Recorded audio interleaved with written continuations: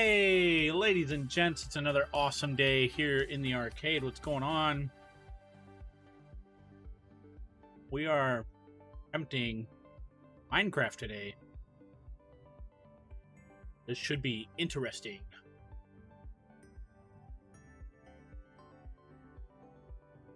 I'm hoping Black Desert doesn't fall out.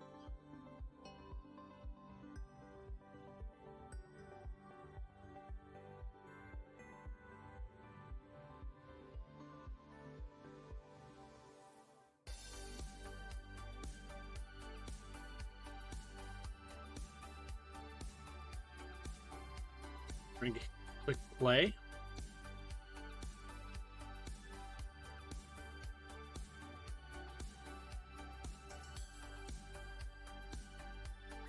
Okay, so it brings it over to my side launcher.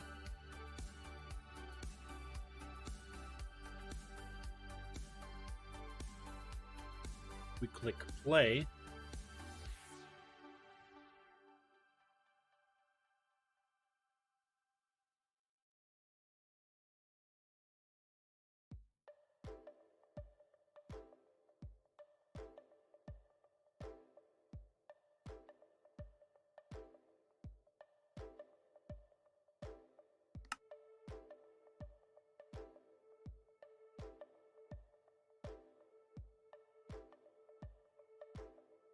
Logging in.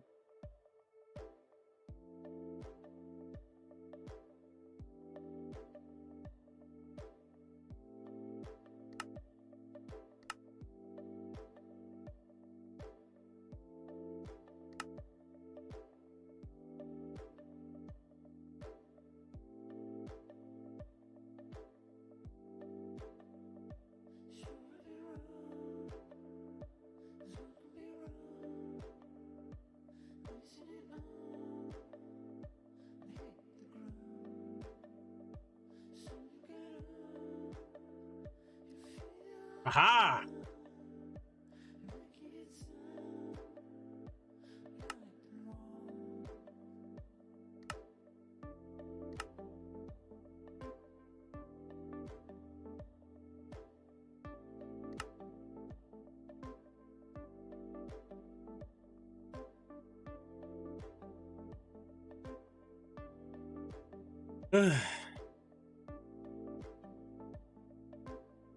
For 352 in the queue.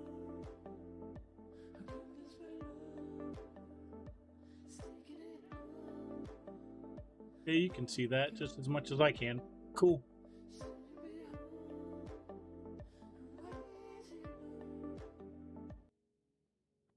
So, yep, you can hear it. History of Kings. Let's just click videos because I did watch something crazy. Yeah, there's a new largest wall ever recorded. The record was broken. How 3D Minecraft maps destroyed 2B2T. Interesting.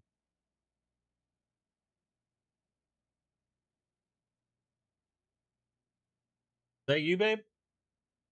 Okay. Jesus. All I heard was. "Beep." What was that? Game Mom got her second shot. She's feeling a little rough, but more or less the aches and pains. Unlike myself, where I took the whole day, I didn't even stream. I felt so just out of it. Much like with the flu, kind of like you're just achy, lethargic, tired, sluggish, moving. You didn't want to do anything, but you didn't want to go to sleep either. Kind of one of those things where you just were like, I don't want to do it. Anything, but you didn't. And in this case, Game Mom, she's got some aches and pains. Now, let's look at this thing about delivery bots, because this is interesting to me. Delivery bots changing 2B2T. Why is it digging down? No, are you kidding me? So you know how in the real world there are drones that can deliver packages to your house? Well, guess what? They now exist on the oldest Anarchy server in Minecraft, 2b2t. A group of players has created an advanced network of AI-controlled robots, where players can purchase items in bulk and have them automatically delivered to any location on the server. A delivery system this sophisticated has never been used on any other Minecraft server, and has completely revolutionized 2b2t's economy. By using these automatically controlled Minecraft accounts, they are trying to turn an underground item selling operation into a legitimate business. So where did these robots come from? And how does the delivery system even work in the first place? Are the robots ever in danger of being killed and losing their packages? Is a system like this even legal to operate? Well, today we're going to find out. We'll be uncovering this mysterious network of robots that has showed up on the server over the past few months, and we'll even receive one of these in-game deliveries to see if the system is legitimate. This is such a unique topic that I do have to put a disclaimer. As a Minecraft YouTuber, I cannot provide links to websites or services that might be in violation of Minecraft's EULA. To be fair, this shit is kind of cool. Like, they're doing something different that has not been seen on 2b2t. For any website or service shown in today's video, I do not condone their usage. I'm only here to document them. Seek them out at your own risk. With that being said, let's get started. So where did these delivery bots come from? Well, a few months ago, a 2b2t player named Soiled Cold was watching a documentary on the Silk Road, a website that used to operate on the dark web. It was used for the buying and selling of illegal things in the real world. After finishing it, he wondered if an underground operation like that could actually be used in Minecraft, a place where players could buy and sell items and have them delivered to their location on 2b2t. He got into contact with his friends Exoram and Redstoner and asked them if they'd be interested in setting up an in-game item selling operation similar to the Silk Road. Exoram was a developer and programmer, and Redstoner had knowledge of duplication exploits that he had already used to sell items in the past. Working together, their goal was to create the most sophisticated item selling operation in the server's history. While there have been groups in the past that have made decent money selling items, it's never been profitable enough to turn into a legitimate business. This is mainly because the players making deliveries could sometimes get killed in transit and have their items stolen. They could also make the deliveries, but then fall victim to chargebacks and other scams. That's when the trio realized using actual humans was risky business. Why not use robots running a combination of Baritone and Autobot so they wouldn't have to run this risk? The three got to work, and eventually a website was finished where orders could be placed and paid for securely using crypto and other forms of payment. Since the Anarchy community is known for having a lot of hackers, they had to take the security of their service very seriously. Once the website was connected to their delivery bots, they could start doing business. The system is highly advanced. The most commonly purchased items, such as totems and god apples, are often put together in pre-organized stashes. Minecart chests are stacked on top of each other so that the stashes are harder for regular players to find. When an order is made, a delivery bot sets its respawn point at the stash and will pick up the order. They then take the items and begin heading to the destination. They use a combination of overworld and nether travel to get there as quickly as possible. Since the network is still somewhat new, and because getting disconnected is a common occurrence, only 3 out of 10 delivery bots are actively working on the server at once. To prevent them from being killed by hunters, they are programmed to never go within 2,000 blocks of nether spawn, which is usually the most dangerous part of the server. They are also instructed to automatically disconnect when being attacked to save their items. When they make it back to the overworld, the bots are capable of elytra flying, making them just like real-life drones. Once they arrive at the target destination, they will scan the area for the nearest chest so they can deposit the items safely. They usually choose ones in a dungeon or a mineshaft. Once the delivery is made, a screenshot is sent to the buyer of the items, showing that the transaction is complete. The bot will then harm itself and return to the item stash to prepare for the next delivery. Now, the system isn't perfect yet. Some deliveries do get lost due to bot malfunction or being ambushed by multiple PvPers and other random occurrences. These losses are taken into account during the production phase, which is why the stashes contain such a large amount of commonly requested items. If an order is lost, it can be replaced very quickly. To prevent stashes from being raided by random explorers, they have to be manually moved on a weekly basis. This can only be done by a human, not a robot. There may also be orders for unique items that are not in the common stashes. These require a human delivery due to their sensitive nature. Deliveries made within 100,000 blocks of spawn usually don't take very long, but deliveries outside this range can take a long time. Other than these drawbacks, the system is said to be completely automatic. But is this actually true, or is it a hoax? It's time for us to find out. I'll be logging into TubiTuT on one of my alt accounts to receive a delivery in person. EXO has agreed to send me one for free so that I can film the entire process firsthand to see if these robot deliveries are legit. I never thought a drone would deliver items to me on an Anarchy server, but here we are. Welcome to the future. Let's do this. I've logged in on my alt K-pop Bob, which I've been using for my base hunting live streams the past few weeks. It really doesn't have much gear on it, so I'll be receiving 4 different shulkers in this delivery. Enchanted golden apples, fireworks, totems of undying, and a random PvP kit as well. So I've just received word that the order has been sent to the bots, and one should arrive in less than 20 minutes. And there it is, right on schedule. The flying drone has arrived. That's pretty crazy. Oh yeah, here it comes. Now, it looks like it's getting ready to land exactly where the coordinates were that I provided. Oh yeah, look at that! Right on the spot. That's crazy. It's just been staring off in the 4 cardinal directions, so I'm assuming that it's searching for a chest right now to put the items in. The bot's just been standing on the beach for like the past 60 seconds, so I'm gonna make my own chest just to be safe. There we go.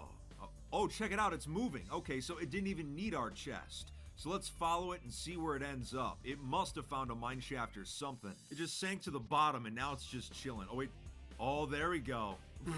It's using a pickaxe to go through gravel, so yeah, it's definitely a robot. Very rarely do I get to follow automated Minecraft accounts, so this is still kind of weird to me. Oh, there we go. Oh, it's a mine shaft. Okay, so it must have found a chest in here somewhere, so let's see if we can find it. It must be through this way, but it seems to be snagged on a post right now. I'm sure it'll get through eventually, but maybe we can speed up the process by digging some of this gravel, so let's give it a shot.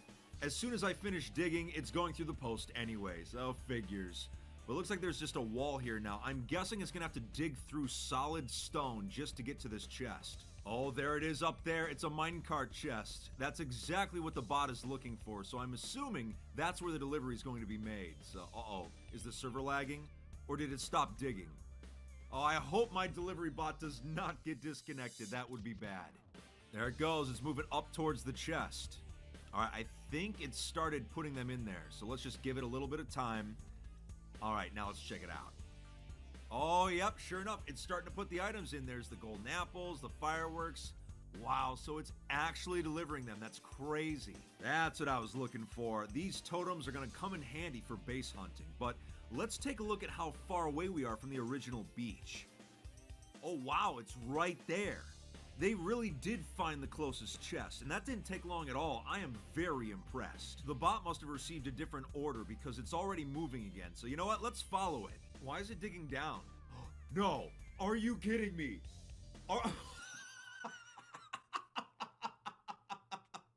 Our delivery bot just pulled a Terminator. Oh my god, you gotta be kidding me. But it makes so much sense. So this way, no one can follow the bot back to the master's stash. It's genius. After seeing that robot jump in lava though, you better be hitting that subscribe button because that was some top quality entertainment right there. So from what I can tell, the automatic delivery system does work. But remember, because this is a service run by TubiTuT players and it likely breaks Minecraft's EULA, I cannot endorse this in any capacity. But it's crazy to me that a system this advanced can actually exist on the oldest Anarchy server in Minecraft. But that's it for today's video, everyone. Take it easy and stay alive out there. Missed that one. That's okay. We got more vidjas. What was that? Robots?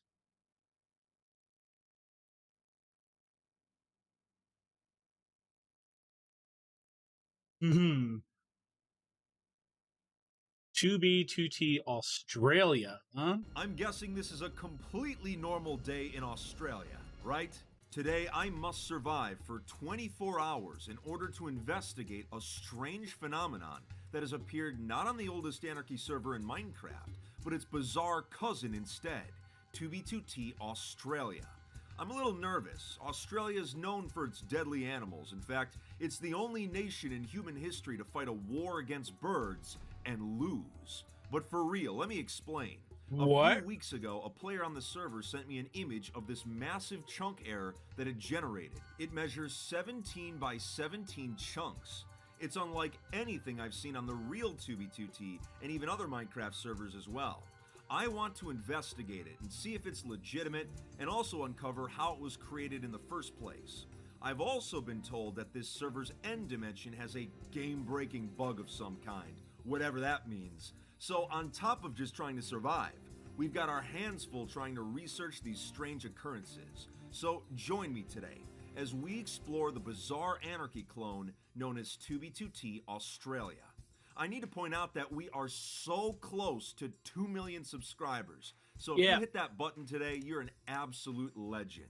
All right, let's get on the server and survive the Australian wasteland. It's super early in the morning for me right now, but it's prime time in Australia, so I'm getting ready to join. Now, because this is an Anarchy server, I will be using a hack client so we can survive. And we're in. And we're about 500 blocks away from the actual spawn, but this area looks pretty destroyed as well. Now, our first goal is to get some basic materials so we can start making our way to that giant chunk error. Check that out. There doesn't seem to be a limit on how many withers can be in the same place at once. Look at that. It's wither centipede down there. I would not want to be anywhere near those things. Now, based on how destroyed this area is, I'm going to refer to it as Melbourne. I mean, it's just like the real one. It's Melbourne. Seems like the main spawn area is completely surrounded by this really deep trench here. That kind of reminds me of the real 2B2T, but look at that. It goes all the way down there. I'm actually impressed by how destroyed it looks from up here. So we need to be extra careful as we navigate. Well, we've got a food source right here. We've got a cow, but we need some tools first. And it looks like there's some wood over there. Perfect. In case you haven't noticed by now, I've had to blur all the wither names because it's nasty. I mean, it's to be expected on an Anarchy server. All right, cow, give me the steak.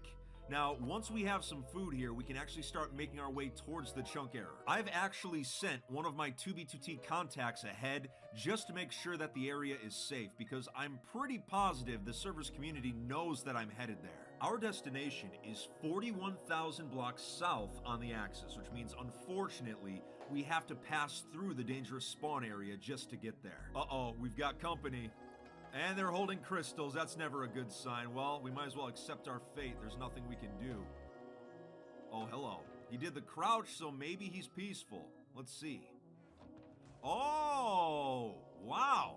All right, we got lucky. He's peaceful. He's giving us a little... Oh, he's giving us the good stuff. So, all right. We'll take it. Since we're here to investigate these strange occurrences, I don't really feel guilty taking some of this gear. And away he goes. Thank you, anonymous Australian. I will always remember your generosity. I see a skeleton horse over there. Because I'm using a hack client, I should be able to take control of it. Oh, okay, let's...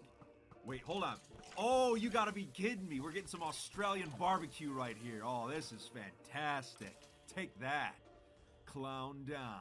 All right, now let's get out of here. Well, I do have an elytra technically. It's no use to us until we get some fireworks, so horseback is definitely the way to go for now. But man, it's a little buggy without a real saddle on. Man, look at all those withers. That's insane. You would never see that many in one place on 2B. I know I've said that already, but still, I'm not used to this many of those monstrosities. Not good. There's another hunter. All right, let's see if we can lose him. Oh, they've got crystals. Yeah, they definitely mean business, so let's get out of here. And oh my god, look at all those wither skulls. Look at that.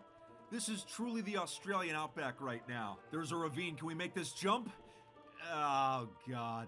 Nope. Sorry, horse. You were a good steed in all the 3 minutes I had you. Oh god, he's here. Ding. Oh, he just walked past me. I guess he must be friendly, all right. The first 2 people to find us were friendly, but I don't know if this luck is gonna stay forever, so let's just hope we can continue to survive. Oh good, there's an actual horse up there. That's gonna make our lives a lot easier in this journey. Alright, it's tamed and we can control it with the hack climb, but remember, that saddle you see isn't actually there. That's just from my hack client, so I do need a real saddle, so that way we're not rubber banding so much. And it looks like my comrade's going down to get one, but if he doesn't find one, we can always get our own. Yep, he got nothing. Well, we can always keep looking. Alright, let's check out this dungeon. This is awesome. Oh, perfect. Alright, we've got the saddle. We're in business now. Now we've got this saddle, we should have reliable horse travel all the way to the chunk error. Now, the whole server is probably looking for us at this point, so we really need to be careful. Great, just great. Now the withers are above ground. Alright, let's get out of here. They're trying to send my horse to the glue factory. I'm not gonna let that happen. Take a look at my coordinates. We are directly on the axis right now. It really makes me take for granted the road system on 2B2T, because this right here is true Australian infrastructure. We are really out in the bush. Oh, check that out. Is that a dupe stash? There's no way. This is right on the axis. Who would put this here? Yeah, there's nothing going on in these chests, but what's in this shulker here? Oh, it's one of those shulkers, huh? Oh my, it's nothing but these shulkers. Are you kidding me? Well, it is technically a dupe stash. There is a different shulker here. Oh, okay, there we go. Now this is something we can use. My contact just messaged me. He said that there's 6 people waiting for me at this chunk error. So going there right now is probably not the best idea. So instead, I'm going to meet my contact nearby and we'll decide a game plan from there. This beach seems like a nice place to rendezvous. Final Fantasy VII music? That portal just came out of nowhere. Well, hey, he's here. Good stuff. I've been advised that going there on my main account right now would be a death wish. So instead, I'm going to bring out an alt account so I can go there in disguise. They just told me that I don't even need fireworks to elytra fly. Are you serious? Okay, now I gotta test this out. Oh, check out these elytra hacks. Okay, we didn't even need the horse. I wish I would have known that from the start. This would have made things way easier. All right, before I hop on my alt, we must erase the evidence that I was here. I'm on my alt, but let's use the nether this time to get out to the rendezvous point quickly. I was not expecting Australia to have anti-gravity snow, but here we are. All right, we've got an active portal. Now, Stranger Things in fiction. The nether hub of 2B2T Australia is a lot less dangerous than the real one, so fingers crossed. Moment of truth. And we are portal trapped. Why am I not surprised? It looks like the entire hub is portal trapped, so they definitely took some inspiration from 2B2T in that regard. Jeez. Because this is going to be a self-inflicted wound, this doesn't really count. I've gone a little farther out, so let's try this a second time. Fingers crossed. Please no portal trap. Okay, good. We're in the clear. And would you look at that? They've got an actual highway for once, so I'll take it. Okay, so maybe Australia isn't the worst when it comes to infrastructure. We've made it back to the rendezvous point, so I can gear up and we can head out. Since I'm in disguise now, it'll be much safer to observe this chunk error. Time to see if this elytra works on the highway. Here goes nothing. Oh, would you look at that? VTech just kicked in, yo. We are going Mach 10 now. We'll be there in no time. Oh, looks like the road ends, so we're just on pure netherrack now. Oh, that portal's got to be it right there. So this is the first of our 2 stops today. I'm really curious to see what this thing actually looks like. Oh yeah, the sign, it says big chunk error. We're in the right place. Let's hop through and see what this place is all about. And we're through. There are people here, but we're in disguise, so it's all good. But wow, that is a long way down. We have a lot to see here. Well, the way that map art is being spun, it looks animated. That's kind of cool. In fact, oh yeah, he's going crazy with all these map arts. That's funny. All right, so I'm going to load every part of the chunk error into render distance so we can take a better look at the whole thing. Wow, the screenshot really didn't do this place justice. It is absolutely massive. I've never seen a chunk error like this before, especially on the original 2B2T, so this is pretty remarkable. Now, I'm curious how this thing was even generated in the first place, and it looks like the bedrock floor has been replaced from the original chunk error, most likely a server plugin of some kind. Since the whole thing is 17 by 17 chunks, I'm guessing it has to do with that central nether portal. I'm guessing when these chunks were first loaded by going through the nether, it must have corrupted them somehow. That's the only guess I have as to what happened. Anarchy players truly are the most easily amused in Minecraft, but hey, I know firsthand. But now that we've seen this chunk error, it's time for our second stop, the end dimension, to check out this supposed game-breaking bug, whatever that means. Since the end portal is near spawn, we have to go through the portals here at 0-0. But let me tell you, it feels a lot better to be on the outside of these trap portals than on the inside. Alright, let's cut our way through and get to the portal. And there's the portal, exactly where I was told it would be. Man, I love having contacts on different Anarchy servers. It's really useful for situations like this. Let's see what this game-breaking bug is. I highly doubt it's as insane as that chunk error was, but hey, I guess we'll see. Alright, in we go. Oh wow, the end dimension is very destroyed out here, very destroyed. Now let's get to the center. Well, the dragon's still alive, look at that. Oh wait, no, there's 2 dragons. What? Oh, 3? Are you kidding me? There are 3 ender dragons right now? Is this what life is like in Australia every single day? Just wild animals trying to kill you without question? The crazy part is, there's probably more than just these 3. These are the only 3 that are in render distance right now. I'm guessing this is a completely normal day in Australia, right? I can't even begin to think of why there are so many dragons on this server. Maybe someone in my comment section would know why this glitch would happen in the first place. Oh my goodness. Woo! That was a close call. There's even random bedrock underneath the end island. Alright, this is definitely feeling like an Australian Anarchy server now. As of right now, we have survived an entire day on 2B2T Australia. I have to say, I'm glad we came to investigate these things because it's been a wild server. As a 2B2T alternative, it's not bad, I must say. So if you want to check it out for yourself, just make sure to do so at your own risk. But if you enjoyed the video today, make sure to leave a like and hit that subscribe button. But that's it, so take it easy, Fit Fam, and stay alive out there. That's insane. Look at 2 videos. We're almost under 300 in the queue. Only been 48 minutes. The Arlcraft hardcore config. Crap. Okay.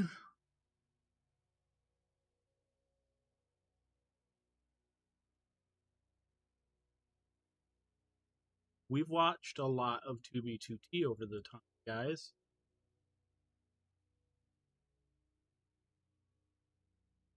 If you've played Minecraft before, there's a good chance you've crafted a map at least once. But have you ever seen one do this? What you're looking at is not an illusion or a mod. It's a legitimate map.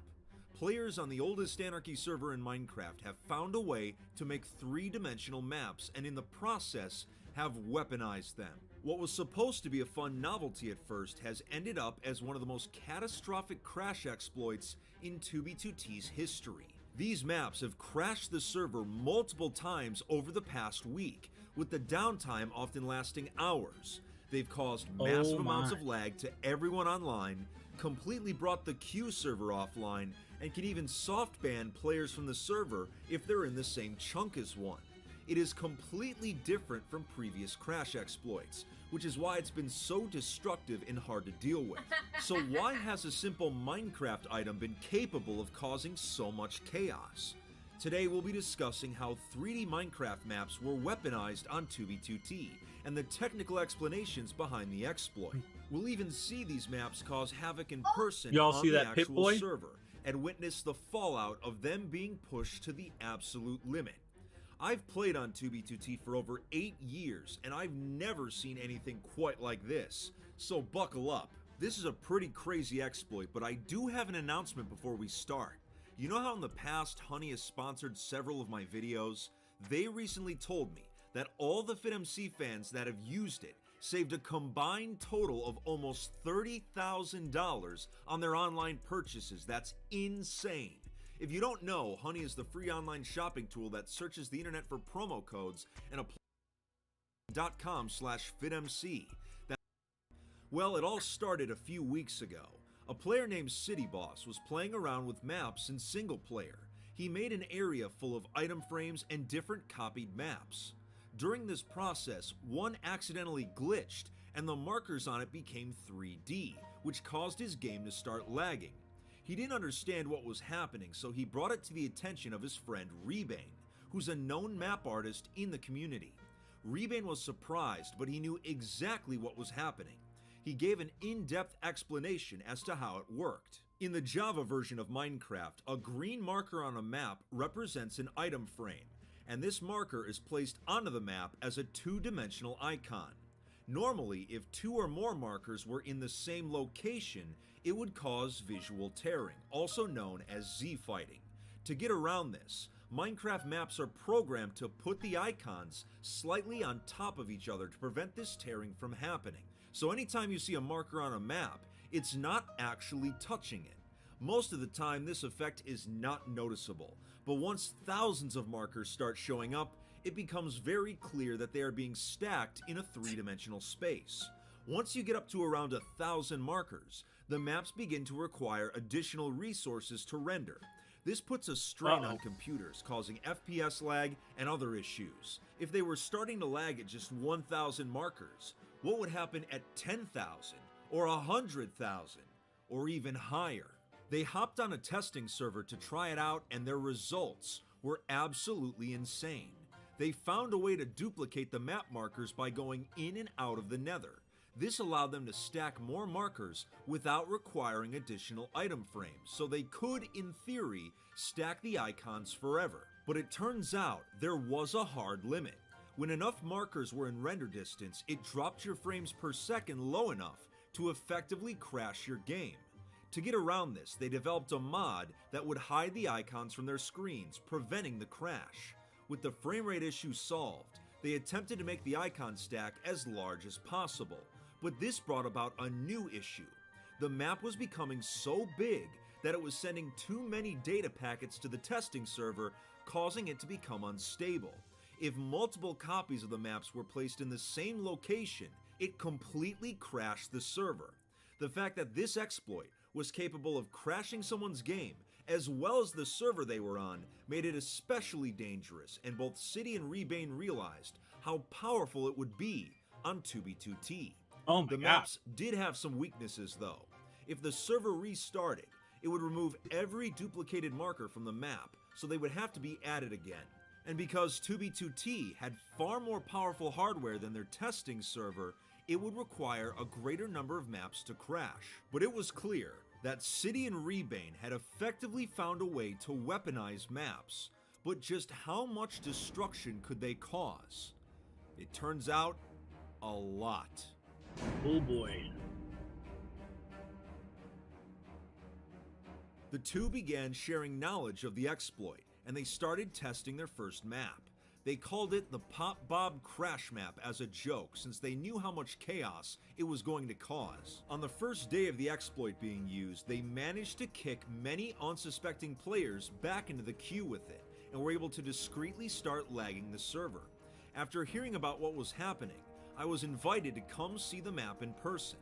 I still had one of my alt accounts at the Valley of Wheat, so I requested they meet me there. They showed up and quickly began the demonstration. I was handed a map with 40,000 markers on it. Just holding it in my hands brought my frames per second from 600 to 36. When they started placing multiple copies of it in item frames, it dropped even lower, eventually crawling all the way down to just 2. Looking away from the maps was the only way to not get lagged out. If my PC were any weaker, I would have easily crashed out of Minecraft altogether. One poor soul that showed up went too close to the maps and actually had his game crash while he was suspended in midair. Having multiple players around these maps caused the server to begin lagging even more, and that was only with 40,000 markers. They told me they were planning on making a map with even more. I knew things were about to go from bad to worse. The next day, a new map was constructed that contained hundreds of thousands of markers. When I visited this map, all it took was just one of them in render distance to bring my frames per second down to 0. What you are seeing on screen is real-time footage, not screenshots. So even my top-of-the-line gaming PC couldn't handle a single map. The stack of markers at this point extended over 8 Minecraft blocks away from the map itself, and I was even able to see the markers extend in real time. At that point, I was instructed not to pick up the map itself, as just having it in your inventory would automatically kick you from the server for sending too many data packets. As the map was extended even more, Wow. players began placing them in common areas around the server. Spawn, the Nether highways, and even the End Dimension. Rebane ran some calculations and found that each map was sending 2 megabytes of data to the server per second. By having thousands of them loaded, it was sending gigabytes per second. The sheer amount of maps being loaded across the server at once caused it to go haywire. In computer hacking, sending too much information to a server is called a DDoS attack, or distributed denial of service. All the major Minecraft servers have protection against these attacks, but only from the outside. These maps were causing 2B to perform an attack on itself from the inside, and so the server began to collapse. First, the Q server stopped working, causing players to be stuck in position 0 or unable to join at all. The online player list was reduced to a single column of players for the first time in ages. The majority of the community had no idea what was happening, and this confusion caused even more chaos. Many of those that survived the kicks were frozen in place and couldn't move for minutes at a time. Eventually, the map was pushed to the extreme limits, with 700,000 markers on it, stretching over 10 Minecraft blocks long. This single map was now more powerful than every previous crash and banning exploit in the server's history combined. Oh my god. Guys, this is when I got asked to jump on 2B2T. Wow.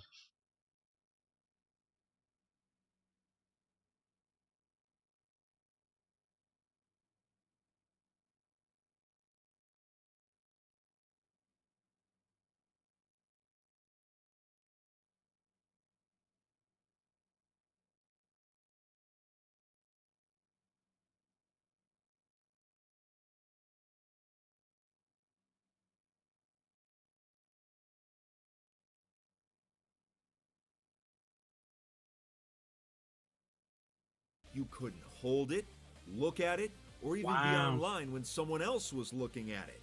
Right after the 700k marker count was reached, the server completely crashed. 2B2T's admin, Housemaster, immediately intervened by forcing a restart, which removed all of the green markers from the original map.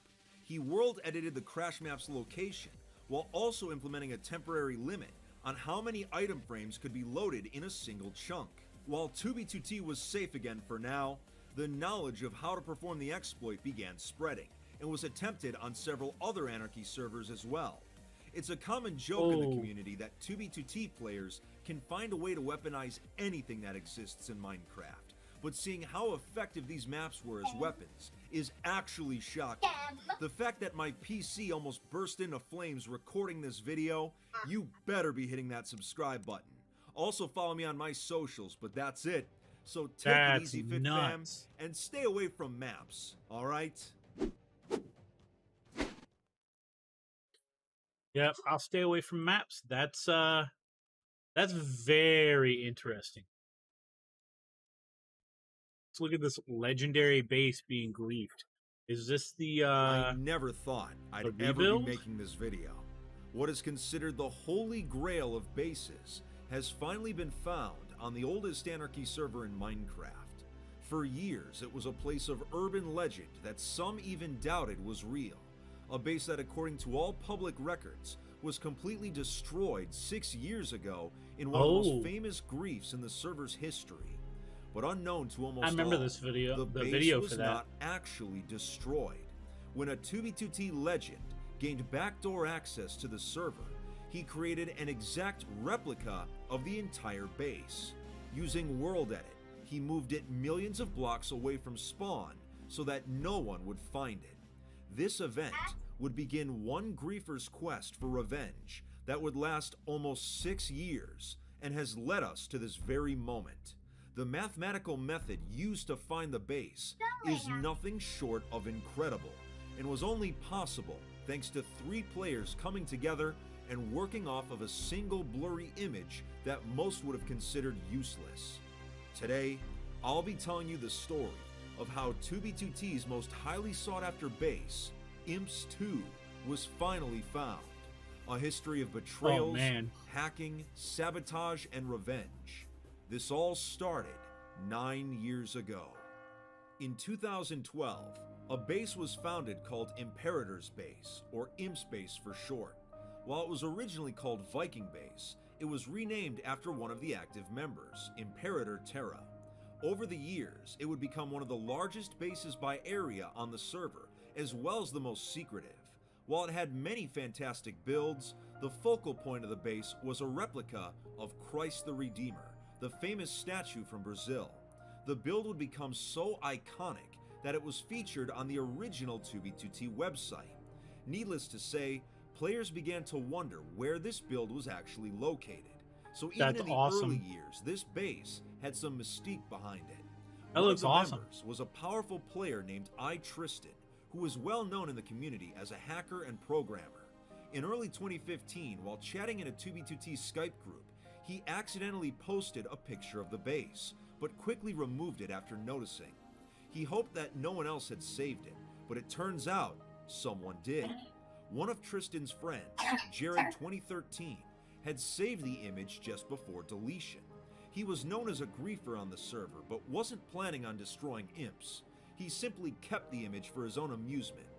But as 2015 went on, there was a falling out between the two. No one knows exactly what caused their friendship to fall apart, but it was significant enough for Jared to take action. He decided he was going to destroy imps in order to cement his legacy as a griefer. But little did he know that while he was planning the grief, the members of imps had caught wind of his plan and were already one step ahead. You see, the reason Tristan had a reputation as a powerful player was because he was friendly with the server's admin, Housemaster. In the past, he had created server plugins for him and secretly coded them to give himself backdoor advantages, such as being able to walk on the nether roof or spawning in illegal items. But eventually, House stopped trusting Tristan, and he had to become more clever if he wanted more advantages. The members of Imps came up with a plan. They convinced House that the server needed a new website, and even offered to pay a developer to build it. When it was finished, Tristan secretly added malicious code before they sent it back to House. The website was now running on the same box as 2B2T itself, meaning the code gave them backdoor access. I use the term backdoor, but realistically, what Tristan now had was root access, making him just as powerful as Housemaster. He could use any admin command and use things such as World Edit to change the physical landscape of the server. He would actually test out some of these powers near spawn. He duplicated an entire region of chunks, making two identical areas right next to each other. After realizing areas of the server could be cloned, Imperator requested that Tristan make an exact replica of their base and place it millions of blocks away from spawn so that no one could find it. This replica could be used as a backup in case the real Imps was griefed by Jared. Tristan managed to pull it off and create a nearly identical copy of Imps Base. After a few days, House discovered the exploit and took down the website. This removed their root access, but the plan had already succeeded. Now that they had the replica, they were ready for whatever Jared was planning.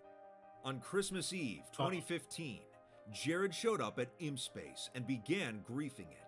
The base was so massive that it took him over 48 hours just to destroy it. Shulker boxes didn't exist yet, so much of the TNT had to be transported the old-fashioned way. When the grief was done, the base members taunted Jared, claiming that he had only destroyed the backup.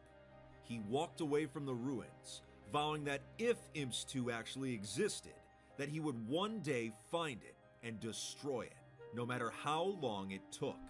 As time went on, the ungrieved base sat in silence with no visitors. Jared continued searching for any information he could find. The old members, one by one, slowly made their way out to the replica. Because Tristan only had a few days to copy the base in 2015, it had some irregularities. Some of the chests had no items in them, so gear had to be brought in manually.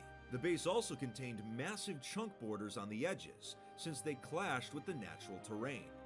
Most members opted to simply have an account there for nostalgia purposes, and had no interest in actually building anything new. So from 2016 to 2018, there was radio silence. But of course, when you're sitting on the biggest secret in the server's history, it's only natural that someone is going to brag about it. 2018 is when information about the base began to leak. This is around the time I first heard the rumor of a copy of IMS actually existing, but like everyone else, I had no way of proving it was real.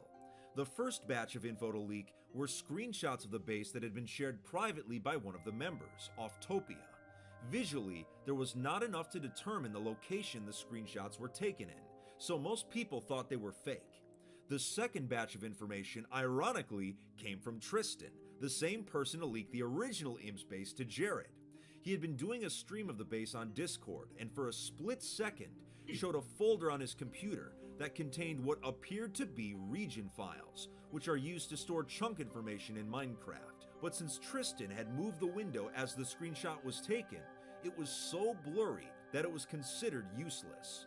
Regardless, when Jared got his hands on this information, he began looking for people that could help him. It turns out he wasn't the only one that wanted revenge. By 2021, Tristan and his group, Nerds Incorporated, had spent years griefing bases all over the server, and in the process made a lot of enemies and rubbed people the wrong way. Two of these people were named Orsund and Hermetic Lock. Like Jared, they too had been looking for the rumored IMS copy, but for different reasons. Orsund was looking for it because he viewed the base as a symbol of the server's darkest period, when a select group of players had control over everyone else. It was an affront to anarchy. Hermetic Lock was a well-known member of 2B2T's community, and had done almost everything there is to do on the server. He wanted to search for the base because he viewed it as one of the last unique experiences he could have.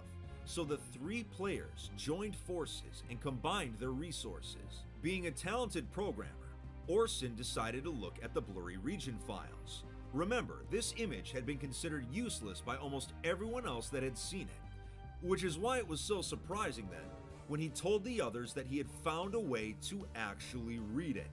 First, he identified the program Tristan had been using as WinRAR. Then he determined that the Windows font being used was Segoe. All region files in Minecraft end with the file extension MCA, so by downscaling text using Segoe font with the correct space between the characters, he was able to determine the geometric length of the region files on the screenshot. Each one was 3 digits, which meant that the region files had to be somewhere between 100 and 999 on each axis. Now, to turn region files into actual Minecraft coordinates, you simply multiply them by 512. The deciphered region files turned out to be in the Nether, which meant they also had to be multiplied by 8, which means that the farthest out the base could possibly be was 4,091,000 blocks. He had a possible range, but he needed a direction. Orsund took Offtopia's leaked screenshots and was able to determine based on the text that was visible that the base had been moved from the northwest quadrant to the northeast. On a hunch, his best guess was that Tristan was trying to do 3 things: keep the base far out of range of most players in 2015, keep it off an axis as the original had been built almost directly on one, and send the base to a different quadrant. This meant the x-coordinate must have been multiplied by -3, and the z-coordinate was multiplied by 1.5, with some of the numbers changed randomly. Remember, a Minecraft world can be 60 million by 60 million blocks, so the fact that they were able to narrow it down to under 4 million in a single direction meant that searching for the base was now plausible. The 3 split up and began their search. At this point, it was only a matter of time. Mathematically, they gave themselves potential coordinates to check out, and during their search, they came across some bizarre findings. Player dug tunnels that were somehow in freshly generated chunks, multiple nether portals in the overworld which were unlit, chunk trails that seemed to just move in straight lines with no other signs of player tampering. It was eerie. As the months went by, the three started going insane, searching endless nether chunks with only the occasional lead. Just as they had started giving up hope, in May of 2021, the unthinkable happened. Orsund had found it. He had found Imps 2 in all of its glory. The base that had become an urban legend was real, and he was seeing it with his own eyes. It was almost identical to the old world downloads. Surprisingly, the base didn't seem active, so his fear of being spotted quickly went away. He saw illegally placed spawners all over the base, rare items in storage that collectors would love to get their hands on, a massive hole going all the way down to bedrock that had been world edited near the base. There were even builds on the outskirts that weren't at the original. He noticed there were signs around indicating that other players had slowly been invited over the years. It was the holy grail of 2B2T bases. He quickly sent coordinates to Jared and Herm, and with both of them on the way, began planning the Big Bang. Even with 3 of them, they knew how long it was going to take, so they set up a base of operations and agreed on a time. On May 29th, 2021, the 3 laid the first batch of TNT at Imps. They would spend the next 15 hours destroying as much of the base as they could. As the hours passed, they began inviting people to their Discord to watch the spectacle unfold. Many of the server's old players that had quit years ago came back to watch the destruction. On one hand, people were celebrating that Tristan, who had griefed countless bases over the years, was finally getting a taste of his own medicine, while also acknowledging that the destruction of this base was the end of an era. The last true remnant of the old 2B2T was finally crumbling. It was bittersweet. After almost 6 years, Jared had finally gotten his revenge. Orsund had proven himself as one of the greatest base hunters on the entire server, and Hermetic Lock finally had a truly unique experience to add to his list of accomplishments. News of the base's final destruction spread quickly, and much speculation occurred. If a copy of Imps existed on 2B2T all these years, what other mysteries could be out there? After this long journey, you hitting that subscribe button would mean a lot to me. This is true. Also, don't forget to like the video and follow my socials. But that's it for now, Fit Fam, so take it easy and stay alive out there.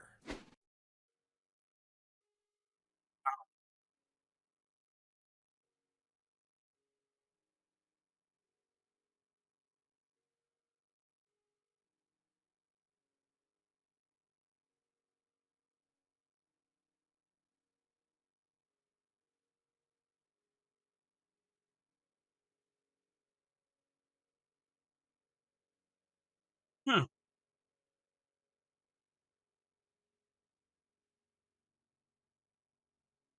SMP Live?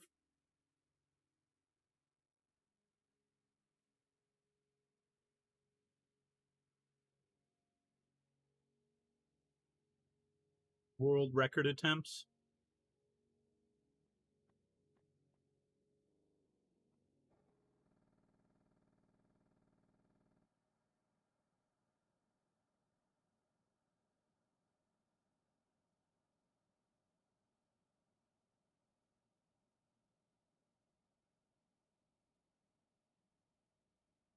Is he just bald? He is just bald.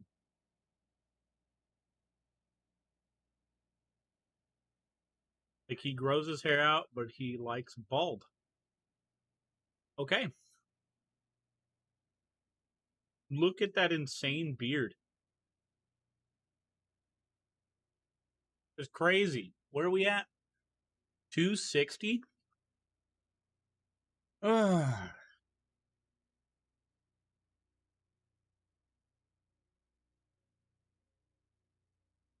We just look up 2B2T.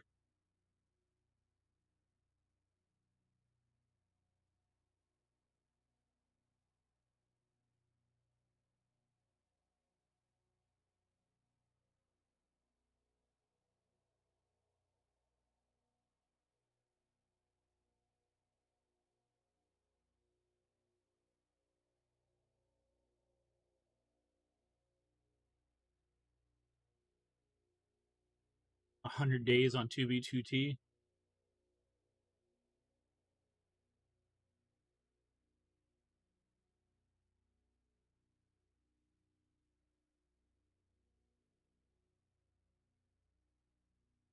Top of the PvP chain.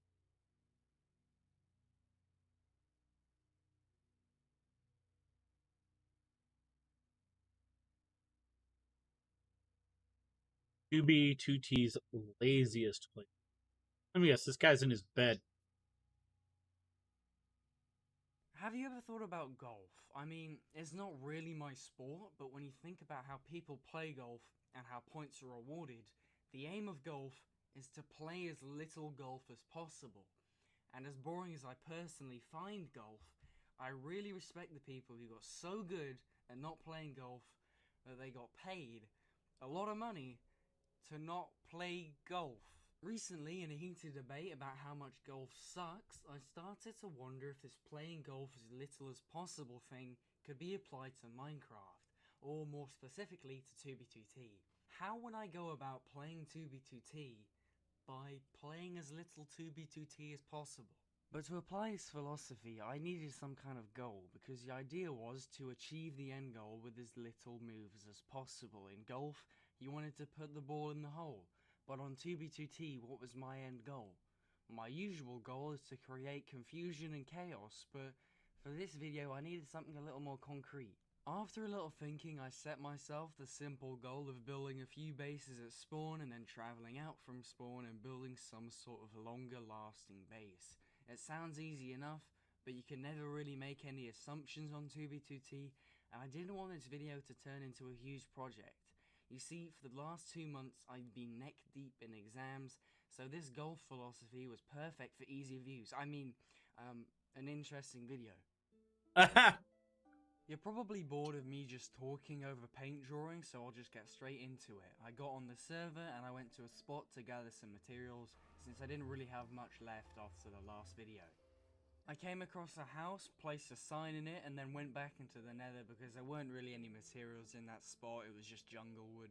Now you're probably still a little bit confused as to how I plan to play 2B2T without playing 2B2T, and the simplest way I can put it is Baritone.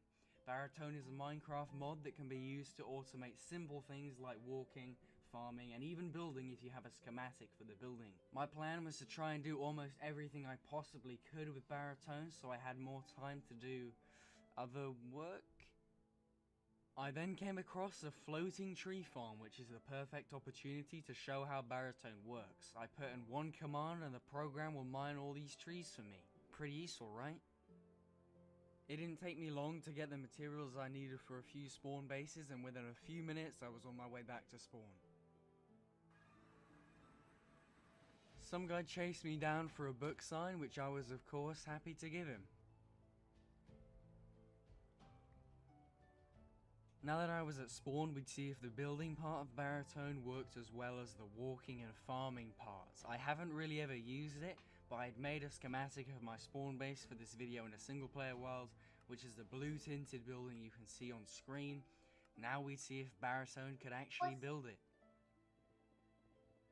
Wow, what a liar.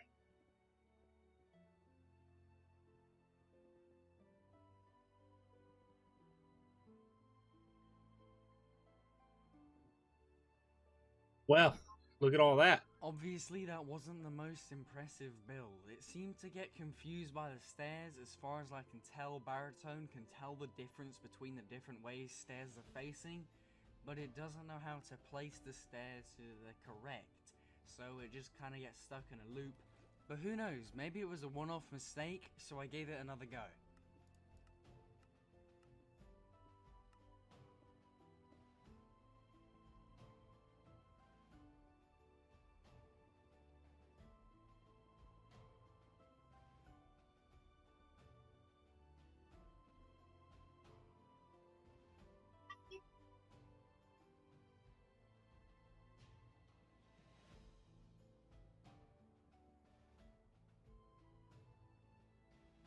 Once again, Baritone got through the bottom part of the house just fine, but when it came to the stairs and the slabs, it had no clue what to do. So I finished the roof off by hand, and then I wondered how Baritone would cope underwater.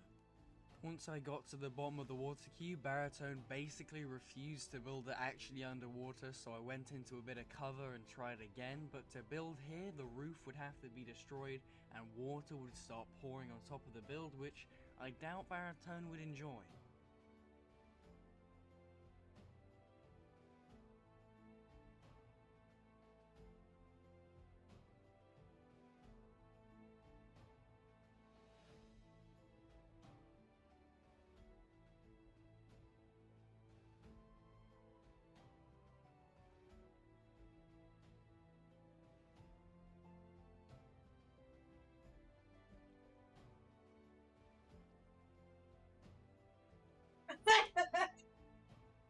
I mean, I guess you could call it an attempt?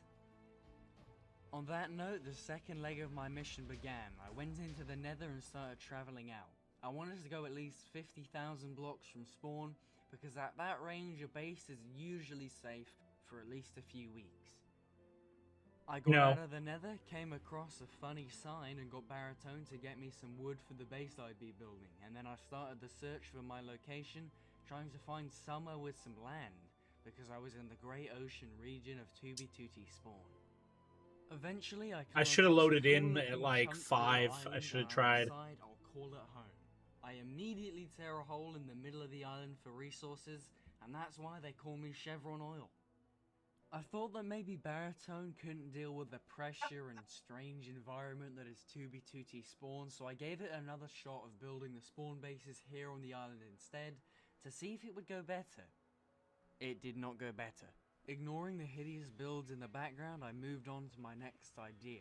This one was far more ambitious, but it had also been built on Tubi-Tuti before. I don't want to spoil it, but I will say that it's not actually my schematic. It was built a few months ago for an event by a YouTuber called Dawnfall, who I've linked in the description. After the event, he kindly sent me a schematic, which I've kept in my back pocket for an occasion like this.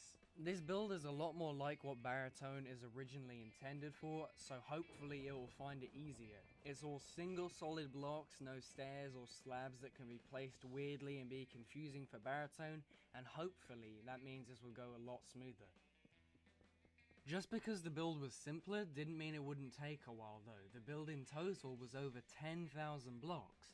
Luckily, this video meant I didn't have to do any of that farming, and I could focus on many important things like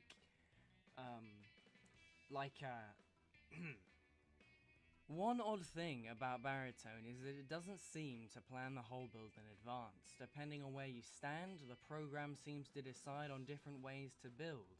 In this clip, you can see it's building the bottom 2 blocks of the build all the way around as a layer, but earlier on it was building one straight up. However, this is possible to control by only having the materials for the parts you want built first on your hotbar.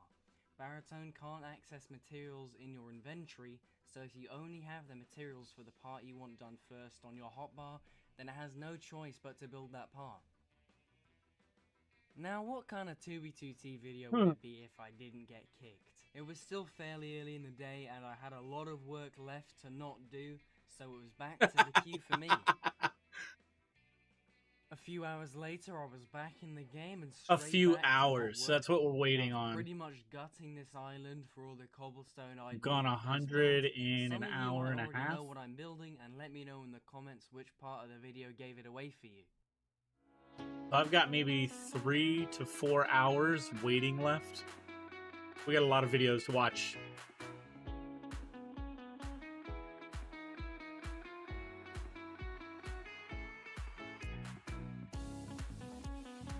We might even check BDO if we can.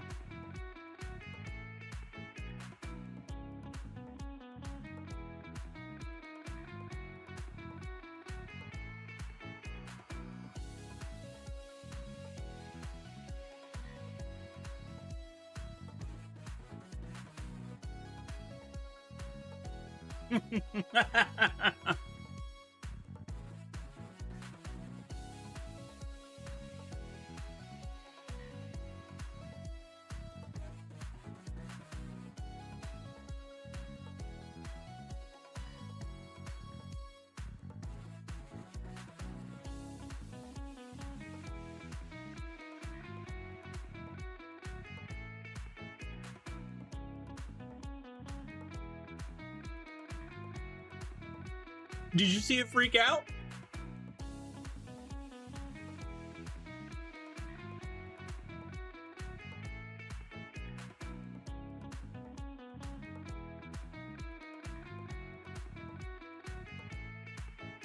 Now, I've never been one to lie to you guys. I try and keep it as real as possible, even at the expense of entertainment. That's why I have to tell you that Baritone did not work perfectly for the full duration of this build. It seems that the more of the build was finished, the more often it would get stuck in really dumb loops like this. And honestly, I wish I could explain it to you or say that it's user error, but I honestly don't think it is. Sometimes glitches are understandable, like when I tried to get Baritone to build in flowing water. That was never going to work. But here, I just have no clue why. I tried stopping Baritone and restarting the script, but that didn't work either, and in the end I just did the part manually. And even when Baritone isn't stuck in a loop and it's making progress, it's doing something dumb. Like I said earlier, it doesn't seem that Baritone plans the next step, so sometimes it ends up screwing itself over like here, and wasting time, materials, and tool durability. And do keep in mind that these two big mistakes have happened in the same clip, one after another. They are not isolated incidents. And this mistake in the background continued for a long time, and I suspect if I left it alone, it would have done for the whole perimeter of the build, which is 250 blocks, and probably would have broken my axe within minutes. Now, I do not mean to bash Baritone here. I love it. I don't think I could have done half the things I've done on 2B2T without Baritone. It is an absolutely essential mod for me. I'm just saying that to play 2B2T, you still do have to play 2B2T. That's why I've decided to finish this build by hand, because even though it's not what I intended for the video, I am not a man who leaves things half finished. But since manual labor is not the purpose of this video, I'll skip over those hours and just show you the final product. And here you go. If you hadn't already guessed, it's a huge spawn base. I want to thank Dawnfall again for this schematic and remind you that his channel is linked in the description. I've also put a chest with a kit in it in a spawn base. I was going to put a signed book there, but I have no book and quills. But the chords have been shown on screen this whole video. There is no camera trickery there. Those are the real coordinates. You can all go visit and do whatever you want with the build. I am long gone. One final thing before the video ends. I am sorry for my 2-month absence. I actually started recording this video over a month and a half ago, but you know, I hit some bumps, and as exams picked up, I had to drop it until they were done. But I'm done now, and exciting things are happening, such as me joining the Ryzen SMP. Subscribe and hit the bell so that you don't miss me streaming the start of it tomorrow. I hope to see you all in my stream chat, and see ya.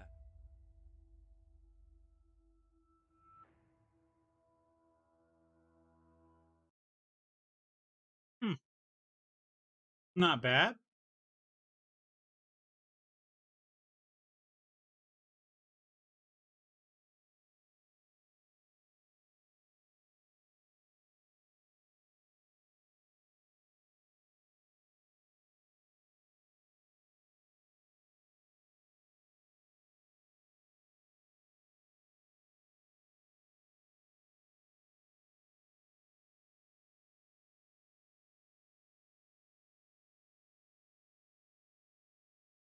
$350+ per hour.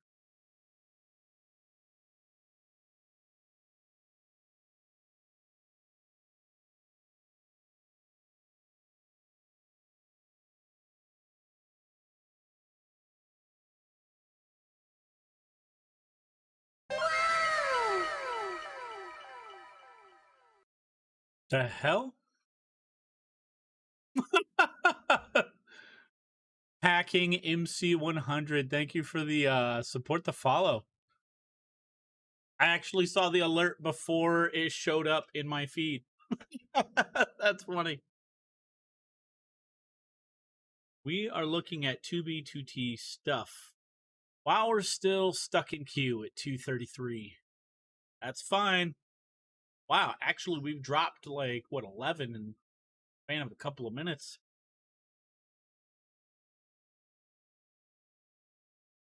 Okay, let's go back and see filter. Let's go based on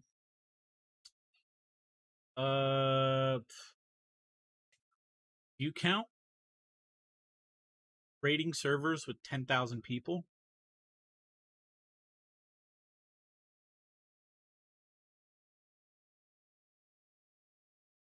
Hey, Fit MC is going to sit up there. Peppa Pig. It is in the hamburger meme format of 2B2T Crystal PvP montage. Okay. That's history of incursions. Let's see what it's like starting out on 2B2 by Boffy. Okay, let's watch that. Again, everything we're gonna watch is 2B2T related. For those of you who didn't already know, 2B2T is what is known as an anarchy server. This means that there are no rules whatsoever. Hacking is allowed, griefing is allowed, and you can say whatever the hell you want in the chat. I thought it might be cool to make a video on this server, so I joined it and I was greeted by a 7.5-hour queue. The first thing you're supposed to do when you get 7.5-hour queue though, portal, which is supposed to be kind of hard to do, but I found mine in like literally 30 seconds. The reason you're supposed to do this is because every block you travel in the Nether translates 8 blocks in the overworld, and your first goal is to get out of the hell dimension that is the spawn of 2B2T, so you want to travel as fast as possible. When I entered the Nether, I was greeted by this guy and a lot of obsidian, and then I fell off the map like an idiot. Hey! Just like that, I was back where I started. Top score! I made my treacherous journey through the overworld. I was greeted by lots of withers and swastikas. And at long last, after like 2.5 minutes of walking, I found another nether portal. But this time would be different. I learned my lesson, and I wasn't going to fall to my death.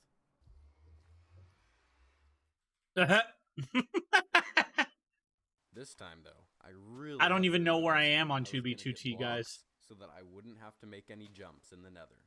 Therefore, I would have no chance of falling to my death.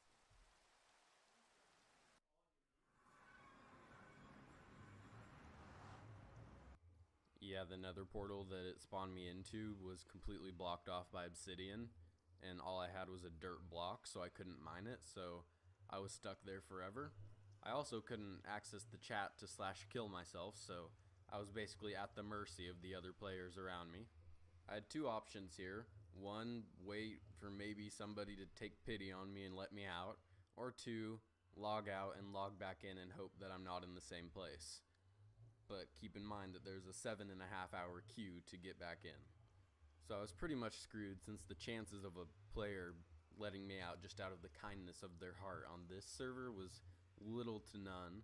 So I started thinking, and I was like, wait a minute, I have a hack client. Maybe I can find a hack that'll help me out of here.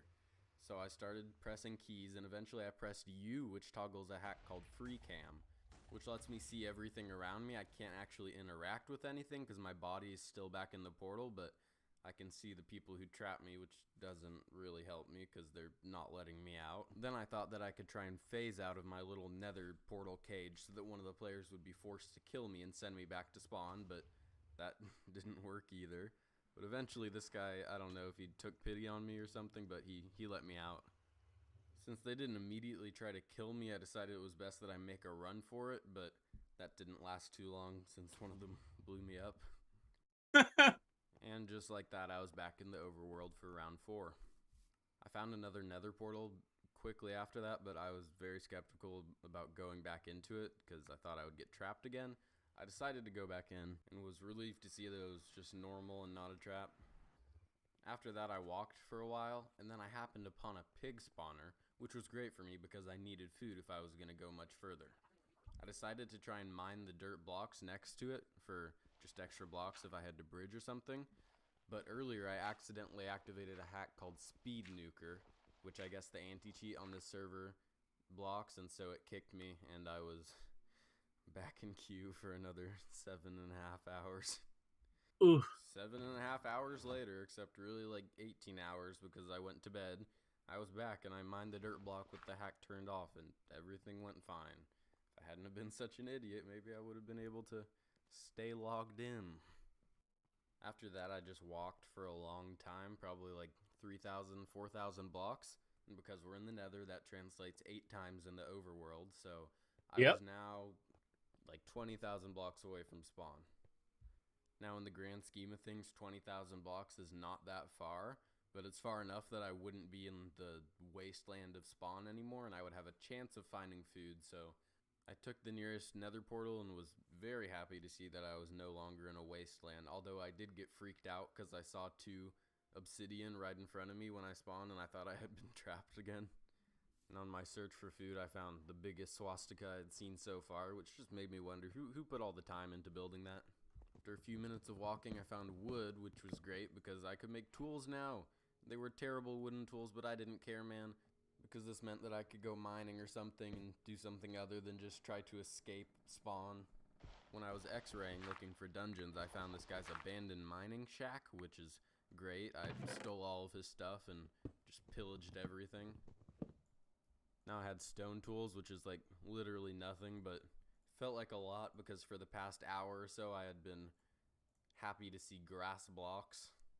I still had yet to find food, but I did find some other stuff like this cool tower. There was still no food in sight though, and I decided that this was because I hadn't gone far enough, so I went back into the nether, back up to the nether highway, and ran for like another 20 minutes. After like 20 minutes, I found another nether portal, which took me straight underground, which was great because I kind of wanted diamond tools. And normally this might take a while, but I have X-ray since hacks are allowed. And I had enough diamonds for a pickaxe in like 20 seconds and enough for a full set in like 2 minutes. With my snazzy new diamond tools, I felt pretty cool. Cool enough, in fact, to just keep on looking for food, which I did not find for a while longer. And I learned the hard way that leaves don't drop apples when you use shears on them. So then I just started pillaging every dungeon I saw, and like most of them had nothing in them because players had been there long before me. But this one had bread in it, which was so great because now I had like a little bit of food, not much because each bread thing gives you like 3 hunger bars. Yeah, it was rough. Here's another cool clip of me finding nothing.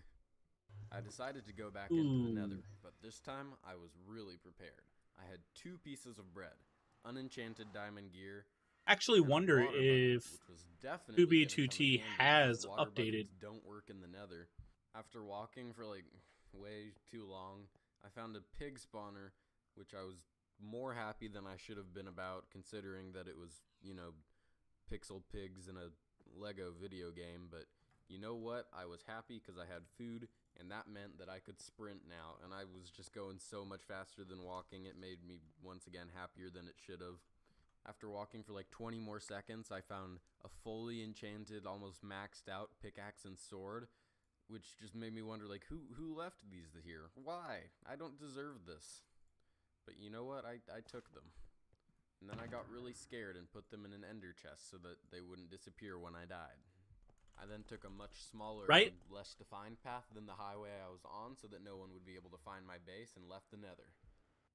I'm not going to show you where I left the nether so you don't come and grief my base, but I set up a base and I put my bed down and all my stuff down, and I was so pleased, even though I could have done the same thing in survival Minecraft a lot easier and with much less swastikas. Okay, so what did I actually think of the server?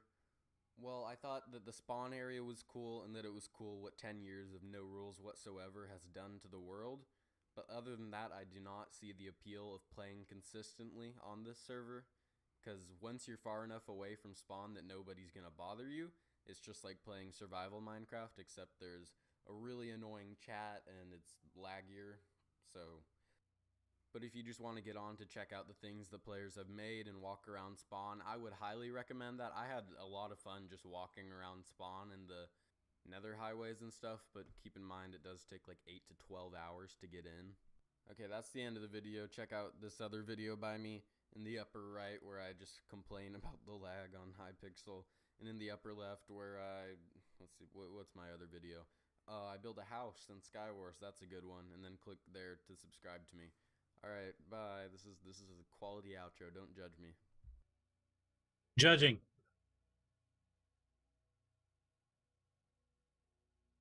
That was 2 years ago?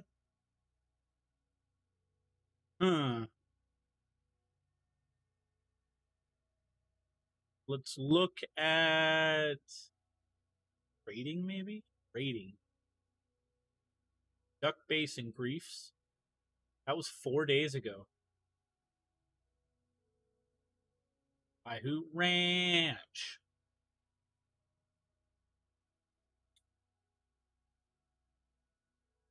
They're like Sukabliet over there. How to survive. Nope. Okay.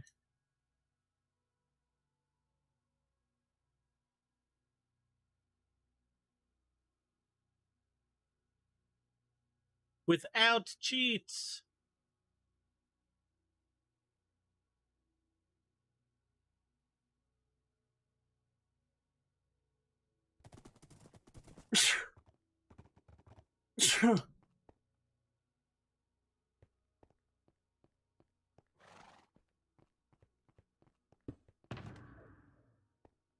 I should like remake a character on 2B2T, but my name will be Sub 2 Yankee. That'd be great. Yeah.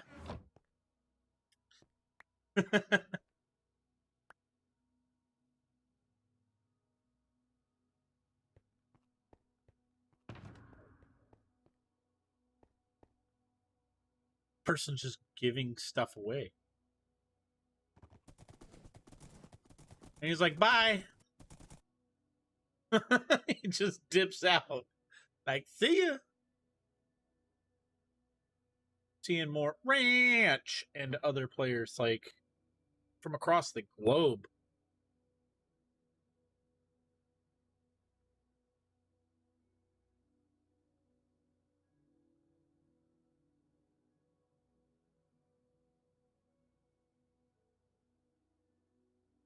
What Fit MC base finds actually look like on 2B2T?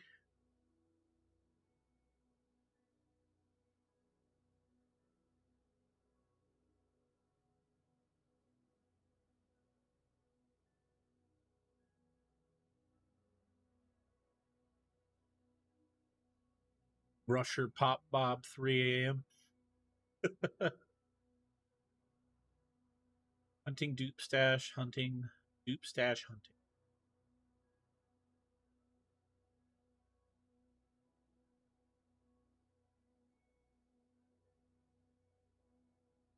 Live streaming anarchy clock. And we're live. Oh, this was June 9th. Everyone's got some kind of furry or anime or cartoon thing in the corner when they're not showing the webcam. That's fine. So, Don Fuhrer.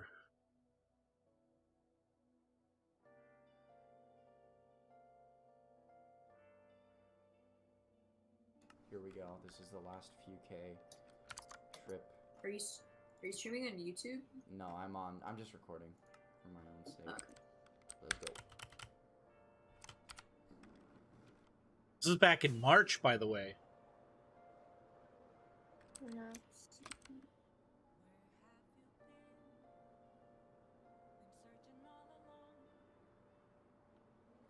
see. Alright, I'm like 2K away. Overworld? Yeah.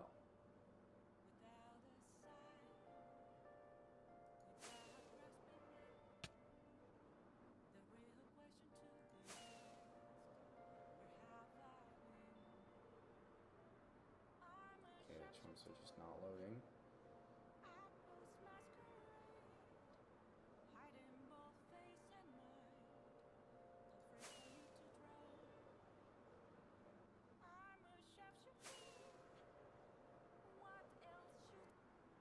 Alright, here we go.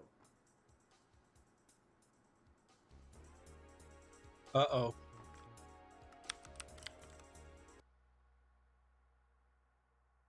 I'm kind of curious.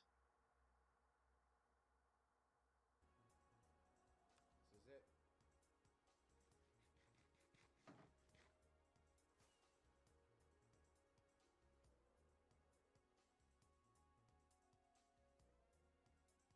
There's so many new chunks around here. Probably catching DMCA over that.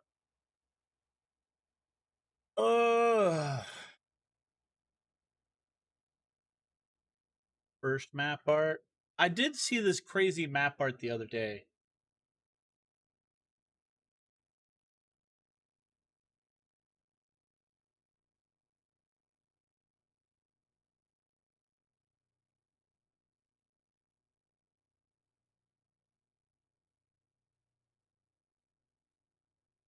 Finn hates you. Oh, I guess you can't like. It's not like Twitter where you can see the pop up.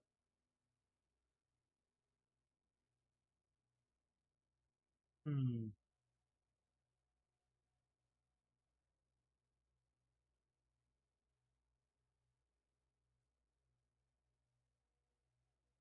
We did see something weird. What it's like to not use hacks on 2B2T.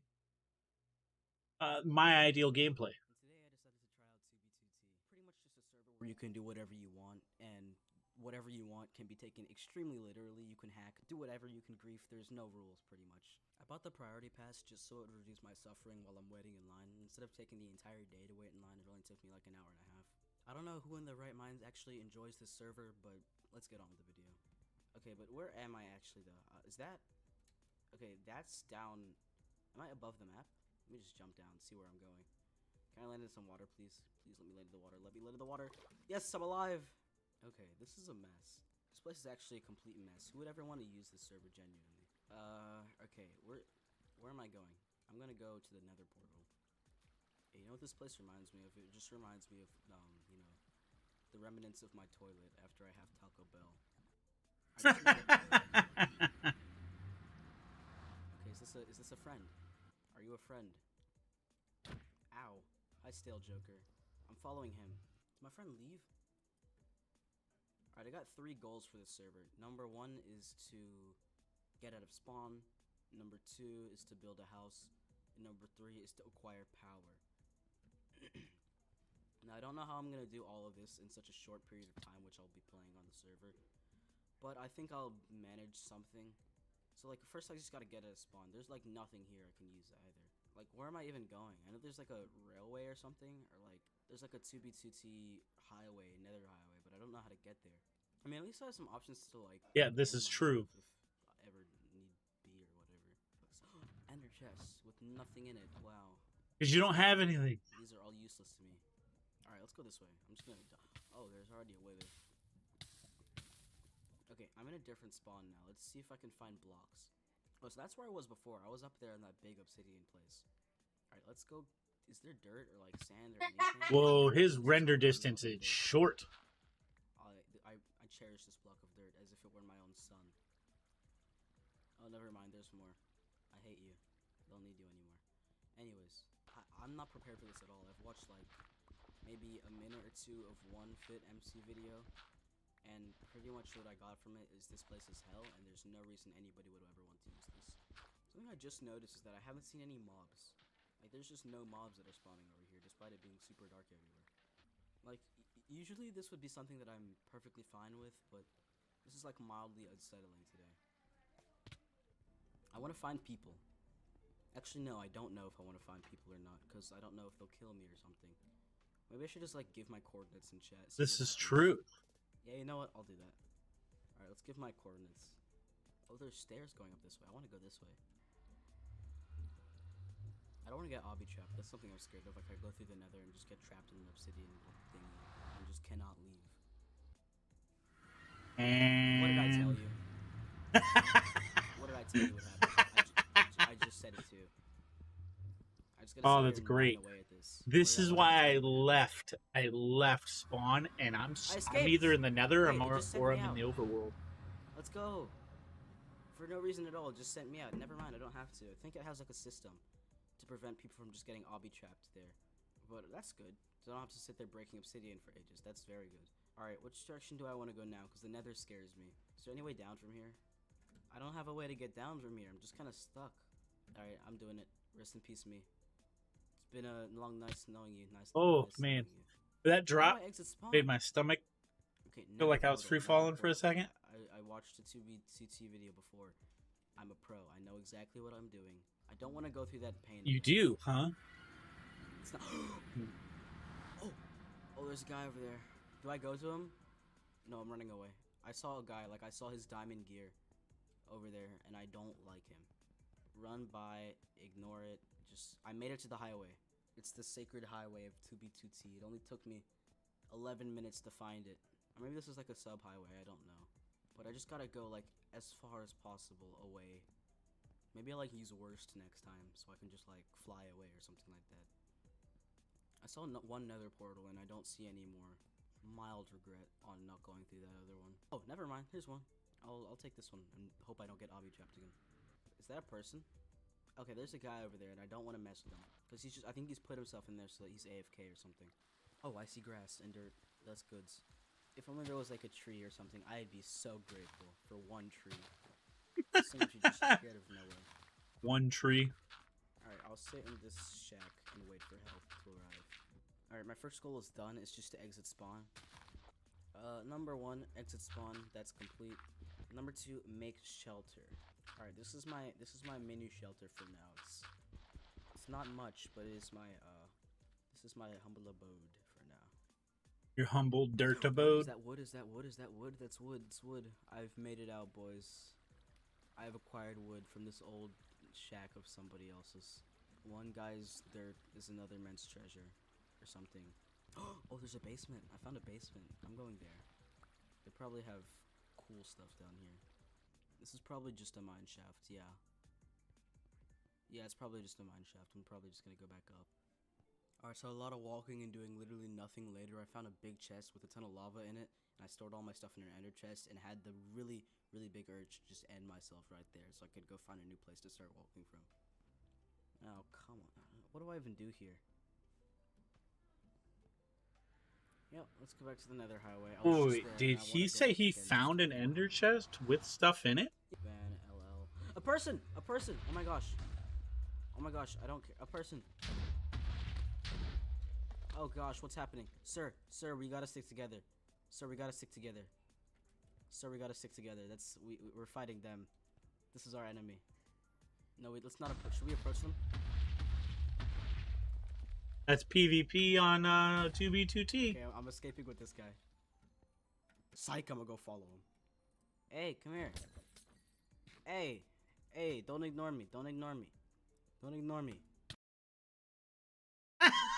And it ended with him just whacking the guy. That's great. That's great. Whack.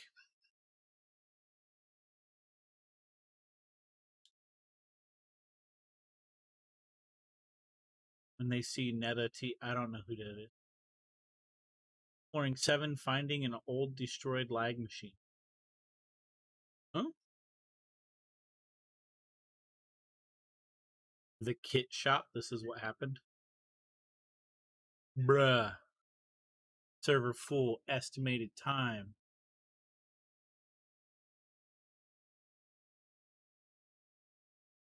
I wish I could see my estimated time.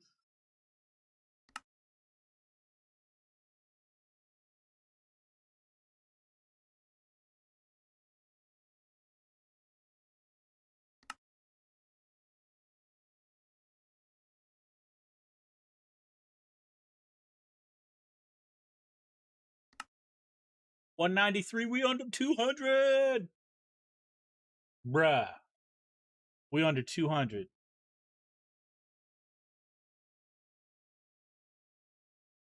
I wonder what the wait time is.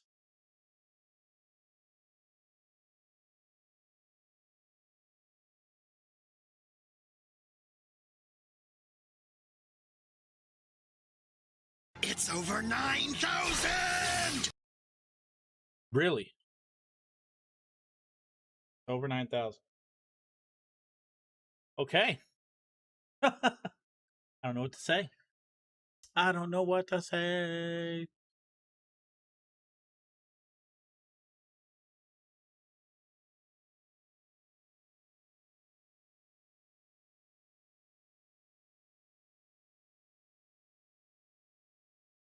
To be 2T is hard. I got out while the getting was good. Yeah. I got out while the getting was good. Yeah.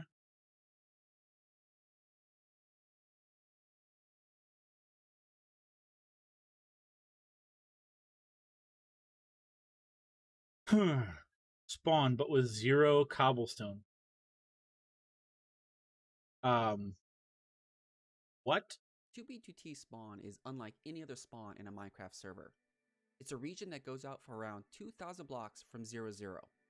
This is where all players spawn when they first join 2B.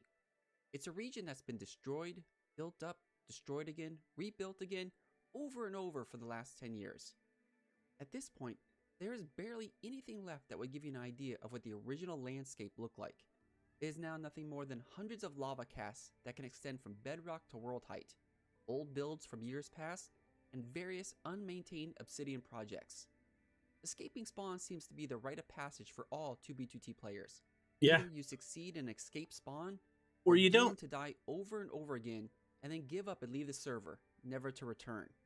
But I always wondered, since most of the overworld obstacle is from the thousands of cobblestone blocks generated from lava casting, what would spawn look like with no cobblestone at all? Would it be easier to escape spawn? Has the majority of spawn been replaced by cobblestone over the years of destruction? So, with that in mind, using MC Edit, I was able to successfully remove every block of cobblestone within a 1500 block radius from spawn. Ooh. This is the beauty of 2B2T spawn without its cobblestone.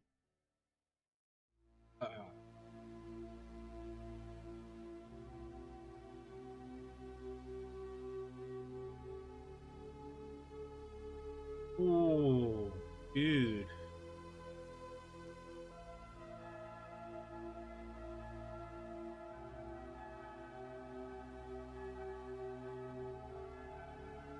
Ooh, what? Dude, that looks crazy with no cobblestone.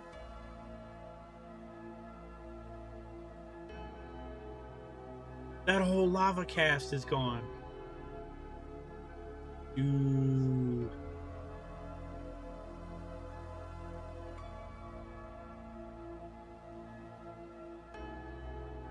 Oh, this is sick. I like it. I like it. These are some impressive views, though, that's for sure. Okay. People did some crazy art stuff. Wow, that's nuts.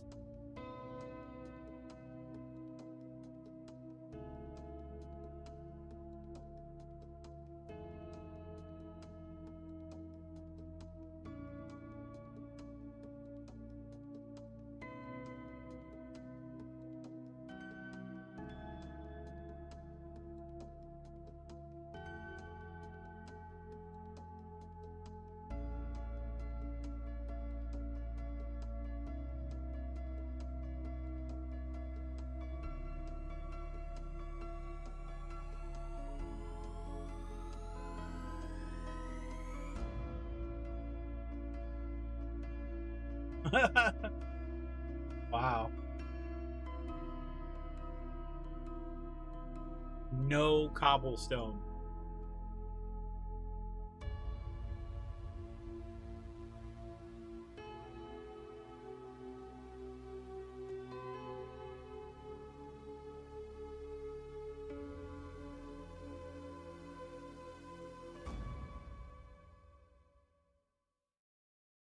Though there is still considerable damage to the landscape, escaping 2B2T's spawn in the overworld is so much easier without having to deal with the lava casts. Additionally, it's much easier to find long lost spawn builds without the lava casts covering them. If you're interested in checking out 2B2T spawn without its cobblestone that I've shown in this video, in the video description below is a link for this world download. If you have any further questions or comments, please leave them in the comment section below. And if you liked the video, give it a like. And if you're not subscribed, please subscribe because it would mean a lot to me. With that, I'm Baron Dome, and I'll catch you all later. See ya. Wow.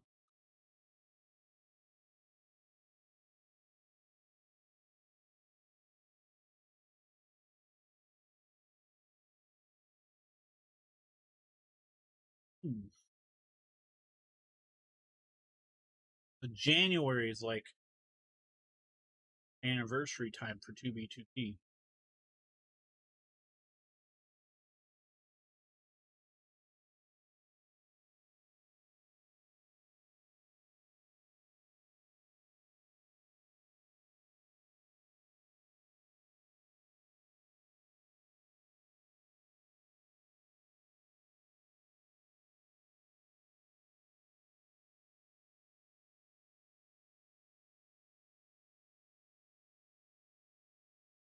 The Temple of the Talion is a unique base on 2B2T. It was founded in September of 2016 by Drud14.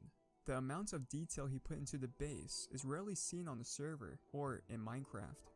From grandiose halls with incredible detail to complex redstone contraptions hiding secret rooms, I will be telling you the history of the Temple of the Talion from the perspective of Drud14. The story begins when Drud14 joined 2B2T in mid-2016. He wanted to prove to himself that he could build a long-term base without hacks on the server. He set off from spawn in a general direction he thought would be less traveled by other players. He escaped spawn his first try by traveling entirely in the overworld. He feared that the nether would be too dangerous, especially playing vanilla. For a week, he traveled away from spawn via the overworld. Along the journey, he stumbled upon other bases, collecting a number of tools and items, including a Wither Skull banner that would eventually become the symbol of his base. In one base, he found a nether portal and continued his journey from there. After several more days meandering through the nether, he returned to the overworld, now hundreds of thousands of blocks from spawn. Later, while struggling through a large jungle biome, he suddenly came into a big clearing, occupied by a shallow lake. He looked around and saw an archipelago of jungle islands protecting the entrance of the bay. A river flowed into this bay from deep within the jungle. He figured he had found a perfect location. Here he began construction of the base. As this was his first base, everything was gathered from scratch. There were extensive mines beneath the base where he collected building materials. Drud recalls mining quartz being a very tedious task, and there was a lot of quartz used. When the base was finished months later, Drud figured he had mined around 7 full inventories of quartz blocks, or 28 inventories of quartz ore. The first structure he built was an entry archway over the river. Next, he expanded deeper into the jungle. Because jungle trees were in the way, he started burning them down gradually. He started to work on the big dome structure and then filled the details in between. He gave the base its name, Temple of the Talion. He named it after a level, Catacombs of the Talion, from an old school game called Tomb Raider 2. Using vanilla, Drud did not have access Kids don't to know what scaffolding, Tomb Raider is freecam, anymore. Schematica, or other useful building tools. Drud built the place as he went, with no pre-planning, so around half of his building time was spent just walking around trying to visualize what to do next. These 2 tower buildings at the river mouth had him scratching his head for a while. Block by block, he added framing to the structures and buildings, and later added interiors and details. After a few months of building, Temple of the Talion was finished in January 2017. That looks what awesome. structures and builds is his base composed of? Well, let's start at the front entrance. As you travel by boat to the entrance of Talion, you encounter many stone brick light towers that guide you. When you reach the entry archway of Talion, you park your boat at the dock. Alternatively, you can follow the river to another underground dock. The 2 towers connect via a garden built on the bridge at the river of the mouth. The towers have several floors and rooms, as well as a visitor's board. Up the stairs from the docks, you find the main courtyard. This held fountains and arches, biome-themed gardens, daylight sensor floor lighting, and much more. The main entrance to the temple lies at one end of the courtyard, and a lower pathway leads through a redstone door alongside lava and water decorations. Inside the temple was a vast hall, leading to a large room with a dome ceiling. More biome-themed courtyards sit at either side of the Great Hall. In the corners of the room, staircases climb towards 2 towers containing living quarters. At the opposite end of the Great Hall, a staircase leads to a lava-themed throne room. This completed the first phase of Drud's base. As we will see, he continued expanding the base further back and deeper underground. We are so far just scratching the surface of Talion, literally. Below the Great Hall and dome was another huge room carved out underground. The room was decorated with lava fountains and pools, and contained several redstone contraptions. A button on the wall opened the passageway, leading to decorated underground stables. Another button changed the color of the beacon, the centerpiece of the temple. Another button raised a bridge across a pool of lava, leading to another chamber of the temple. Oh Below my this god, underground that hall were looks even sick! more layers of the base, branching out from a central storage area containing a 5x7 base map. The main underground room split into 4 separate passages. One led to automated farms and villager trading. Another led to a brewing and enchanting room. Another to Drud's living quarters, a railway station, and mob grinders. A fourth room was an elaborate trap for any potential griefers. Dread's bedroom contained a chest with a journal detailing his story on the server up to that point. Returning above to the room with the beacon, the lava redstone bridge leads through a creeper-shaped doorway deeper into the temple. This That next just chamber is a looks so multi-level cool. dome hall with large lanterns. The floor level contained a mossy courtyard lit by sunlight through the dome above. Passageways to the right and left led to deadly traps. Entering the upper level, a player would trigger a tripwire, toggling fire and lava lighting. Beyond this chamber is a sacrificial altar, where a lever hidden behind a pillar activates a redstone staircase in the floor. The redstone staircase opens up into another massive room carved into the ground. Dread named this room the Catacombs of the Talions. Lava flowed from the walls through red nether brick pillars into basins of magma around the central platform. Nearly 1,000 buckets of lava were used, all gathered from the caves below. Lava flows from the mouths of fire gods carved into the walls. The ceilings were extremely detailed and spattered with gold and diamond blocks. Proceeding forward, a lever activates a complex item elevator mechanism that rains down precious gems on either side of the player. A large redstone door opens up ahead, leading to yet another deeper section of the catacombs. Beyond the redstone door, a large aquarium containing multiple guardians looks into an ocean-themed room with a glass floor. Dread had brought guardians here from an ocean monument via railway. A staircase descends to the left, and a redstone elevator to the right leads to the lower room. The large chamber is incredibly detailed. Pools and waterfalls lead to sunken grottos, dense with plants, mushrooms, and vines. A mysterious shrine sits at the heart of the water-themed chamber, upon which sits a wither skeleton head. Around March 2017, Dread decided to give a YouTuber named Mines a tour of Talion. About a month later, Chrome Crusher also did a base tour of Talion. Many players saw the amount of work and detail Dread had put into Talion, and Dread was invited to a base called Summer Melon, where he would contribute his talents to design and build towns on the floating islands. With Talion being known to the public, looks awesome. It wouldn't take long for griefers to find out where it was. Around May 2018, Talion was griefed by Jared 2013, Abortion Lover 69, Tim McNukePants, and Police Mike 55. They were part of a group named the Fourth Reich. The base had survived 17 months since completion of construction. After Summer Melon was griefed, Dread briefly joined the builders at Numenor until that too was griefed. Ooh, that looks Later awesome. he was invited to Moon Megabase, which is a story for another day. Today, the Temple of the Talion is somewhat recognizable. Some parts are left untouched, but most is blown up. The Temple of the Talion will go down as one of the most impressive solo bases on the server, even till this day. Thanks for watching. I would like to thank Dread14 and Jerry2013. It's not the most impressive. There was a much way larger scale. Like, I think it reached Skyblock status. It's one of the Fit MC videos, but it's I can't remember the name of it. It was massive, and it was like a giant like Coliseum that just extended down further and further and further, I think, to Bedrock. It was nuts. Anatolia. A year ago. 2B2T, though. Anatolia was a very old base on 2B2T. It was founded by Sato86 in 2013 and was the starting point of Valkyria. Today in this video, I will be telling you the history of Anatolia from the perspective of Sato86.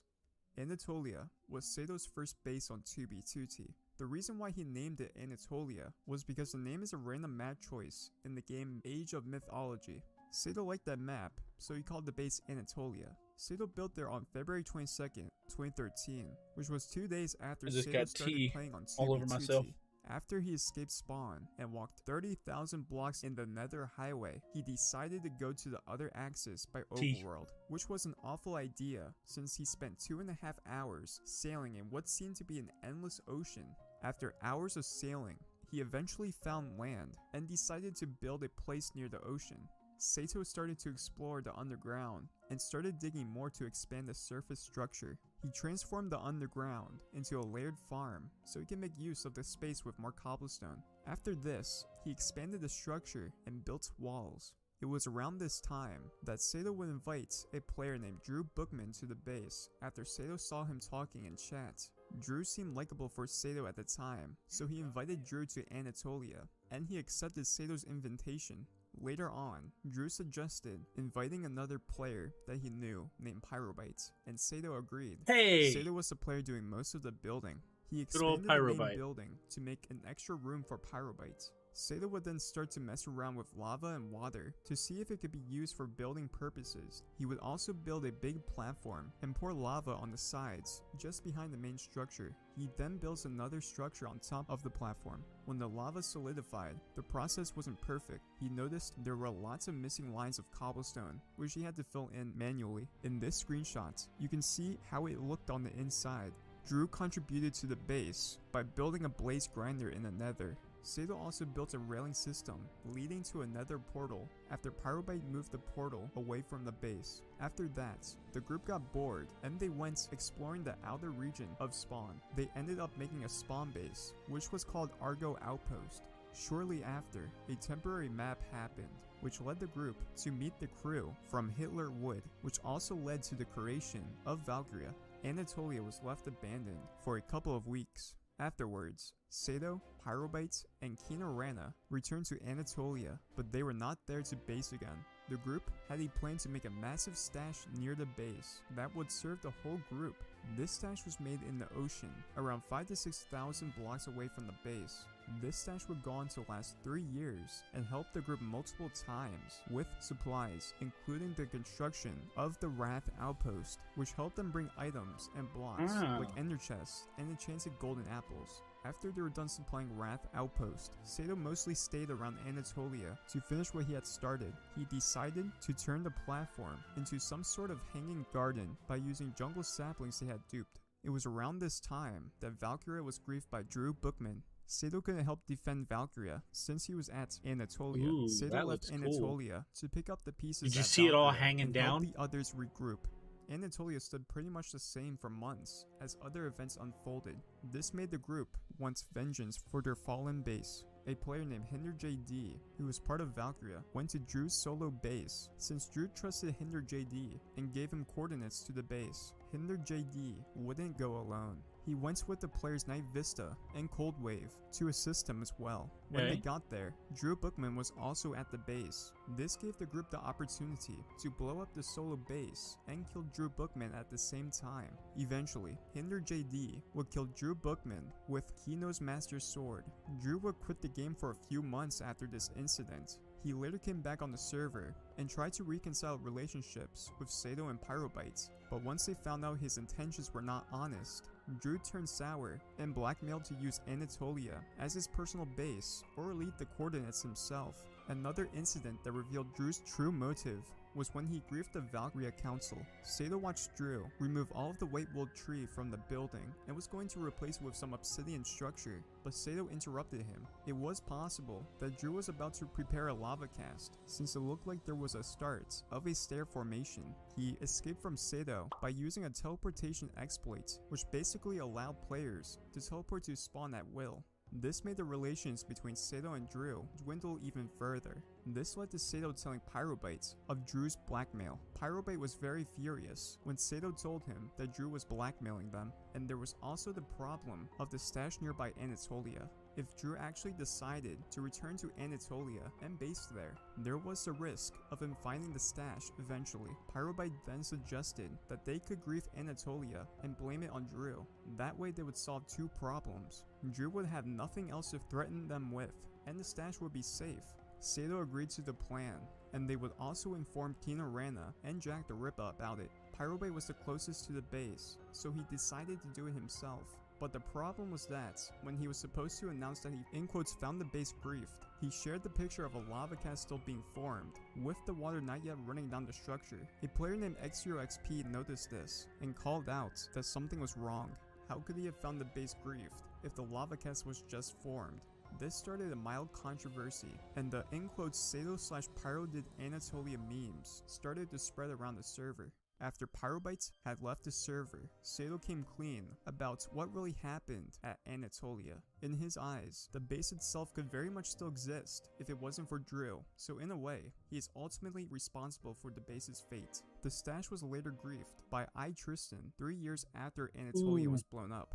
he would also leave a sign there, saying that he was the one who blew up the stash. In Sato's opinion, Anatolia was the starting point of a legacy that lasted for 3 years. Today, Anatolia is still recognizable. The structures are somewhat intact, but there are obvious craters around most of the base. Sato also rebuilt Anatolia on an archive server called Project Vault, since there was never a world download taken when Anatolia was still intact. A random player went to the griefed Anatolia, and a world download was taken. It was put on the archive server, and Sato repaired it in creative mode. This fixed version of Anatolia is now on another archive server, since Project Vault has been taken down. Here is the IP to the new archive server if you want to check out Anatolia. It's cool to see that even after all of these years, old bases like this are still remembered till this day. Thanks for watching. I would like to thank Sato86 for the information for this video. Leave a like, and maybe consider subscribing for more information like this in the future. Anyway guys, stay That's pretty fast, cool. and see you guys next time. That's pretty cool. The Pekora meme. Oh my goodness. Where are we at? 173. Too bad I can't run 2 instances of 2B2T. Or 2 instances of Minecraft.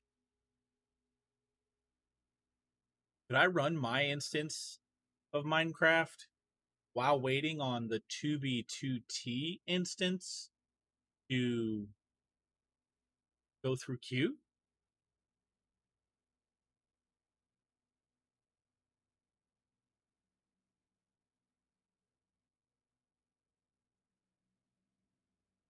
Cloudsdale. Oh, we saw this one. 2B2T Russia.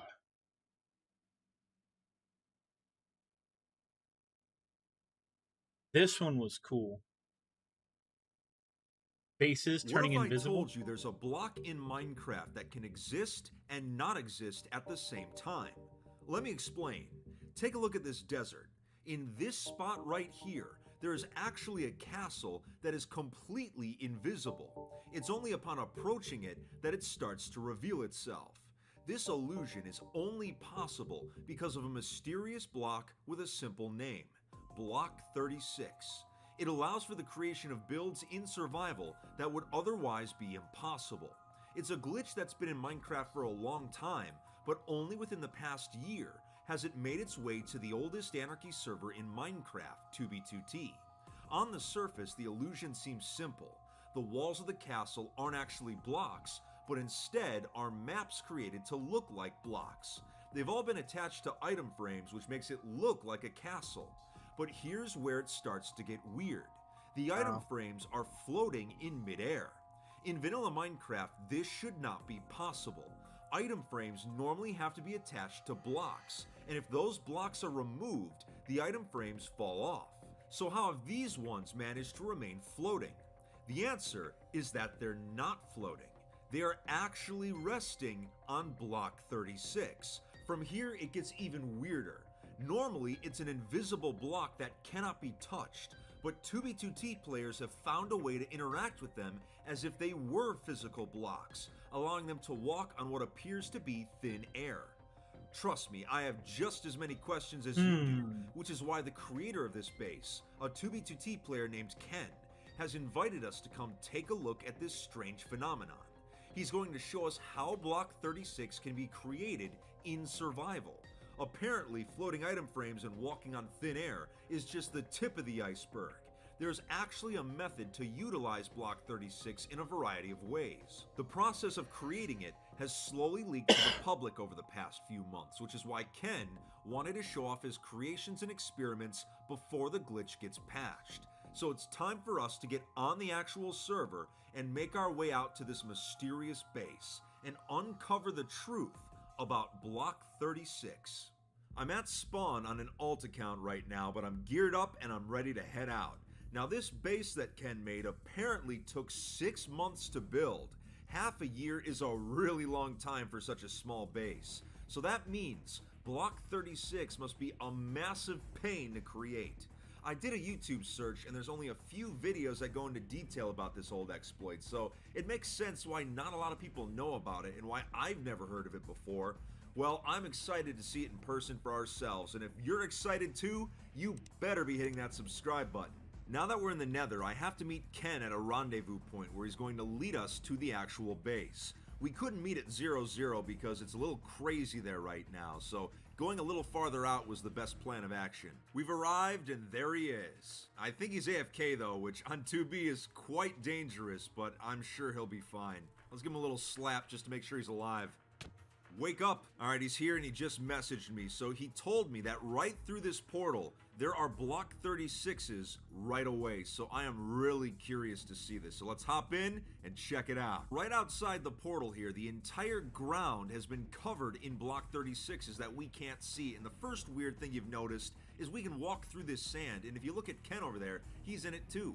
And the sand is actually vibrating slightly, so this is already a weird interaction. I'm right-clicking right now, and I actually cannot place blocks at all. I'm trying to place this netherrack, nothing's working, so it appears Block 36 can prevent people from placing other blocks. That's really interesting. Am I seeing things right now? Am I hallucinating? Because this person is walking on thin air right now, and they're not even being kicked by the server for fly hacking, so it must actually think they're walking on something. That's really weird. That was just the portal room. Now we're actually heading out to the base where there's more of this Block 36 in action. But look at this. Even right away, this random item frame is just floating here. That is so bizarre. We're coming up on a bridge that is made out of Block 36s, and Ken told me I have to try and cross this thing, which I have a bad feeling about it. But I mean, it looks kind of weird, I guess, with like the map arts to look like planks. But all right, let's give this a shot. And just as I thought, I fall through. I am not worthy, apparently. Wow, look at that. Just walks clean across it without getting kicked by the server. That's insane. All right, now how do I get out of this cave? As we continue, there's more floating item frames, but man, imagine if we didn't know this exploit existed. If we came across these floating item frames, it would be the weirdest sight imaginable. That would be still is pretty trippy. Weird. I've been instructed to wait here until night passes because mob spawns in the desert are very hazardous to the build, especially creepers. Considering how long it took to actually make, we don't want a mob to undo all that hard work, so we're gonna just wait here patiently. Coast is clear, so we're heading out, and we're already seeing more and more item frames as we get closer. These are the coordinates. Oh, check that out. Oh, wait a minute. He didn't just build a castle, he built a town out of these things. That is pretty cool. All right. Oh, would you look at that? It was completely invisible. You saw it, it only popped up when we got close. Wow. Wow. This has to be one of the most creative builds I think I've ever seen on 2B2T. And the fact that all of those map arts were made by hand, that's wild. Jeez, all right. We have to take a look inside this thing. It probably looks pretty weird from the inside. Oh yeah, look at that. It's like a giant cardboard box. That's wacky. Now that we've seen Block 36 town, it's time for us to head down into the underground where apparently Ken says he wants to show me more of these experiments and then how Block 36 is actually manufactured. This is going to be real interesting. Okay. All right, Ken, let's see what you got down here. Okay, now that is bizarre. Floating water and lava. This is definitely not something you'd see in vanilla Minecraft. All right, so we get it.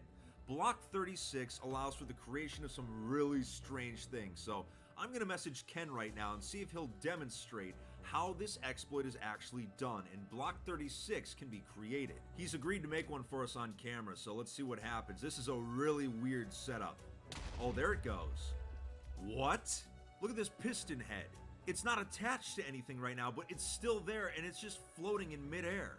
And you can even attach item frames to it and stuff too. This is truly bizarre. I've never seen anything like this in Minecraft before. Now he's going to demonstrate how to make an entire row of them at the same time. So I'm guessing this must have been the secret behind building that town up in the desert. The secret of the exploit must be the end crystal explosion.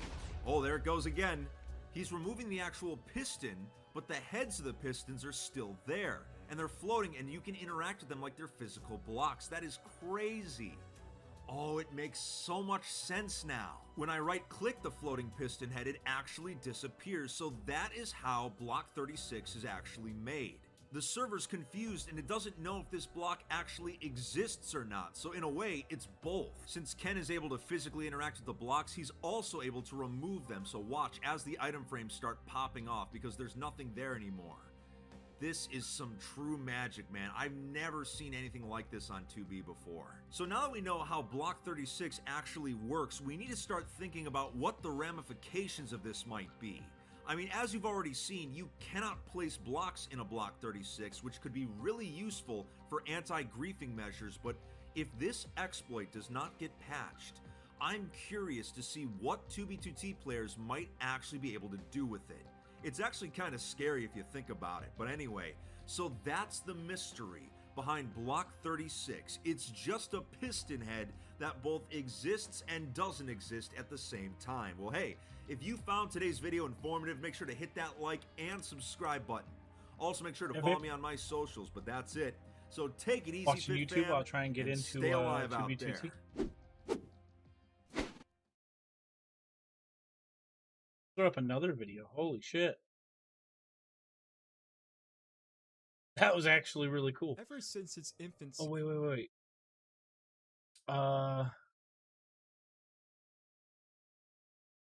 You know what's an interesting mod pack?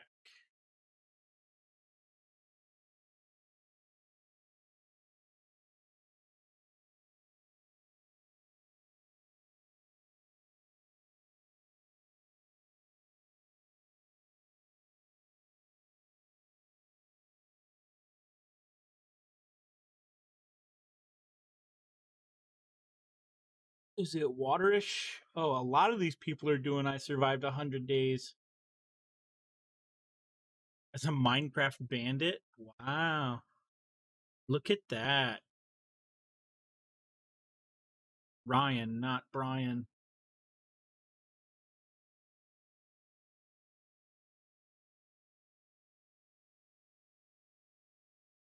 Is it a Maze one that I watch?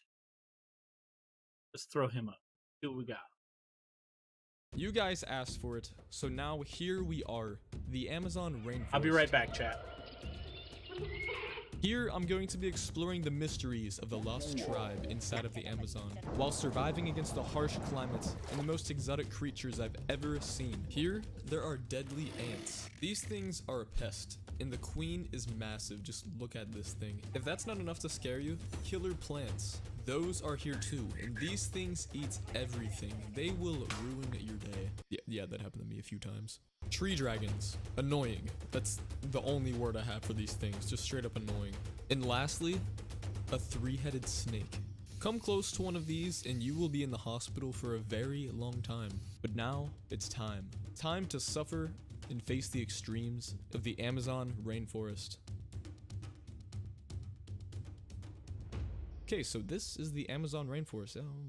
Pretty nice looking, not gonna lie. Okay, what the heck is that thing? I am out. Why is there a green Charizard looking dude here? I'ma head out. This is not what I signed up for. Yep, on day 1, I spawned right below one of the most dangerous creatures in this video. After running for my life, I came across this. Oh, yo, it's a house. Time to explore. What is that? Oh, alright, nope. Why is this happening to me? I am out of here. Nope. That thing is about to turn me into dust. In this rainforest, we have tribes. These people you do not want to run into on day 1. And that's exactly what happened to me. Yo, is that a ruin? What the? Let's go. A ruin on day 1. Okay, why is there growling here? Yeah, I don't like this. I hear growling. I cut down a tree and angry Garfield pulled up right next to me. Okay, yeah, you did not have to pull up next to me. Bad cat. Not good. I thought I was a goner just now from that cat. I crafted the basics and entered into the lost ruin. Into the abyss we go. Okay, why do I hear zombies? I found some iron and a bunch of boring stuff. So I crafted the iron pickaxe, cut down some trees, got some chicken nuggets, and found another unexplored ruin. Oh, this one has an enchant to it. What the? Some arrows. I will take it. The night was coming, so I crafted some torches and went to sleep. Good night, everybody. Oh, wait, I don't have a bed. Dang it. I have to stay awake all night. Day 2, I came outside to this. Fresh air. Let's make this a good day. Bro, not this thing again. No, I need to get out of here. I need a plane ticket out of here, actually. I tried digging the china, but that did not work, sadly. This creature belonged in a Nintendo game, not in my Amazon Minecraft world. Right, we have a small problem. I need water. And there's a giant dragon outside of my base. If you're watching this, I'm gonna do something dumb. Please wish me luck. No, I'm dead. It's over.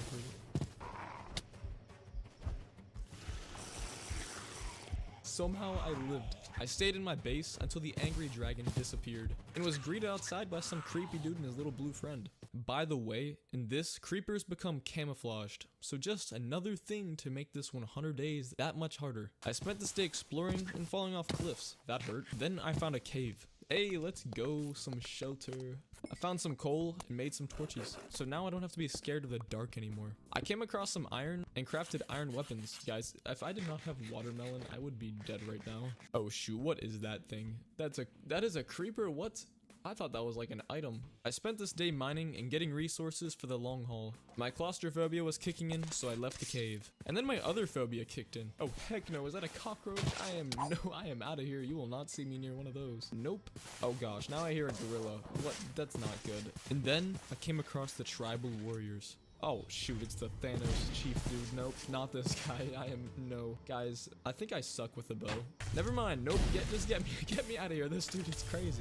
Oh yeah, I have water. That's right. I don't know how I'm going to survive here. As I was running away, I came across some kind of giant hole, and I still have no idea what this thing was. Yo, okay, I don't remember adding a meteor mod in here. Why is there a hole? With my luck right now, I would not be surprised if Pennywise just came out of there with a red balloon. I ventured down there to explore it and found a ton of iron, and it led me to a giant underground ravine. I felt like I was in one of those cave movies where a group of alien creatures are just waiting for me down there. And yep, look at this. Glowing eyes. Yep, if you see glowing eyes, you know to stay away. But me, I walked up to it and placed a torch, and there was a Tyrannosaurus bat just waiting for me.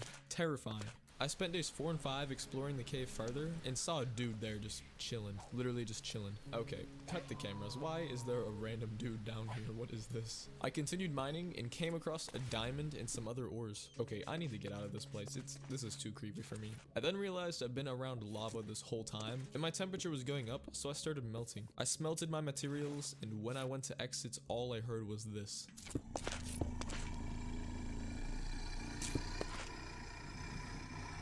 Sounds great, yeah, just what you like to hear coming out of a cave. I went out of the cave and was greeted by a jaguar, and whatever this thing is. Okay, you know what, this place is cursed. It's official, this is cursed. I left and found a panther and some killer Venus flytraps. Bruh, what the heck are those? I am at it, what?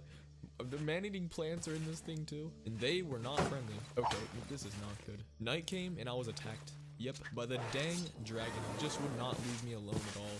All night it just kept up with its loud noises, and all I could do was just sit under some trees, chilling, trying to defend myself. Day 6, I dug out a little base and crafted an anvil. I just realized doing this, I made Dream's manhunt thumbnail. Look at this. Except I have no friends to hunt me down, and I'm alone in the rainforest. I didn't want to do this, but I had to. I am sorry. I cut down a ton of trees. The Amazon rainforest is known as the lungs of the earth because of how much trees there are to produce oxygen. And around 20% of the Amazon rainforest has been destroyed from us cutting down the trees in all the forest fires. I returned to my base and built out a wooden floor, which later I will learn was a terrible idea. I mined out a little area and filled it with furnaces because I wanted to turn my cobblestone into stone bricks for a cooler design. Day 7, I discovered another cave by my base and was attacked by a horde of creepers.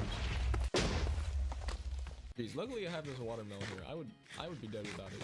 Oh no, I hear the dragon again. I placed some walls for protection and expanded the base. Oh gosh, not the dragon. Why is this happening? I need to find a way to get rid of this thing fast. Day 8, I created a roof and did an experiment. Okay, what happens if I mine below this plant here? That was a fail. Now I'm just stuck with this thing in my living room. Dang it. I went off to get some watermelon, attacked a jaguar, and got chased by a green Charizard again. Why? Just why is this happening to me? I am digging back to the Sahara Desert. Hopefully it's gone. Alright, I think I've officially lost it. And yeah, I lost it, but I got attacked by piranhas. The water in this is filled with tons of them. And finally, after a long day, I made it back to work on the jungle base. Bruh, no, get me out of here. This jaguar needs to leave me alone. The area was starting to come together, and I was falling apart, of course. I went over the whole base with slabs so mobs couldn't spawn in my house and jump scare me. Day 9, I removed the planks and replaced them with slabs. Then was visited by an evil Batman. Check it out, looking good. I added more planks, removed more dirt, cut down some trees, slayed a plant, and built an area for a wall. The next day, I placed the wall and heard the roar of my mortal enemy once again. Okay, I'm getting rid of this thing once and for all. I am taking this down. I'm tired of it. How was it able to hit me through a tree? Please don't die. It got me. Luckily, I have my trusty watermelon here. Oh no, I fell. This is not good. No, not good. I am dead. It's over. I'm dead. Consider me gone. How did I survive that? Day 10, I spent the day building a treehouse just meant for taking these things down. And it worked. After the whole day of battling it, I took it down and had a fresh treehouse in the end. Day 11, it dropped a fang, so I was able to craft a dagger out of it, and I worked on extending the walls. This is not a zombie apocalypse. These zombies need to chill. And later that night, the base was infiltrated. There is no way I will survive this. What is that thing right there? There's 3 of them. I'm dead. I'm so dead. There's no way I can get out of this. How did I survive that? How am I alive still? First it's the dragons, now it's these dudes. Day 12, I placed some more wooden slabs and extended the base some more so I could eventually turn it into a castle. When this is done, it's gonna be crazy. Okay, I did not know this, but skeletons can run extremely fast on slabs. One Usain bolted after me and I took it down. Day 13, more friendly creatures paid me a visit just to say hi, and then I destroyed them. And then I was attacked by the air. The heck just hit me? So I ate watermelon and ran back to my base. Day 14, I began my mining journey. Oh shoot, that was a close one. That was not good. I mined down and found another underground cave that opened up into a sick like underground ravine. Look at this. This place was filled with zombies and creepy noises everywhere. Look at those eyes. I went to explore the bottom of the ravine and collected some ores. Oh, we got some silver. That's good. Creeper. Dang, that was close. Day 15, I was still mining, and I would not stop until I found diamonds. And finally, that's what I found. Finally, diamonds. That was actually pretty fast. What the heck? I crafted a diamond pickaxe and left the mine on day 16 and started smelting all the materials I got. I made the walls larger and crafted a silver sword, which makes it so I get +2 damage against zombies. I extended the base by flattening out a hill area. Day 17, another giant dragon decided it was going to pay me a visit. Oh, no, not this thing again. Bro, I am at 1 heart right now. To survive, I planted some seeds and used bone meal to quickly turn it into wheat and then into bread. I don't know how I'm still alive right now. Day 18, the dragon is still there. The dragon flew into my base and got stuck, so I took it out. Goodbye, dragon. Hopefully no more of these things show up. I then crafted a garden area so I can now grow some wheat. I went back down to the mine for some obsidian so I can craft a portal and an enchantment table. I came outside the next day to see the tribal warriors in my base. How did you guys get through the walls? What? Look at that mask right there. That thing is creepy. Jeez. Okay, time to battle. Oh, it got me. I'm like, nope. I took them out and one dropped a mask that had resistance, and since I have the mask on, I can now go undercover in their base. They are not attacking me. We have officially entered the base. Jeez, look at this dude. He has his own throne and everything. What? Enemies were attacking all night, and the chief took them all down. This dude is like on another level, I tell you. Day 20, I woke up to a tornado. I didn't realize it, but the rain was getting heavier and heavier. This is a rainforest after all, so it makes sense. The storm swept away everything in the area, and it went back down to my base. Thank goodness everything is good here. Jeez, that was scary. And I had a plan to take down the tribal leader. There's one thing in Minecraft no one can avoid, and that's lava. I got out the lava bucket, and as soon as I did, the leader noticed and started attacking me instantly. This dude has like 500 IQ, just instantly starts attacking me. Day 21, and I'm trapped under a roof. If I leave, the tribal leader will burn me to a crisp. But miraculously, I was saved by a tornado, out of all things. A tornado came in and swept the tribal leader away. Oh, look at that guy. He's flying in the air. Oh my gosh. If I get sucked up in that, it's definitely over for me. I'm so lucky, yet so unlucky from that. Day 22. When the storm calmed down, I managed to make it over to an island for safety. I built a bridge from one island to the next. Finally, I am now safe from the madness. I put the thorns enchant on my mask that I got and spent the night of day 23 working on pillars so I can turn this into a castle. And on day 24, I added a second level to the base. This is gonna look epic. The second floor is coming together well, so I spent the night visiting the mines to look for some diamonds and get more cobblestone for the base. Hey, let's go. More diamonds. You love to see it. I came outside on day 25 to see a bat, and the wheat was flourishing. This day was going well and peaceful until another storm approached. Oh my, no, not the base. This base is gone. Oh my gosh, all the hard work gone in the blink of an eye. And then the tornado swept me away. I was picked up and thrown around there. The tribal leader started attacking me. Bro, no, don't bring me towards this dude. No, not him. Oh gosh. Wait, how is he? He's losing health. What? Okay. What the? Okay. What is hitting this dude? The tribal leader and his crew were all swept away with the storm, along with my base, and they didn't drop anything. The storm started to slow down, and when I went back to my base, I realized it only picked up blocks made of wood. So I made some cobblestone slabs and repaired parts of the castle. The morning of day 26, I got one good look at my base and decided it's time for a voyage. I packed my bags and went into the real world of the Amazon and got attacked right away by piranhas and a jaguar. Just a great way to start the voyage. I continued on my exploration looking for some of the crazy ruins within the Amazon, and I came across a giant temple. Wow, what do we have here? This thing looks giant. What the heck? This is interesting. I entered into the dark abyss and was met by some beasts threatening to take my lunch money, so I of course fought back. I explored the ruins of this place and listened to what I was hearing. If that is not creepy, I do not know what is. The 8-legged beast poisoned me, so I went in there and destroyed its house. There are so much spiders in here, jeez. If I think this is scary, imagine when I survive 100 days in Chernobyl next. On top of getting attacked, there was a tornado going on right outside the base I'm in. So I'm all alone on the biggest rainforest inside of a ruin filled with zombies, and there's a giant tornado going on right outside me. Isn't that just great? I explored farther and felt like I just entered Call of Duty Zombies or a World War Z scene because this was just getting crazy. I took out the angry minions and almost died with half a heart. Oh my, it's over. GG, zombies got me for sure. What the heck? Half a heart. How am I still alive?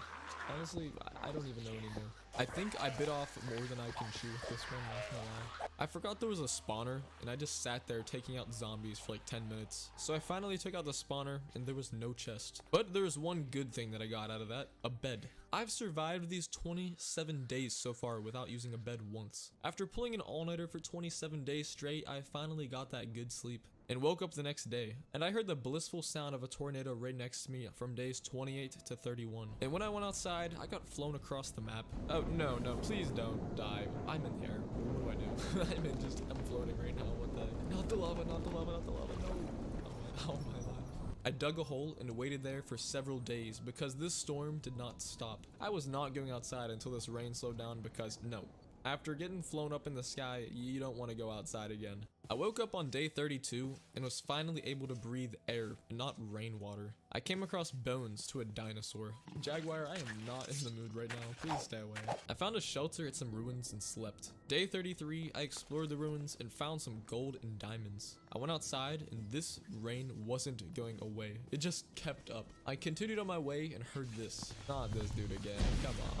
I came up with a plan to take down the tribe leader. So the next day, I went at it. I got one of those masks from the tribal warriors and then realized something. You can trade with each person in the tribe this whole time. So they're like little villagers basically. If I get 7 blocks of gold, I can use his powers. But on the other hand, if I take him out now, I get the mask and can do something even crazier. The night of day 34, a blood moon came. I dug down and all I could hear around me were explosions and a battle going on. If this tribe was not here, I would be a goner right now. I went outside on day 35 and got a spear and a dart gun from trading with the tribe. Dang, this spear is good. What? This dart gun trash. This dart gun is terrible though. Oh my goodness. Day 36, I didn't want to do it. I really did not want to do it. These people protected me all night from a blood moon and traded with me. I dug a hole and took out the chief leader. This makes it so I can take the mask of a tribal warrior and spawn it in to help me. Day 37, I recruited a warrior and met a nice little parrot. Yo, what's up, parrot? That is a cool dude right there. And then came across another giant hole. But this time I learned my lesson and I'm not going down there, not at all. I am not going down the hole. Nope, not happening. I went to go to sleep, but another blood moon came. There is no way I can survive hundreds of mobs all alone in this Amazon rainforest. So I dug a hole and pulled an all-nighter. Day 39, I looked up and noped out of there. Nope. And then went on to recruit some more tribal leaders. And we became the top of the food pyramid until day 40. I came across this. Let's explore. Me and my comrades explore out here in the Amazon. No, this is a bad idea. Not good. Not good at all. This was a terrible idea. My fellow warriors were taken out right in front of me, and my only option was to retreat. Days 41 to 42, I explored the Amazon and recruited more members to the squad. Jeez, that was a close one. Then we tried to take out the killer plant, and it did not end well. Bruh, you're telling me the whole time I could have just poured lava on this thing. You know, when in doubt, just use lava. I'm back. That's the golden rule in Minecraft. The next day, as I was running, I ran right into the Mario plant and had half a heart. Guys, I don't know how I'm still alive in this video. Day 44, I went back to the ruin to avenge my fellow warriors and succeeded. I was attacked by a short skinny dude and also a tall skinny dude and an 8-legged monster, and then I destroyed their base. Day 45, I made my way back over to my base and decided it's time to tear down and rebuild. The storms take away wood, so I just needed to replace it with stone. The next day I worked on that and fixed up my farming area. I used the bones I found earlier and crafted bone meal and used that on the wheat seeds, and it worked out. They were growing pretty good. Day 47, I destroyed the wooden roof and then built stone pillars on all sides of the base. Now finally this thing's gonna look like an actual castle, not the McDonald's playland.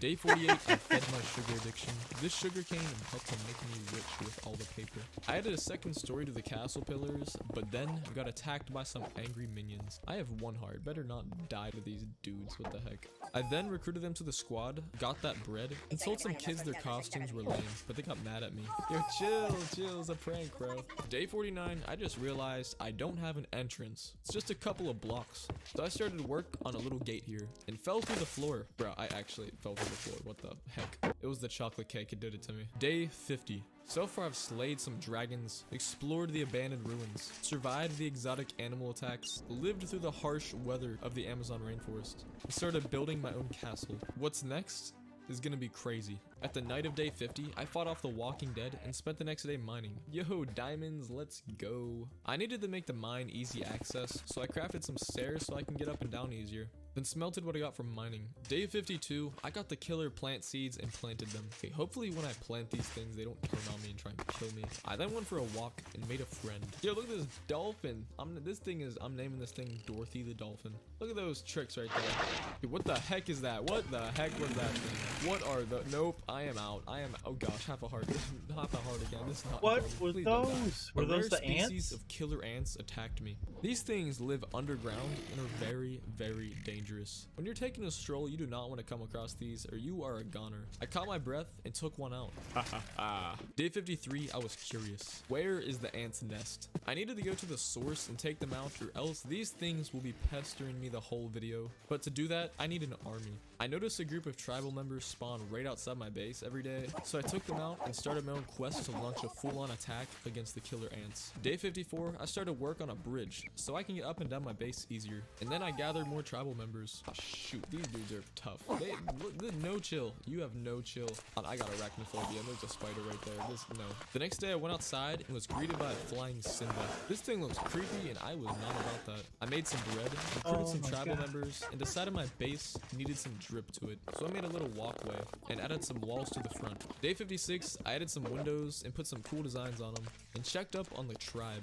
Okay, let's see how much members we have here. Okay, 14 members. Okay, it's time. Tomorrow we set sail, and that's what I did. Day 57, I gathered the forces and we went on our way. Oh my gosh, look how much people we have. This is unbeatable. There's no way I can lose. Those were some famous last words, I tell you. Oh shoot, we're being attacked. This is not good. It just take me on one hit. That did not go as expected, not at all. What the heck? Yeah, I forgot there's giant killer plants that can just wipe us all out in 2 seconds. So I had to retreat. And on my way back, I tried making friends with a red panda and a boar, but they didn't follow me. So I went back to the base and then spent the night destroying part of a hill to open up more space. Days 57 to 60, I spent expanding and adding some stuff to the base, like a bigger wall, a front entrance, a back entrance, and some stairs to the second floor. So now this is actually looking like a castle in the Amazon. This is actually looking fresh. I like it. Day 61. Today is the day. I found the ant base. Yo, look at those things. This base, their base is underground. What the? That's just great. That's terrible. I have a bad feeling about this one. It's time for battle. Yeah, how am I gonna attack and not die? Oh, I'm dead. I'm already dead. What can I do? Oh gosh. Why are they not attacking the ant? Oh, I have to hit it for them to attack. Okay, that makes sense. Fair enough. I gathered up everyone and retreated, but went back the next day and took them out. I spawned the tribe in and we defeated the ants. Get them. The ants stand no chance now. We are good. Oh shoot, there's another. No, it hit me off. Get it. And we actually did it. I went down into the ant nest. This was a bad idea. This place is dark and infested with ants absolutely everywhere. Bruh, please protect me. I'm poisoned. This is not good already. This is a bad idea. Get me out of here. I am on half a heart again. What the heck are you doing up here? We're risking our lives down there and this dude's just chilling right here. I got a lava bucket and went back into the death nest. It was brought down to half a heart in an instant. If I make it out of this alive, you guys have to subscribe. Oh no, that's a queen. What the heck? Jeez. Look at that. That's the Angton. Oh my. I'm all healed up. Time to attack. The tribal members were falling one by one, and there the queen ant stood before us. So I just placed some lava on it. That was a lot easier than I thought. Maybe I should have just done this to begin with. The next day I made some pants from what it dropped and returned to my base to tend to the farm. Day 64, I heard another ant somewhere right outside my base, but couldn't find it. Where the heck is this? You guys hear that? Where is this ant? But I basically just did some lumberjacking and helped save some angry fish from drowning before coming across this while exploring. Is that an alligator on a tree? Oh right, nope, I am out. I'm done for actually. Nope. All right, is someone gonna tell me what the heck that thing is? Yeah, I am not going anywhere over there. Nope, not at all. What is that? First, there was killer ants, and now there's another enemy on the list. A giant three-headed snake. Guys, I kind of just want to go back to the Sahara Desert now at this point. I kept on moving forward and got attacked by some birds, so I took them out. I'm sorry, birds. Please forgive me. Day 65, I fought off some piranhas and found Squidward just chilling. Sorry, Squidward, gotta get that ink. Look at all these things. I'm gonna die to piranhas right now. And then finally something good happened to me. I found some cows. This is good because now I can make a cow farm and get that leather to craft books for enchanting. Days 66 to 67, I got cows to follow me back to the base. And finally, we made it. I'm naming this cow Damu and this one Da Dude. Okay, don't roast my names. I can already see you guys roasting me now. I built out a little area and woke up on day 68 to make an enchantment table and some books. I fought off angry intruders all night and started work on the dirt roof for farming. But the next day, it started raining, and that's when I realized if a tornado comes, all of the dirt will fly away. So I had to make the farm area on the middle floor. So I broke the blocks and started on the roof during the harsh storm. This took some bravery here. Look at this wind. Some strong wind here. That takes me up. Consider me a goner. I'll just float off to Wonderland or wherever. But I made it to day 70 and just sat there watching the floor of my base get torn to shreds. I did not like watching my hard work get thrown in the trash, so I decided it's time to go to the nether. Oh my god. Here we go. Let's hope this is better than the tornado. Guys, it's not better. I'm overheating here. The next day the storm calmed down, so I fixed it up with all cobblestone this time. And then the dang storm rolled back around. Oh gosh. I'm flying. Get me down from here. This is not good. I'm gonna die. It is over. I must fight to survive the wind.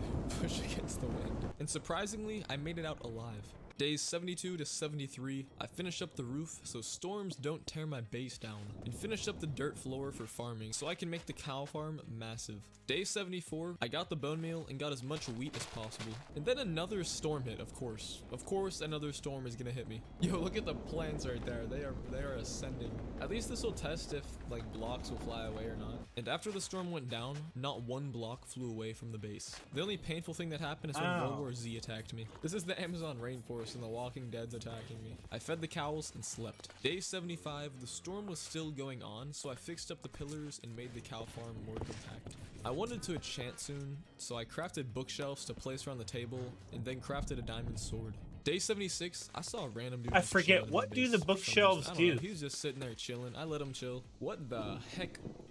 Who is this dude? What is this guy doing in my base? I enchanted my sword with Unbreaking 2 and my pickaxe with Efficiency 2 and went down to test it out in the mines. And I kid you not, I found so much diamonds down here. Oh shoot, look at this dude protecting the diamonds. What are you doing down here? I came across diamond after diamond in this little cave. And you won't believe me when I tell you this. At the end, I came up with 30 diamonds on day 77. Damn. If I had fortune on that, then I would be crazy. And then the worst thing happened. My game crashed along with the recordings of days 78 and 79 because my PC got shut off.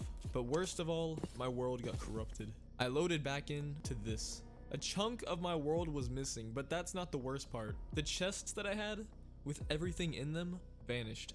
Herobrine done Thanos snapped my items away. But what happened on the days it got corrupted in the recording is I crafted diamond armor and recruited more tribal members. But other than that shenanigans, day 80, I got the tribe and we took over the jungle. We hunted down jaguars, panthers, while looking for the three-headed snake. Cause me and that snake, we got some beef. I'm gonna take down that snake. But later, towards nighttime, I came across another village. Okay, I'm gonna get the powers from the giant dude over here and take on that big snake. Okay, how the heck do I use these powers? What is this? Let's test it on the lion up here. Jeez, look at that. That's like an explode. Oh my, I'm sorry, lion. I'm so sorry. But there was one problem with this power. Every time I went to drink water, it activated a dang solar beam. Whoa, what the heck? How do I stop this? I need to stop this thing. I spent the day hunting for the snake, but it was nowhere in sight. So I went back down to the killer ant nest and explored what else was in there. This thing is mad crazy. Oh my gosh, we are OP. Day 83, I went back to replenish the Infinity Gauntlet, and on days 84 to 85, I came across a massive ruined castle and explored it. As I went through it, I came across some emerald blocks, I'm some excited, spines, and 2 chests that didn't have much really. But below me, I couldn't help but hear a ton of spiders calling for me to hit them with a sword. So I mean that's what I did. I explored the cave and found nothing but a bunch of angry mobs. Day 86, I abused the power I had and ran around the forest hitting things with a solar beam, but sadly it ran out. The next day, I replenished it and found another ruin, but this time it was small and didn't really have much. But other than that, I got lost. Getting lost in a regular Minecraft world is one thing, but getting lost in the Amazon rainforest is a lot worse. I made friends with some monkeys and they reminded me I could just check my coordinates. But on my way back the next day, this happened. Okay, what the heck is hitting me? I just hit myself with my own solar beam. And then I found another ant nest. And yes, obviously Curious Me went in with my newfound power and I took over.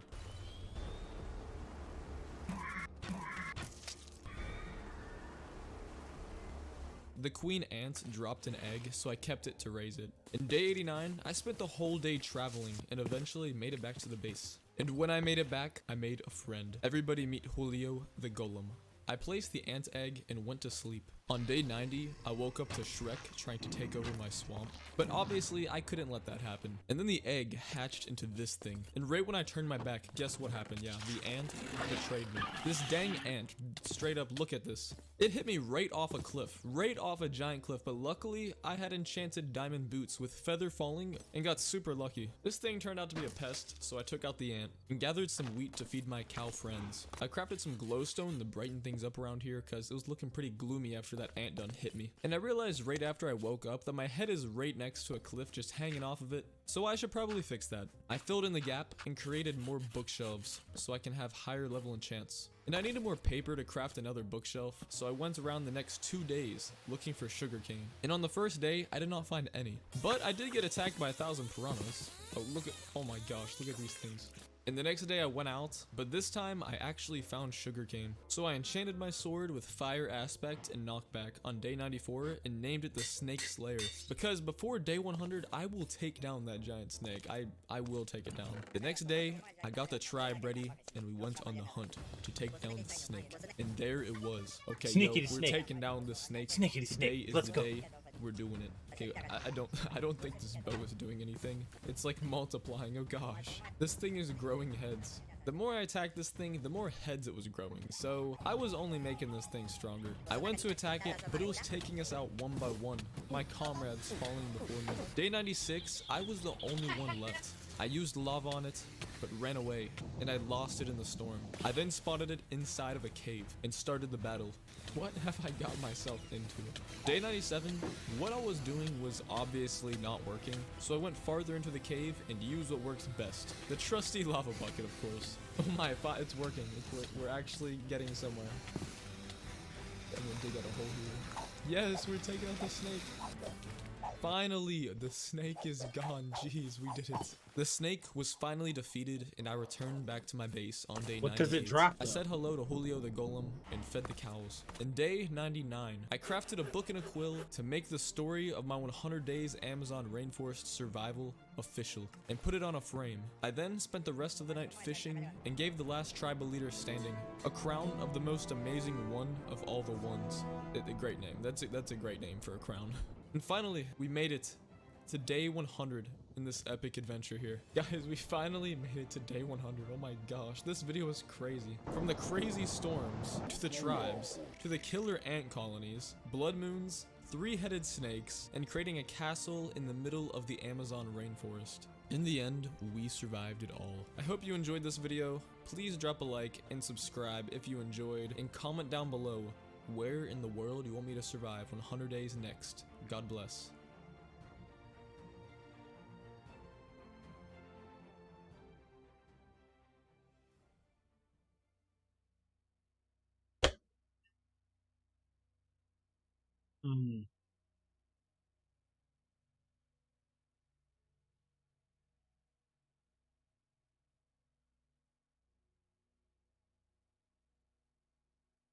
Oh yeah, he is the fake Minecraft speedruns guy.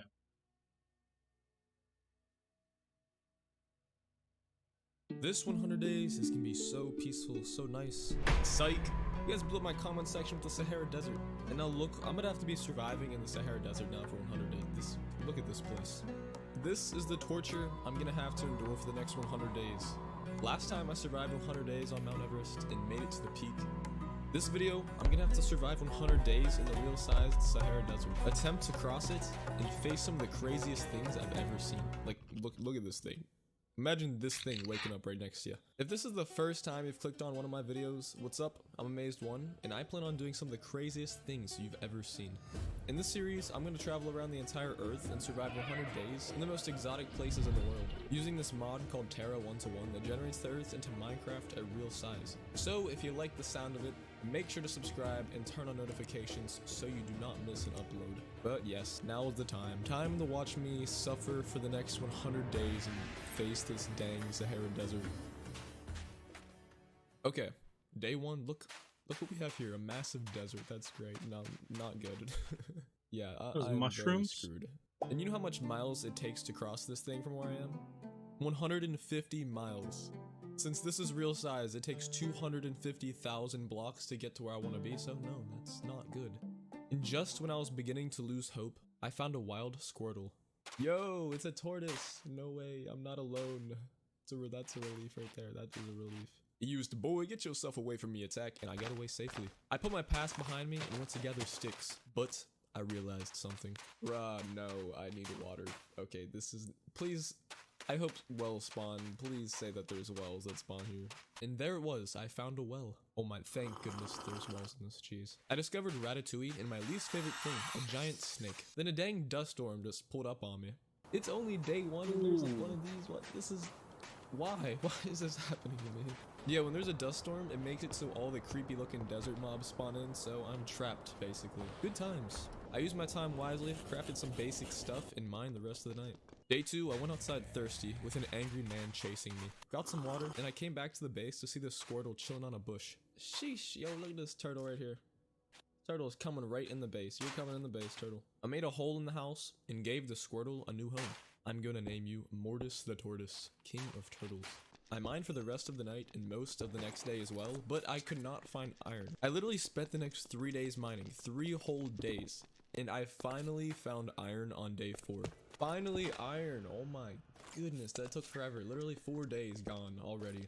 Day 5, I crafted iron materials and took out the angry intruders. Since I had iron, I finally crafted a bucket, so I don't have to use Usain Bolt all the way to the well for water every time. Yes, now I can drink water in peace, finally. Not in the blazing heat now. Sheesh, look at Mortis the Tortoise. This dude made his own little area here.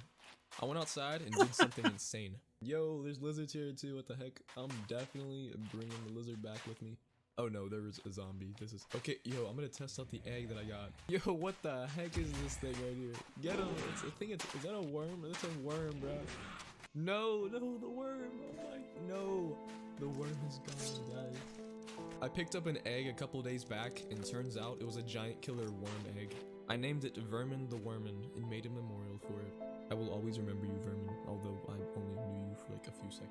But I did not let it bring me down. I was determined to bring Rango the Lizard, that's what I named it, Rango the Lizard, back to my base. I made a path for it, and finally made it in. I am naming this lizard Rango from that TV show, the little lizard guy, yeah. Day 6, I was starving and needed me some McDonald's because I was not holding up. I spent the whole day looking for something to eat. He said but McDonald's. Since it's a desert, I came across nothing the whole day. Day 7, I did not want to do this, but I had no choice. Please forgive me, Mortis the Tortoise. This is nothing personal. I found a turtle out in the desert. I didn't want to do it, but I had to survive. I crafted a furnace and almost died to the heat. I guess I forgot that I'm in the Sahara Desert and not Mount Everest. But I survived because at least I had some food. Later that day, I discovered some meerkats. Almost died. Please don't die. Please don't die here. Got more food and spent the night mining. Day 8, I found a cool looking lizard thing and I actually found a rhino. No way, there's actually rhinos in here. Rhinos in the desert, would you look at that? I was feeling like I was at the zoo. Rhinos! And I tried a cooked rat for the first time, which sounds very nasty. Never do that in real life. Then I mined. Yeah, it was a pretty basic day. Psych. Rat meat. It's like burger meat. Yo, let's go. Diamonds in the desert. You ain't had a cheeseburger before? Pickaxe here. I also took the Psycho Worm Scale. Taco Bell survived the fast food wars. Day 9, a zombie thought he had more drip than me, so I took him out. I spent this day destroying my base because it is time. Time to leave the base and venture out into the vast desert. I let the animals go. Rango the lizard he dipped out of there real quick. And I said my farewells. I crafted iron armor, and now it is time for the expedition.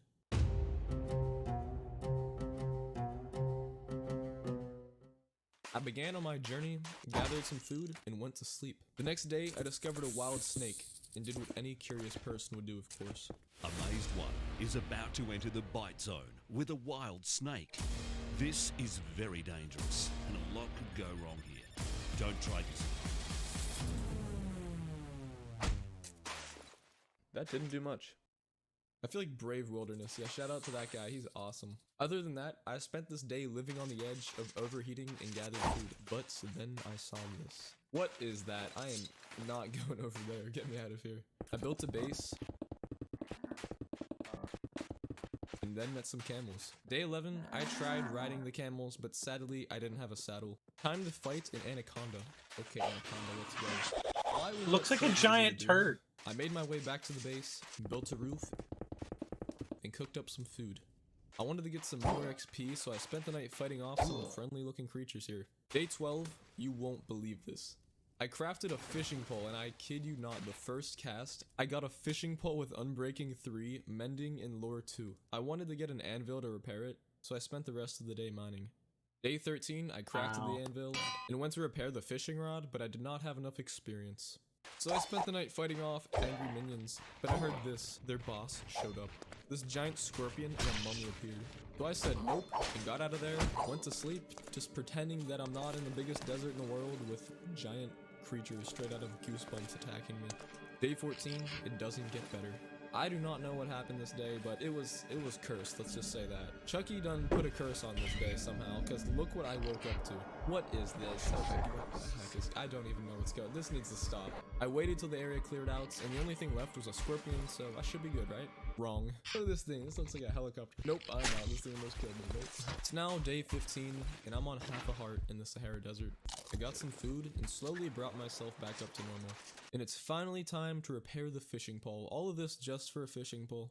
I'm going to name this the Fisherooski. And I spent the rest of that night fishing, and I got a saddle. The day 16, I finally have some food to spare. It's time to find a camel, and that's what I did. Hey, it's a camel, let's go, we got a camel. I won't be able to travel all 150 miles on a camel within 100 days, but I have a plan. On Google Maps, there's a giant lake oasis right here, so the plan is to make my way over to it. So that's what I journeyed on to do. I battled through the rough climate and fished through the rest of the night. Day 17, when I went outside, my camel was gone.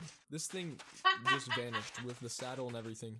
But now I'm just back to square one in the middle of the desert. Besides that, I faced off against an alien-looking creature. I do not know what this thing is. Look at this thing. I spent the day looking for the camel, but it was nowhere in sight. And it gets even more sad. The next day, I woke up to a flash flood. I had to run from all these crazy mobs that were attacking me. I had nightmares and slept through the storm. When I came outside the next day, a death worm was there to attack me. This thing looks like it came straight out of King Kong. I don't know. Something. It's crazy. After a long while, I eventually got it though. Can I just have a peaceful day, please? What is going on here? But then the flash flood happened again. So much for not raining in the desert. What is this? You guys seeing this? Look at this. A scorpion is chasing a bird right now. You only see this in the desert. What is this? I made an airbase and couldn't sleep, so I had to sit there until day 20, where I saw an ostrich and an elephant float on water somehow. This is what your mind does if you record in the middle of the night. The next 2 days, I spent fighting the harsh temperatures, fishing and boxing kangaroos. Wait, you guys think you're tough? Until this happened. You've got to be kidding me. Not these things again. Oh my goodness. The killer worm spotted me and I had nowhere to go. But then I did a 1000 IQ move. I saw some cactus and built over to them, and the giant worms just rammed themselves into the cactuses over and over. I cannot believe this actually worked. What the heck is this? These things got zero brain. Day 22, I finally came across some camels. I went back on my journey to the Oasis of Freedom. I went on a 4-day time skip and spent the next 4 days on the camel. At night I had to dodge all these psycho mobs in the way, and during the day, I had to battle the heat and dust storms the Sahara threw at me. But on day 26, I discovered the Sahara Desert isn't just all sand. Some of it also looks like this. Sort of like a savanna. Yo, is that a bison? Let's battle this thing. Sheesh, this thing is strong. Nope, I'm not battling that. Nope, I'm out of here. Day 27, I attacked more bison, came across a goat, and for some reason there's a bear here. Yeah, I think I'm hallucinating. Why is there a bear in the desert right here? I was still a little ways away from the oasis, so I ventured off on my journey again. Yo, Nice. There's lions here too, what the heck? I gotta fight a lion. And on day 28, I finally found the oasis. Yo, is that water? Oh my goodness. We made it finally. Freedom is here. After all the voyage, I finally made it to the oasis. I built a base on a small island there, and then nighttime came. And let me just say, this base spawns hundreds of mobs literally everywhere. This is gonna be difficult. Day 29, I continued to work on the base, repaired these enchanted boots I found, started my sugarcane farm, and ended the day mining the rest of the night. Day 30, I crafted a chest so I had more space, expanded my sugarcane, made a dirt area for farming. But the only way I can get crops are from zombies when they drop carrots. When night came, I added some little quick designs before the mobs could get me. But then I noticed something. Yo, is that a zombie villager right there? Moment of truth, we're doing it. Okay, not good. This is a bad decision. This is a bad decision. Yeah, I have a zombie villager now, but the thing is, I can't cure it. Sad times. Because this is the Sahara Desert, and there's no way to get an apple here. I tried. I cannot figure out any way to do it. So I risked my life for nothing. Day 31, I felt like I was in a microwave. I had to swim every 5 minutes, or else I'd melt. Then I got attacked by a tall, skinny dude. I finished off the day fishing. Psych! I finished off the day getting attacked. Bro, why? Go away. Day 32, one of the zombies ended up dropping a carrot, which means I can start my carrot farm. Carrot farm in the desert. This is great. I basically started to turn this place into my little own custom survival island, except every day it felt the same. I was beginning to lose my sanity to this desert. Is it possible to escape this desert? Will I be able to make it off this desert? I don't know. What the heck do I do? What should I do? Please drop a like. But then, I got it. I'm gonna build my own little Las Vegas in the middle of the Sahara Desert. Then build a plane to make it off to the promised land. Day 34. My curiosity got to me and I crafted something insane. Thor's hammer, and then I made an iron plate thing. Okay, so I added the industrial mod, which makes it so you can craft your way up to some insane things. But for some reason, ores like copper or sapphire didn't spawn in my game, so I couldn't craft anything crazy that I wanted to. The next day, I fought off a powerful minion. This thing had some gains. Besides that, my sugarcane was flourishing. And so is my mining because I found diamonds. Sheesh, we gonna be dripping over here with these diamonds. And those were the only diamonds I found after mining another day. When I returned to the surface on day 36, I upgraded the lore enchant on my fishing rod and worked on adding a roof to the base because having spiders fall on your head is not good. The next day, this happened. Bro, what is this? Why is there a giant scorpion outside here? I spent the day doing the craziest thing ever, collecting sticks. Just what you like to do. And I almost died making it back. Bruh, no, please don't. Please don't. I'm on half a heart. I'm literally trapped in the water, and in order to make it back to the base without getting attacked by thousands of mobs around me, I had to dig underwater to my base. You guys see this? This is a big brain move right here. I made it back safely, fixed up the carrots, finished that roof, and spent the whole night getting attacked by an angry. Day 37, I got the heck off that island. Get me off this thing. I need a break from it. I need a vacation. Oh no, one of those desert things. Jeez, this is not good. I tried to escape my problems by running, but I realized something. This right here wasn't the problem. The whole desert is. I had to swim in water every minute so I don't overheat. I'm literally overheating every minute over here. And Minecraft must have heard me because right when I said it, it started raining.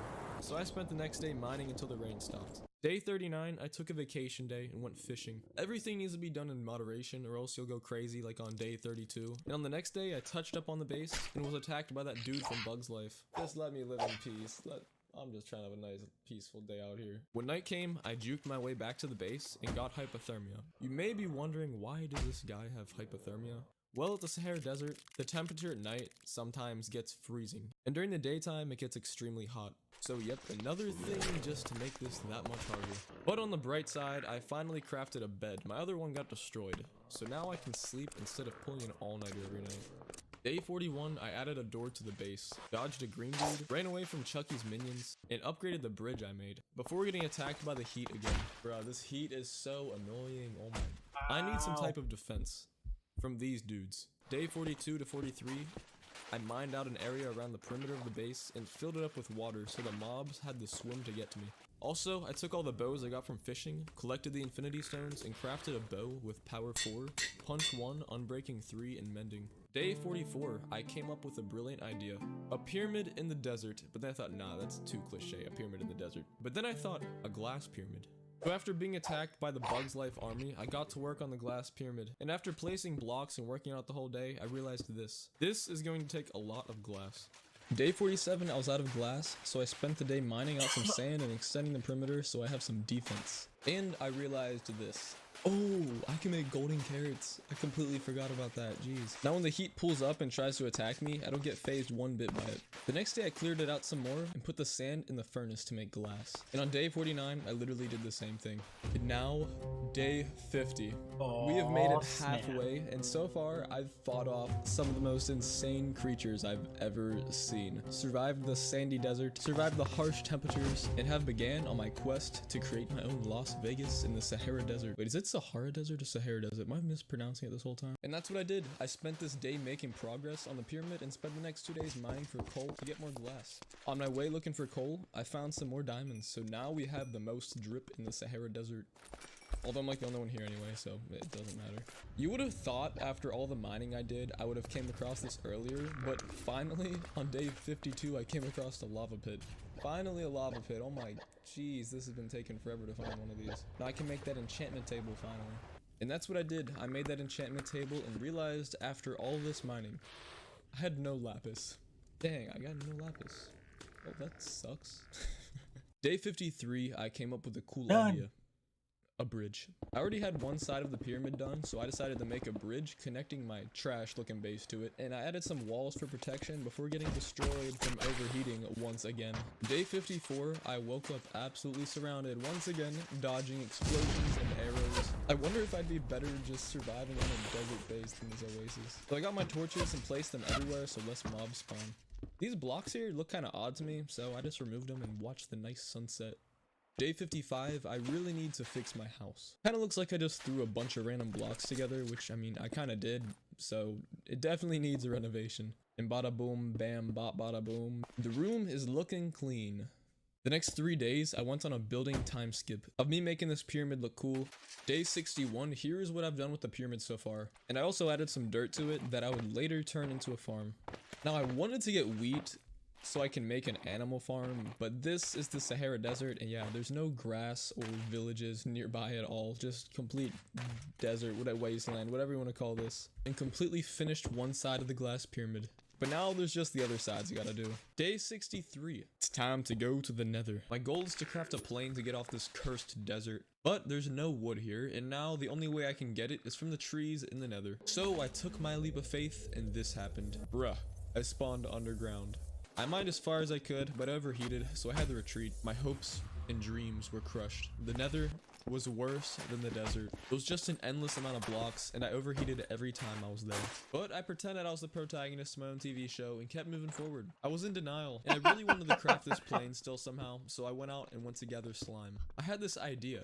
I created a mine under my pyramid, and the goal was to mine out an area underground where only slimes can spawn. But to do this, I have to dig way down. Hey, got more diamonds here. And as I was mining a chunk out, look what I came across. Yo, finally I found lapis. Oh my jeez. This literally took forever to find. And on top of that, I found more diamonds. Day 65, I came back to the surface and found myself in a dust storm. I was looking forward to some nice fresh air after being underground for a whole day. But of course, this is what I get. And guess what else happened? Yeah, you guessed it. Of course, overheating. That's the desert for you. I just wanted to get back to my base peacefully, and look what happened to me. Bruh, no. I'm literally standing on one block right now. Please don't die. This wasn't a peaceful oasis. This is a death oasis. I managed to make it back to my house, and on the bright side, I got to enchant my sword and pickaxe. But since I had no bookshelves, I couldn't get any great enchants. You know what? It'll have to do. Beggars can't be choosers. I went back down to the mine and spent the next 2 days swinging a pickaxe at squares. Geez, that's hard to say. Day 68, no slimes were spawning. You know why? Because I didn't mine deep enough. So I had to mine way more and spent another 2 days just mining. Echo! Yeah, I'm terrified now. And on day 70, look what finally happened. Finally, the dang jello squares appeared. Only took half the video to show up though. I made it back to the surface, and on day 71, look at this. What in the world? Looks like the mobs had a party here while I was gone. I said whatever and built the floor to the pyramid. Day 73, I extended the dirt in the pyramid and extended the farm area so I had more golden carrots. Pulled an all-nighter and added some torches so mobs don't spawn. Day 74, I added water, cut out parts of the pyramid, and connected it to the waterway. And now it is actually looking pretty cool. Day 75, I came up with a new idea. What if I get rid of all the sand and replace it with water? Because why not? I spent the next day being tortured by the heat and getting rid of the sand. And at night I placed glass to extend the pyramid, and then zombies just parkoured up here after me. The next day I was chased down again, and then worked on destroying the sand and getting a very bad sunburn. Fought more zombies, worked on the pyramid, attacked, worked on pyramid, fought zombies, got sunburned, worked on pyramid. And finally, on day 79, the glass part of the pyramid is officially finished. Finally, the pyramid is done. Oh, look at that. That's looking epic. That's pretty epic. I like it actually. I created an area that a boat can access easily, so if I get attacked by you-know-who, I can easily escape. And this place is actually starting to look nice though. Look at that. Day 80, there was one thing that really needed improved, and that was the mine. In order to get to it, I had to swim underwater and almost drown down there. So this day, I started to work on a glass tunnel that leads right to the mine. When this thing's done, it's gonna look like it came straight out of Atlantis. Day 81, I ran out of golden carrots and coal, so I went back down to the mine and got just that. And also got some diamonds. Day 82, I didn't find much gold, but had cobblestone, and I used this to fix up part of the pyramid. And then I got some glass and worked on the entrance to the mine. Day 83, my house is looking kind of trash. Look at that thing. So I added a stairway to it and got rid of some sand. So eventually I can add water down there. Day 84, I finished the glass mine entrance, and all I needed to do now was remove the water inside of it. Hey, this is gonna look clean. Sahara got nothing on me out here. I added some sand and removed it to get rid of the water. The next day, I was attacked by angry people again and started overheating every 5 seconds. And this is when I realized I'm very, very lonely and have been on my past 70 days of being here, and decided it's time to turn my base into a zoo oasis instead of just angry mob oasis. I crafted a lasso and made my way off to the mainland. This is who I found. I'm about to change this lizard's life right here. For the better, for the worse, I guess. We'll just have to find out. I brought it back to the base and lost it. Literally just right away I lost it. Where did the lizard go? Okay, I actually lost the lizard in the first 5 minutes. This is terrible. There is the dang lizard. Okay, come back here. I'm going to name you Ricardo the Lizardo II.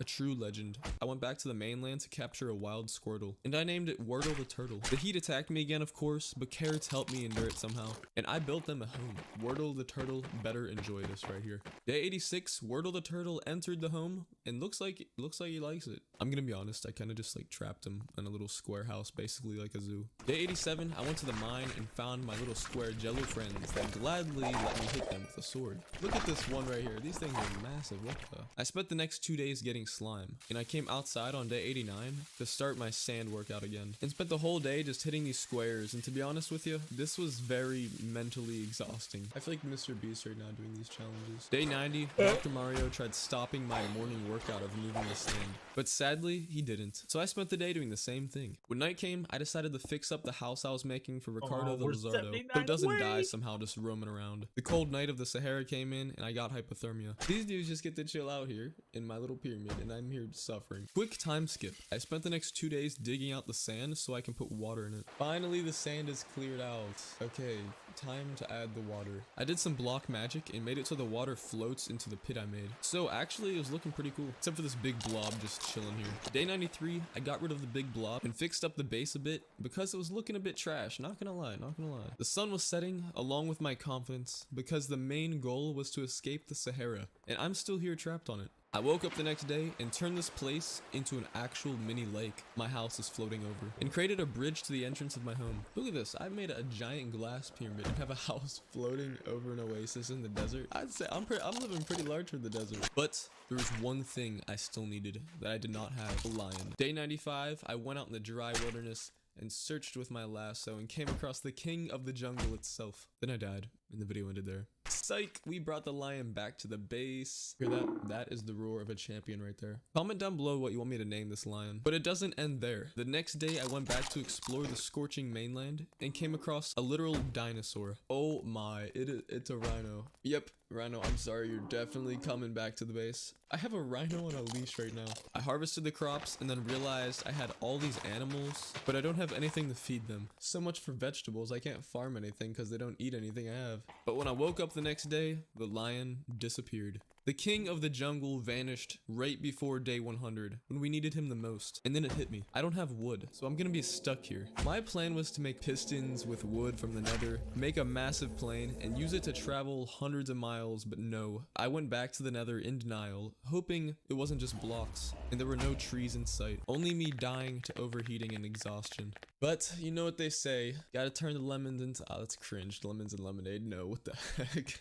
You gotta turn the lemons into lemonade. So I took the slime and I made a little trampoline that I can jump on from the top of the pyramid. But there's always a disaster that happens. Nothing can be peaceful in these videos. Yo, what if I take Ricardo? Oh, Ricardo Lizardo, you're coming on the trampoline. Let's see, where'd he go? Wait, where'd he go? What the heck? I lost my lizard again. Oh my gosh. Guys, yep. On day 97, the skeleton shot an arrow and Ricardo the Lizardo protected me from it. A true legend. So I spent the next day building a little memorial. I will always remember you, Ricardo. But I couldn't let it get me down. 2 days until day 100, and I can get off this cursed desert and go to the Amazon rainforest and survive 100 days. I made some final touches to the outside of my base and took out some small blocks that didn't belong. And I extended the bridge to the mainland. Day 99. Finally, the final day. I made a fishing area so I can do some rooftop fishing from the pyramid, and spent the day fishing, thinking about the journey that I've done this whole video. And then night came. I went exploring to say my goodbyes and came across this. No way. Do you guys see that? Is that who I think it is? Oh, it's the lion. Oh my gosh, he's still alive. Yep, I brought the lion back to the base, and I survived 100 days in the Sahara Desert. Guys, I'm mentally exhausted. Please subscribe. I'm taking a walk. I'm going on a nice walk right now. Please subscribe. I survived the scorching heat, freezing nights of the Sahara, the craziest creatures known to man, and survived the cursed dust storms that the Sahara threw at me, while managing to travel to an oasis and transform an island within 100 days.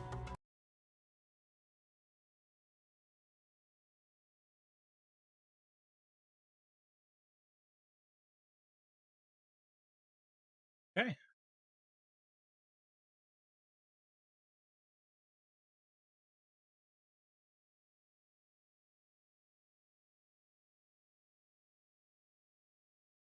That's awesome. Back, it?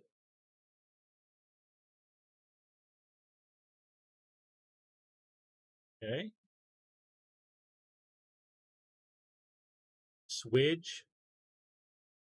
100 days in hardcore Minecraft, caves and cliffs, duos, hardcore.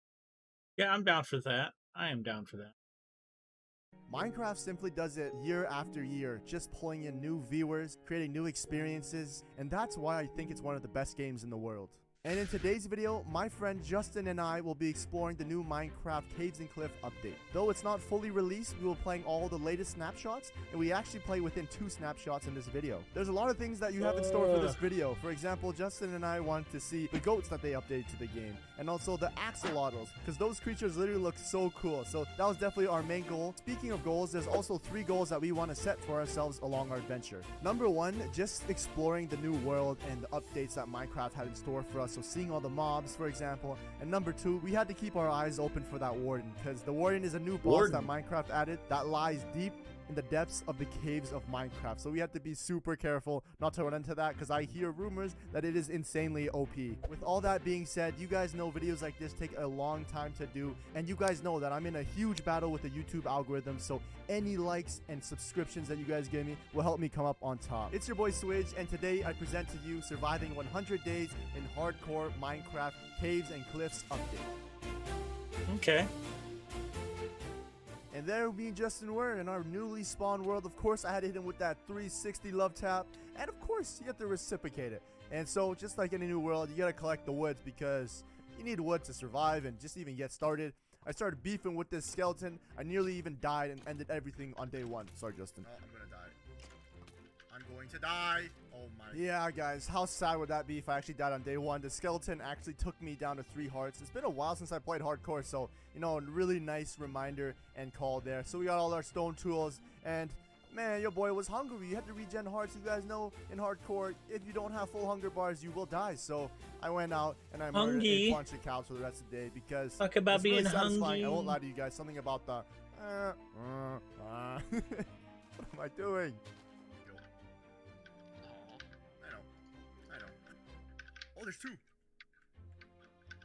goats. Little Well, goats. this one just hopped over here. Alright, let's see. Dude, he jumped so high. Sometimes they jump so high.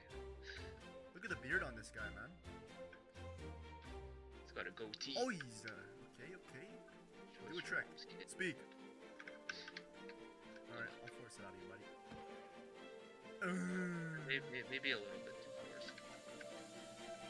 Oh, there's Trex over there.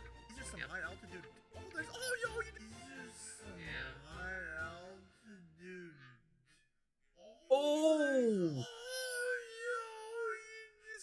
You just missed it. You just jumped like 3 blocks distance. All right. Those things jump so high. Oh. All right, it's getting dark. Oh! What was the reason for that? I'm over it. Yeah, jump up from that, idiot. Yeah. Guys, are you seeing what I'm seeing? That's literally goats in Minecraft. That was so lit. That was literally my first interaction with goats. I saw them on snapshots and photos and here and there, but I never saw one for myself. So seeing that for myself was literally so cool. And at that moment when I saw them, I knew when we had our base, I was gonna get our own. Wait. Oh, what the drip? Oh. This guy's kind of in his Christmas What? Look at the ice. Sheesh. That's weird. Yeah, I've never seen llamas this color before, and let alone put a carpet that makes them look this cool, so I definitely thought it was so cool. Oh, Justin. Look. Come here. What the hell's that? Oh my god. Oh, it's these thingies. Axolotl. Right. An axe. A hatchet. How do you actually pronounce this? Axolotl? Axolotl. That thing. And on day 2, I also found the axolotls, and I learned how to pronounce them. As you guys can see, I went on Google. I actually didn't. It's a shame, guys.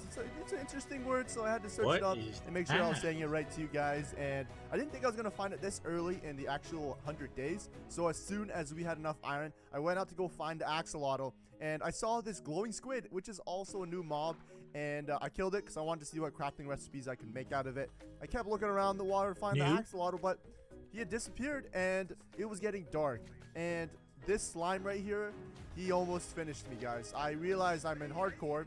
I keep forgetting, and I have no armor, and the slime literally hit me so hard, and it was getting scary, guys. I needed Justin's help. I was screaming and asking for Justin's help because look at all these mobs. I thought that was going to be it on day 2, but Justin came to my rescue, and he showed me where he was caving, and then I shacked up with him, and he threw me one of his shields because I definitely needed one. And from day 3 to 9, Justin and I spent our times within the caves. We wanted to see all the new textures. As you can see, the iron that I'm mining looks completely different. Seeing some copper ore. There's a lot of new textures. It looks like everything was retextured. I actually don't mind it. You know, my initial thoughts of when I saw it was, I didn't really like it initially, but then once I started caving a little more and mining, you know, it started to grow on me. So that's probably something that's going to happen to you guys as well when you guys play this snapshot / update. Had a full set of iron armor, so now I can fully explore it and see these caves through. And as you can see, the gold texture actually looks really good. Like, I don't mind it whatsoever. It feels like all the other ores are kind of in unison in the way they look. I even found the glowberries inside of this abandoned mineshaft in this chest. There was actually so many new recipes and items that we could craft, so I was super excited to make those. And as you can see, I believe I run into cobbled deep slate for the first time. It actually confuses me. If you guys look at it, it kind of is like the new cobblestone at a certain level, and it actually holds the ores as well, so it acts the same way as stone. And I actually really enjoy the color and the texture it provides. And I found diamonds, guys. Let's go. Like, I don't even think I'm on a very low Y level at this point when I find my first diamonds here. This was super lit. Of course, this Enderman tries to ruin this moment for me. Don't worry, I killed it, guys. Then I found this natural beauty that Minecraft had added. Oh, Justin. Your name, okay, yeah. Oh my god, dude, this is awesome. Oh my god. I'll clear the way. Oh my god. I'm just gonna dig to you. Dude, I can't believe it. Come here. Oh my. Oh, it's one of the geode things. Yeah, so how does this, why is it always shaped like this though? Is there a reason why? No, it's because this is what they look like in real life. Like, if you search up like an amethyst geode, like that's what it's supposed to be. Justin gave me a quick rundown about the geodes, and of course we had to take a selfie because this was literally so cool. Like, it's not actually like this size. Like, it's just like you can put it, it can like fit in your hand. Like, it's not supposed to be this big, but so yeah, that's Dude, basically that's how we get dope. more amethyst. If you guys listen really carefully, when you walk on it, when you place it, when you break it, it makes actually a really special sound, and I thought it was super cool, so I collected that whole entire geode. We also found a ruined nether portal that was basically ready to go, so we took a peek inside, and once we got inside, we were like, alright, I'm gonna head out. I didn't really want to risk it. It was only, you know, so early in the days. Our equipment wasn't ready. I wasn't really feeling myself, of course. And then in the nighttime, Justin and I found some horses because we had so much loot from the caves, guys. Like, we literally just went caving, we went crazy, and I got so many saddles and loot. And so I killed this horse in cold blood. He didn't deserve it, but he wasn't fast enough, so he had to go. So we started exploring the world. As you can see, the world generation looks so good. Like, there was a glacier right beside a mesobiome, and this mesobiome was literally so big. I explored as much as I could. I found a abandoned mineshaft. Golden apple, are you kidding me? Some glowberries, and then I just took my horse and we started exploring the lands. And as soon as I went here, I saw a really big ravine inside this mesa area. And this is literally the story of kind of the whole 100 days.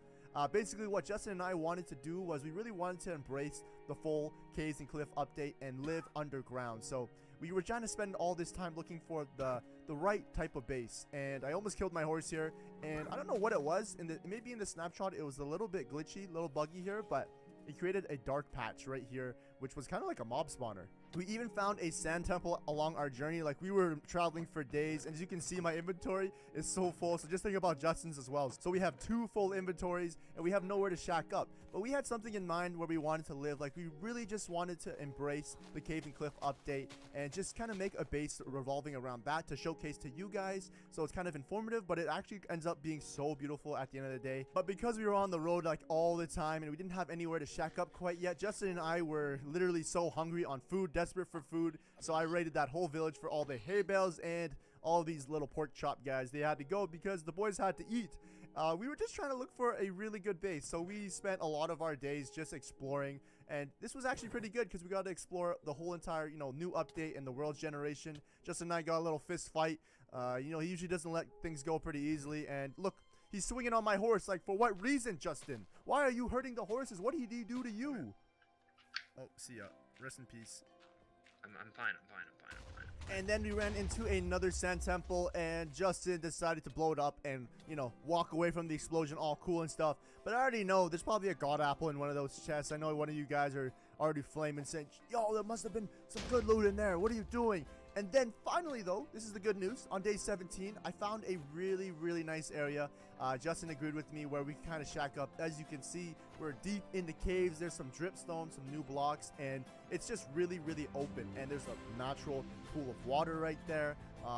I was just picturing our whole new base here. Nice little pan. I could see it. Our future home was going to be right here. I was super excited. And finally, we could put some things in a chest because our inventory was getting ridiculously full and we had to let go of a lot of good stuff. And on day 18 to 23, it was time to finally make it look really nice around the cave. And I had been holding 2 axolotls that could finally, you know, find a place where they can swim and have a good time in this cave here. I thought it looked so good just because how it would look so natural. It was like a pond within a cave, and I think this is the beauty of the update itself. So we cleaned out the whole area, and I started making a crafting area because we wanted to go to the end as soon as we could and fight that ender dragon. But first, we need to get some decent gear. So I actually used a lot of the glow berries, which are used for really good lighting, and I kept looking over at our axolotls because they look so peaceful and so happy in their new pools. You know, Justin, man, he's always working on the aesthetic. He kind of had the vibe for the cave, so of course, I know if you guys play Minecraft, you guys know it's a struggle to gather animals because sometimes they aren't attracted to the wheat.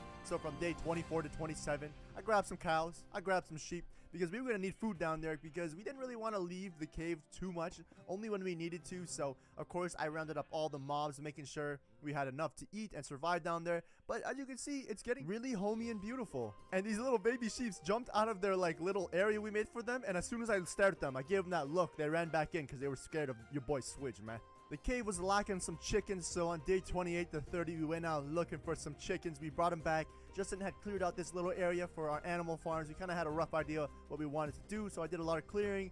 And one downside of a cave is you're in a cave, so it's really dark. Wow, that was really self-explanatory. You're in a cave, so you're in a cave. Wow, nice.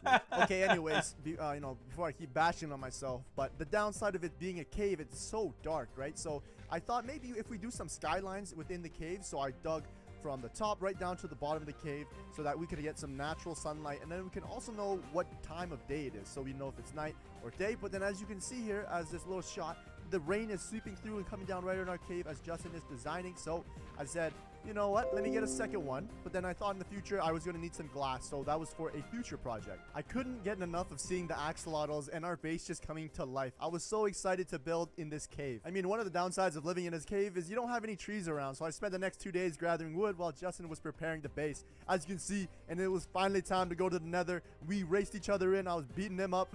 What am I doing right now? What am I doing? All right, so we went to the nether and we had a good look around, and we realized we weren't ready yet, and our Y level was so high up, so we had to be really careful. So on day 34, I went out exploring, and as you can see the sand temple, I found the horse that we left behind. I don't know if you guys do this. I always leave horses behind. I found Justin's. I said goodbye to this horse, and I went back to the base. And on day 35, it was time for us to do a little bit of enchanting because now we had enough leather. That's what I did on day 34, just going out and killing horses and cows. But now we could go and enchant our gear so that we could go take on the nether. I mean, it wasn't going to be great enchantments, but it was something. And just before we were about to enter the nether, we saw this zombie pigman on top of the glowberry vines. It was quite interesting. He came through the portal, so Justin and I decided to name him Viney because he loved those vines. And then on day 36, we were in the nether. Hopped up on 3 blocks and grabbed some ender pearls because we were so high up and we had to be really careful.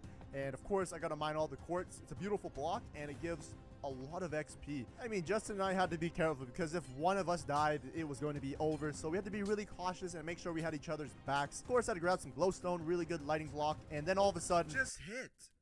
We're just about to go down and I say this. Oh no. Yeah, the bastion was literally so close to where we had left our portal, so we didn't even have any time to adjust to the nether. We just got thrown right into it, and the bastion always has great loot. I dropped in, and things went really bad. Oh my god, it sounds so dangerous. Ow! Hey, come over here, tough guy. Hey! After that little scare, Justin and I made a barrier so we could separate ourselves from the piglins and use our bows at a distance so we wouldn't get hurt. And then we tried to kill as much as we could. then I accidentally hit the zombie pigman. And then all hell broke loose, guys. Everything was chasing me, all the pigmen. And then all of a sudden, mobs came out for Justin. It was so close, but good thing we went up on 3 blocks and we were all good. We finished looting that bastion, but we didn't want to extend our stay. So as soon as we could leave, we left. So for the next 3 days, from day 37 to 40, your boy was looking around. Justin split off with me for another fortress. Then I got hot tourist destination randomly when I was bridging across the lava. Yeah, the boys were looking for another fortress because we wanted to find those blaze rods so we could go kill the ender dragon. We wanted to get this done early so that we could get loot from the end cities so that we wouldn't have to focus on levels and all that, but focus rather on the builds. And so we started trading our gold with these piglins here. I was AFK eating and Justin had his bow out on me. I don't know why he saw me as a threat, but we had these 2 piglins here and we forced them to trade with us. We just weren't finding our way. We went back to the overworld to see. We were about like 10,000 blocks away, but then we went back in, determined to find another fortress. And of course, all the hard work pays off. They're beefing the piglin. It's got white. Yeah, got annihilated. Yeah, then we witnessed some Wither versus Piglin action. It was kind of insane. The Piglins outnumbered the Wither, so he literally stood no chance. I ended up just looting all the Nether Fortress, getting some diamonds, some gold, while Justin was actually, he found the blaze spawner. But I was trying to find, you know, just the loot so we get better gear. I was fighting through the Nether Fortress. I was feeling pretty good. Our armor was good. Our weapons were good. You know, diamonds here and there. The loot was looking good, guys. And then this blaze gave me my first blaze rod. So we were 1 blaze rod closer to go fighting that ender dragon. After exploring all the fortresses, killing everything, grabbing all the loot, Justin and I finally met up after he was like slaving his life away. Look, he has no helmet. I had the splash potions of fire resistance too. So I kind of made him do the brute work. Sorry, Justin. But we finally got back on day 41 because we had been so far in the nether. This is insane. As you can see, Justin tried to troll me, and you can never troll the Switch. So he nearly almost killed himself and fell into the lava trying. Don't ever test me, Justin. Yeah, as you can see, another zombie pigman went through the portal and joined Viney here. I was so happy to be back at our base. It felt like we'd been gone for so long, and it was nice to see the axolotls again. And I went out to go collect some sand because now I wanted to put that glass dome over the top of our skyline and just really enhance our base, because when you're in the nether for too long, you know, it gets to you. So we started preparing for the ender dragon, but we also cleaned up around the base and started making it look really, really good. As you can see here, I wanted to use the cobble deep slate and a little bit of glass, and I thought it made a really clean look. As you can see, the chickens could finally roam around. We had a silk touch axe so we could get some grass, and the base was just coming together. I swear, every time me and Justin get into a world, we always one up ourselves. We always do something really special, but this world is the best one, I gotta say, so far. You guys might think differently. Let me know in the comment section below. But what do you guys think of the base right now? You're halfway through the 100 days. What do you guys think? I am personally in love with what you guys are seeing, but wait until the end product, guys. We worked so hard to just highlight and embrace the Caves and Cliff update. Oh, it is so beautiful, guys. As you can see, I'm collecting the cobble deep slate, trying to, you know, make use of all the new blocks and the new looks. There's amethyst here, amethyst there. You know, oh my god, it's this too beautiful. Looks really nice. And then I came to that realization when I was traveling from the top of our cave that I almost fell down the skylight and killed myself, so I had to cover it up here. And I know you're not usually happy to see phantoms in Minecraft, but I was actually really excited as I got chased around by these phantoms here. But it meant that our ender dragon fight was coming soon, because now that we had the slow falling, that was going to be the diff, guys. And on day 47, I baited this zombie down the hole and killed him without even touching him. I felt really good about it, guys. Let's go, boys. Hunter Switch does it again. And on day 47 as well, we found a natural geode that was so close to our base, so we made a nice path towards it. The villager transfer process had also begun on day 47. We were moving them down into our cave because first of all, the village was super close, but I was also really worried that the villagers may die, so I wanted to make sure if we wanted them at any point during our adventure that we'd be able to access them, because better safe than sorry, right guys? And then I made the mistake of killing the wandering villager because I no longer needed him, and then the llamas were not very happy, so they spit at me and they broke my boots, guys, and I locked them away by the natural geode. But on day 49, if I could take on some spitting llamas, I could take on that ender dragon. So Justin and I prepared ourselves. We even ran into these axolotls that were in this river. I grabbed one for good luck before we went to the ender dragon, and we traveled. We looked for the end portal. We had all the ender eyes we needed. At least we thought, okay? but we were traveling day through night, and then we found the location. And when we went through the stronghold here, we looted some stuff, you know, explored, made sure we had each other's backs, and we were just trying to find the stronghold at this point. And of course, you know, you gotta stop by the library, loot all the books, and then finally, we actually did find the end portal, and then this happened. How many eyes we got? 0. Bro, I have 10 pearls. Yeah, the boys had a total of 10 pearls, and you guys know that the portal needs 12. So we did lose 3 in the process while we were looking for the portal, but we thought it was okay because, you know, maybe there'd be 3 or 4 eyes in there, but obviously there was 0. Of course, it had to be that luck. So we crafted another portal, we eyed down all the endermen in the nether, and we had our ender pearls, and we were ready to go. After a nice pep talk, Justin and I were ready to go. This was just going to be practice for if the warden ever tried to show up on us. So we took on that ender dragon with confidence, shooting out the healing towers. Justin was feeling himself, as you can hear. What? What are you? Let's go. I sniped one from like 30 when? light Hey, away. yo. Give me Wait, that. what if I get one of these tall ones? Hold on. He was feeling nice. His shots were in line. But don't count me out too, man. Your boy Switch is nice with the bow as well. I was doing damage to this ender dragon. Of course, her loyal minions were chasing Justin. I had to protect my boy. I mean, if any of us died, it was going to be over. These endermen, I don't know what it was. You know, Justin was probably looking kind of thick in that armor. So they were chasing him around. And we got rid of the loyal minions. And we actually had to do another type of bunker. So I dug a nice little hole that the endermen couldn't reach us at. It was a good time to actually farm ender pearls mid-battle, of course. But we weren't there for the endermen. We were there for that ender dragon. So I ate my golden apple when she perched. And I snuck in there, got some good hits on her, and she'd messed up. She's messing with the wrong guys. We got so many good hits, and when she kept perching, it was so close. The battle was coming to near an end. And then all of a sudden, I got hit super hard, and I got really scared. I ran away. I ate a golden apple, and she was getting so low. So I Drake scoped her. Bow! Call of Duty style. Another one. Another one. And then I said, no, let me give it to Justin, man. Ow! I literally heard that noise. Wait, why is she... What's going on with it? Okay, there we go. I've never actually beaten Minecraft, guys. Yes, sir. Yes, sir. You guys love it when I said that the first time. And now, Justin and I had now slain another ender dragon. I think we've actually slain a few in our time. And after we grabbed all that XP, we got an ender pearl and we entered the next end dimension. And this is when long journey started of disappointment, sadness, boringness, and just grind, guys. Yeah, guys, get used to this here of just seeing the end. Justin and I got so used to just running around looking in specific directions. We committed going west, and we continued going west until we found something. A lot of times we had to stop. I had to hop up on 3 blocks and refresh our ender pearl inventories because, man, we were traveling for days. I'm not even kidding, guys. Usually we get really lucky with end cities and end loot and ships, but this time we did not get lucky whatsoever. We had to make so many pit stops of gathering blocks, killing endermen, just re-farming them. A few close calls actually where I almost died, but Justin saves me on a water bucket, gets me down pretty low.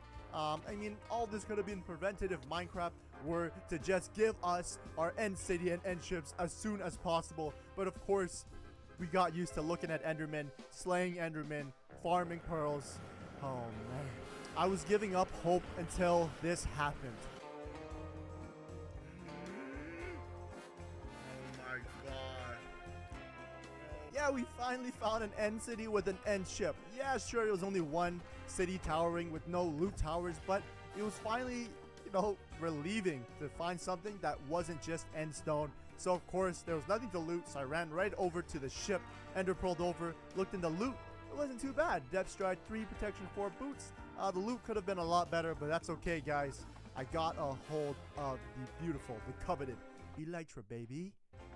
And how could I forget, baby, man? Like, after we had that, our loot was looking okay, but cannot forget the Ender Dragon head. You know, we gotta claim that prize, a really big prize. And yeah, we started running into a little bit more end cities. You know, this time around though, the loot wasn't as good as we are used to. In our other worlds, we were getting insane loot. A big reason why we actually went to the end was for the loot in the end cities. So we really lucked out because, first of all, it was really hard to find these end cities, and the loot in them were absolutely terrible. Like, You guys can see we're getting iron armor, but usually you get like mending pickaxes with efficiency 4 and breaking 3, or just really good armor. I mean, I'm kind of complaining. I mean, at least I got something, and we have 2 elytras. But, you know, we weren't there for that. We were there for more of the loot, which we did not get. So maybe Minecraft knew that's why we were there. And so we just left because our time there had been way too long.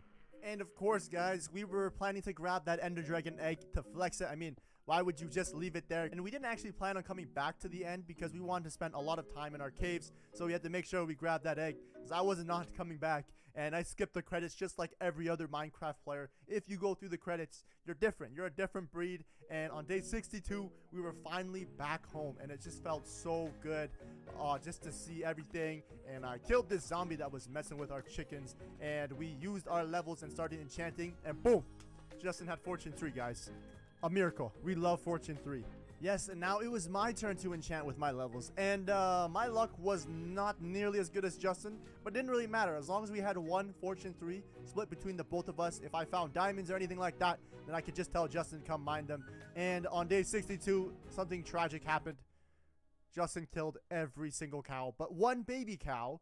I think he had Sweeping Edge on his sword. We were trying to get a little bit of more steak, and he took out the whole population. I had prepared for a moment like this. I boxed in a cow from earlier, a long time ago, and we put it with this baby, and that was going to restart the population. But midway through when we were playing this session, actually, it switched snapshot. So it went to snapshot 21W18A. So it introduced a lot of new things and a lot of different things, and so we wanted to bring new chunks into our world. So we wanted to generate new chunks so we get that new stuff, and we went around looking for the next couple days for new things to look at and new things to explore, and I found that oh man, I found this sand temple here. I saw this zombie. I don't know why I didn't grab the loot. Yeah, so I pushed the zombie on there so we could blow up the TNT, and Justin stole my horse as we were leaving, and so I was not happy about it from earlier, and I actually quick scoped this horse. Oh man, yeah, I murdered that horse and I got out of there. After fooling around and killing a horse's life, it was finally time for me and Justin to explore more caves, because now that Justin had Fortune 3, if you guys didn't know, in this new update here, so for example, iron and gold, these were blocks before that you had to smelt to use them. Now they come out as raw ores, so Fortune actually works on gold and copper and also iron. So all 3 of those ores can now be mined as regular ore, as if it was coal, so you can get multiples of it and get Fortune. So this was actually, I actually really enjoy this part of this update, because now you can get more iron and you can get more gold without even trying, right? So instead of making iron farms, you can just go caving and explore the new Caves and Cliff update and just explore the world. One thing I noticed, actually reflecting back on this update in general and the caves and how they spawn, is the caves, actually there's a lot more to it. There's a lot more depth, there's a lot more ores you can get from a higher level. The mine shafts, that's one big thing. They changed the generation of the mine shafts and made them look different with some iron chains. It actually makes it look really good. And I think the biggest thing, actually, I don't know if it's actually intentional or it just ended up being like this, is there is a lot of ravines. Like, there was ravines within ravines everywhere I went. Every single cave had a ravine, and every ravine had just so many ores and so much exploration. Like, these caves were never ending, which is always a good thing, right? So you can get lost in the caves and have a nice little adventure. It was super just relaxing playing with Justin and exploring caves, because sometimes it's just really nice to wind down, explore Minecraft, and the caves are actually a lot more dangerous than you think. So I would be careful if I were you guys. And I also found a geode, which was full of beautiful blocks, which I wanted to bring back to the base. So of course I had to mine all of those geodes. I mean, not the geodes, but the blocks in them. You guys know what I'm saying, the calcite and the amethyst. And when we got back on day 72, I wanted to flex these new blocks that we had and create like a trophy room out of it. So I started doing that. But the night of day 72, I ventured off looking for those goats that we saw in our early days. I kept looking for mountain biomes, anything that I'd hide on it, because that's where we'd find our goats. And all I need was wheat. I saw a goat from across the way. I tracked him down. I wanted to get them back on a boat, so I tried to reel him in. He was kind of hard at first, but then he did it. He got in. But I realized, man, I need at least 2 so I can start our own little goat army, because this is pretty far away. And guys, I'm telling you, I don't mean to kill any animals when I play. It's just when I try to break these boats, they always die. Like, I don't, you guys gotta know, I don't mean it, man. I promise. It's okay though. There were some goats over on the way, and the transport process began. I was like, no, I don't think we need boats. We'll just grab wheat, and we actually made a lot of friends along the way. As you can see, there's a little baby goat, little Billy goat, but by the time we reached the shore on day 75, he's already grown. So the process began. I hid them under there, and then we started transporting them back towards our base. They're all lined up, ready to go, and I was ready to start our goat army, guys. Now I could feel that I could fully embrace the new update with the goats and the axolotls sitting in the pond down by the cave. But there was one thing that was in the back of my mind the whole entire time we've been playing and we've been at our base. Where is this warden?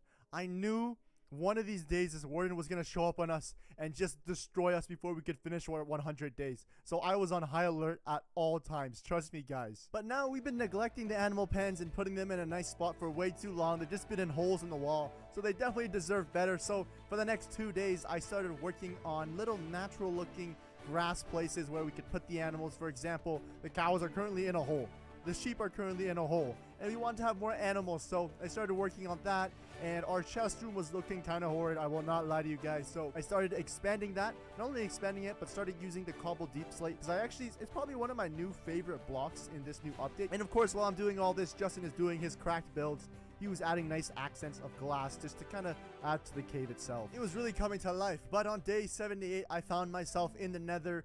I don't know why I thought of this, but I went to the nether just thinking about vein mining. I found my first piece of debris, but I was there the whole day and mining with my pickaxe. It was losing its value so quick. Like, I had efficiency and unbreaking, but just the fact that you can mine netherite so quick, I was like, this is a terrible idea. I went back to the base, got as much beds as possible, and as I was doing this, Justin was collecting glowstone for the base, and then I started using the bed tactic to start finding our ancient debris, because it is going to be a lot faster, because we had no access to TNT, so this was easily going to be the best method for me to get my full netherite armor. I mean, a big reason why we want this full netherite armor is because I hear the warden hits really hard. Like, even if you have full enchanted netherite did not armor, realize he still that. kills you within like 2 or 3 hits. This is rumored, okay, guys? I just believe in the rumors, but if it were to happen, I didn't want to take that risk. So I made sure, you know, I had a full set if he ever were to show up on us. And of course, as I'm collecting netherite here, Justin is just sprucing up. Oh my god, we're in. Server reset. No. We literally lost our connection. Oh.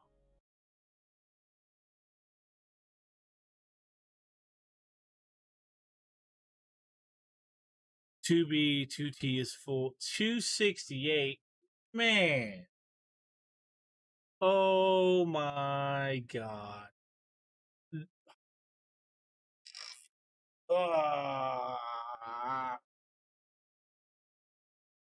That's it. That's it. We're switching over to our own personal solo adventure. Just gonna disconnect out of this, exit.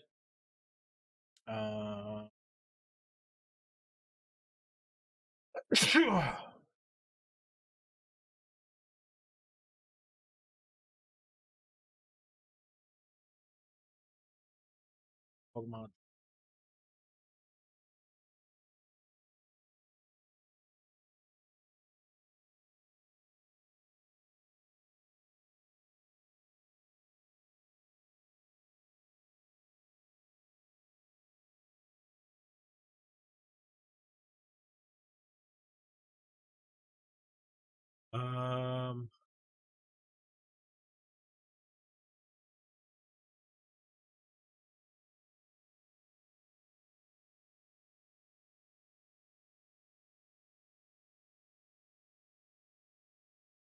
Extra small.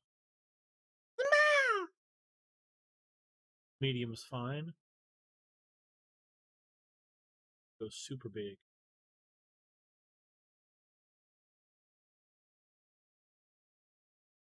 Alright, so it's this one. Launching it over here on my side menu. Side monitor.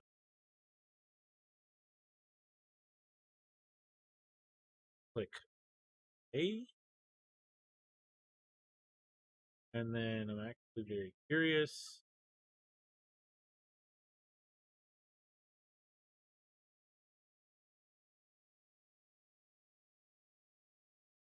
Oh, wait a minute. I'm out of room. Oh my god. My dude's almost. Oh, gee.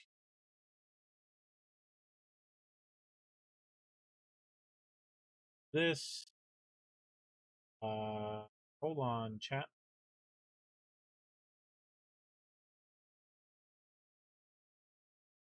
We're on BDO. This is something I do on the side. We're on fishing. Skilled one. Jeez. Went pretty quick.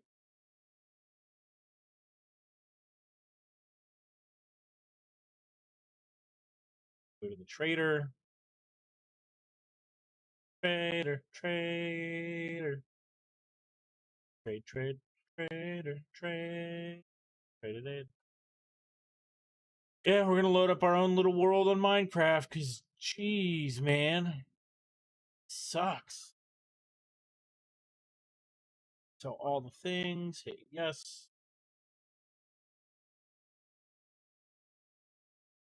Where'd that put us on trading? Actually, at beginner 5. Okay. But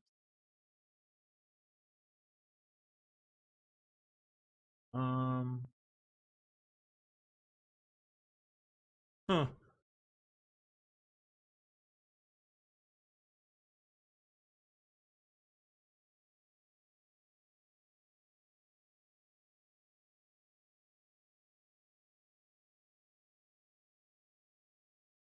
Wonder if I can get rid of certain fish now. Very curious. Very, very curious.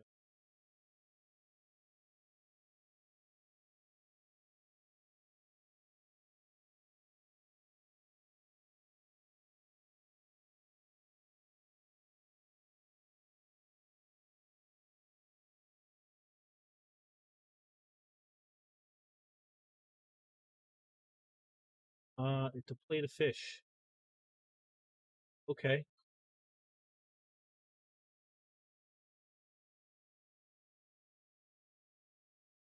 All right, let's hurry up and put this stuff in the fridge here. Market.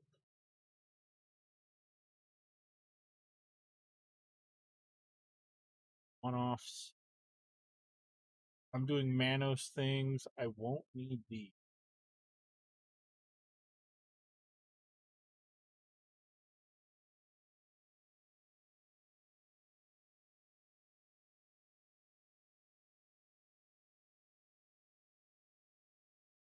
Yep.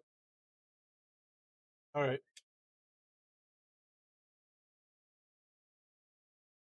Over the wall real fast. I know you guys are like, "What? This isn't Minecraft." I know.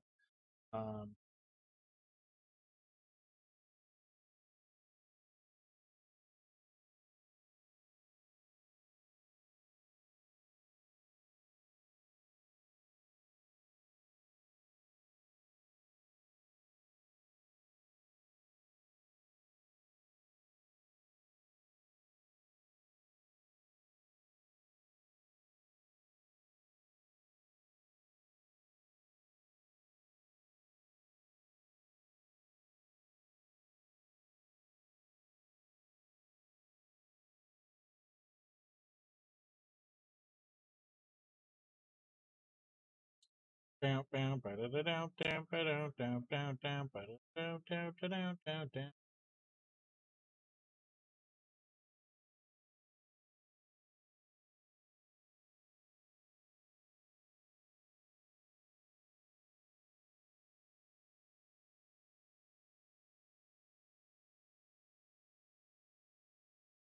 Fishing artisan.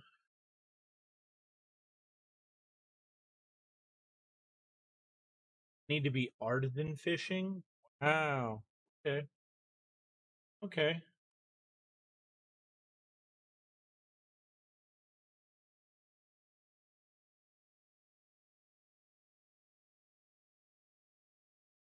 Board boats. Get rid of like the regular fishes. And then we'll just minimize it some more.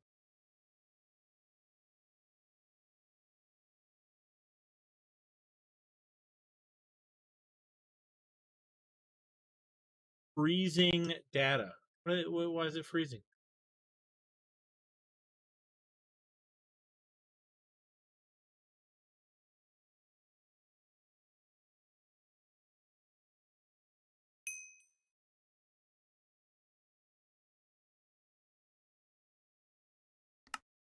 Full player? 52121? This isn't my world, is it?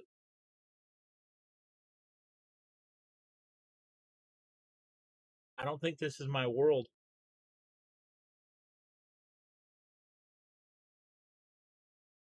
May not be it.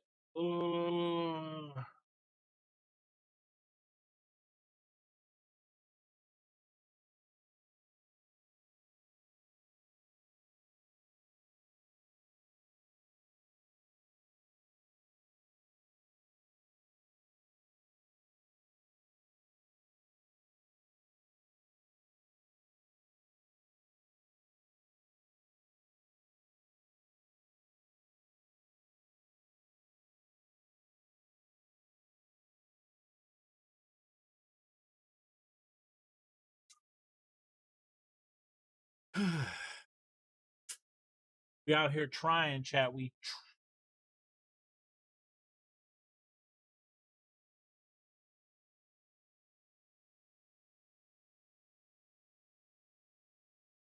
Yep, save.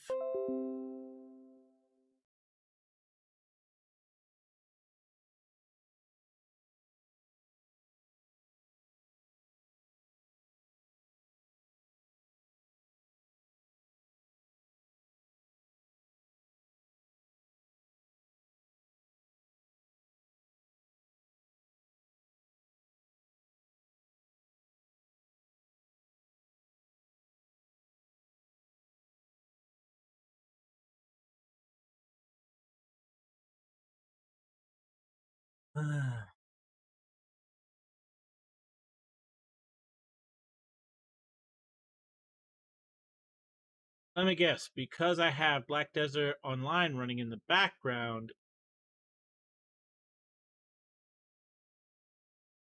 Hello? Hello, Lucy. I'm home. Are we working? What is happening here? What is happening? Sitting here waiting. Hello. Oh. Oh. Not gonna lie, that's super fast.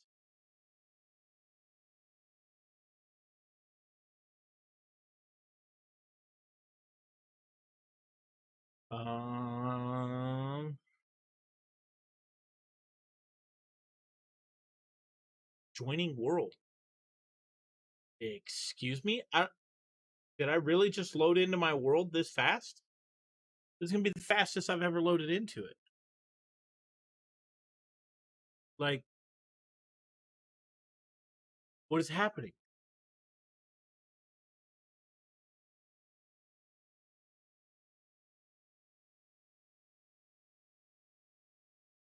Oh great. Now what? Did I hit X?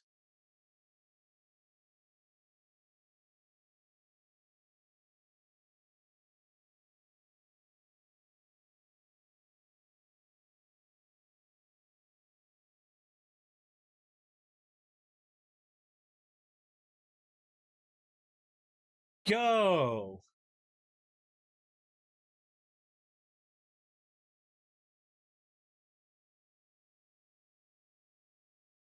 Come on.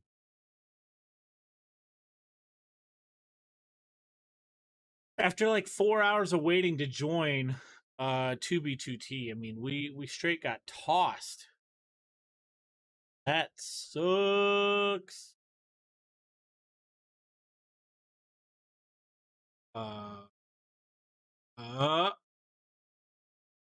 Oh my god, we made it to our world. Oh my god.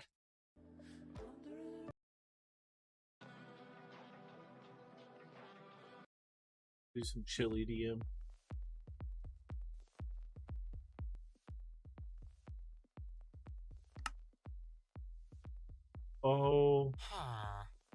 My God. What was I doing last?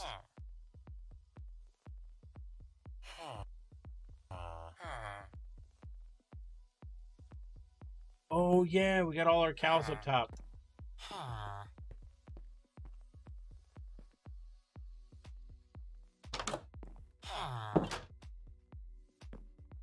Oh, yep. Hold on. Options, chat settings. Or no.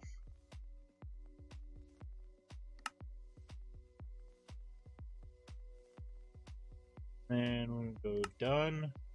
Video settings.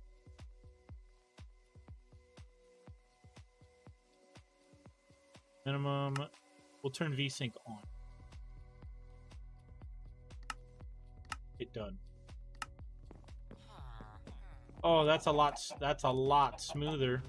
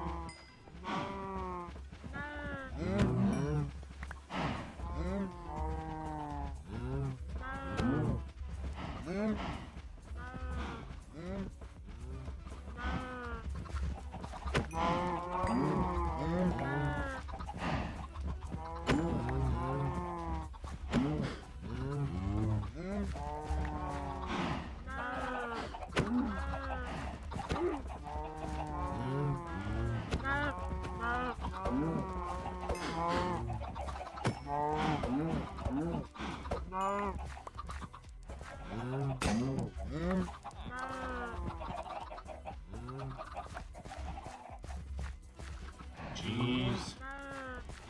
Alright. I've got 14 leather, really? I've got all the veal I can get, though. Or ground beef.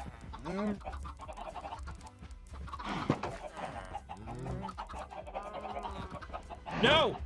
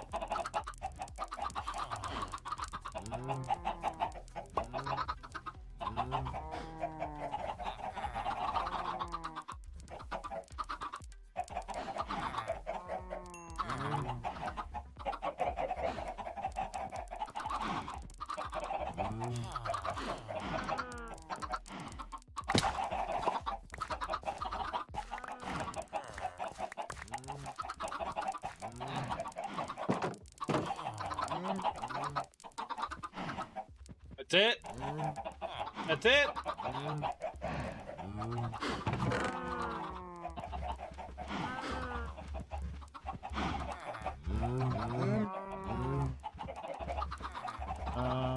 What? Here we go. Give me back.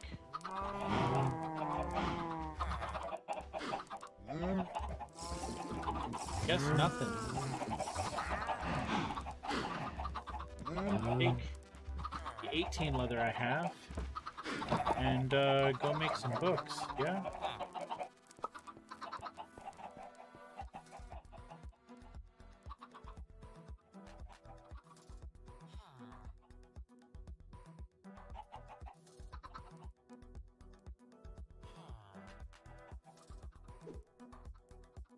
Wow.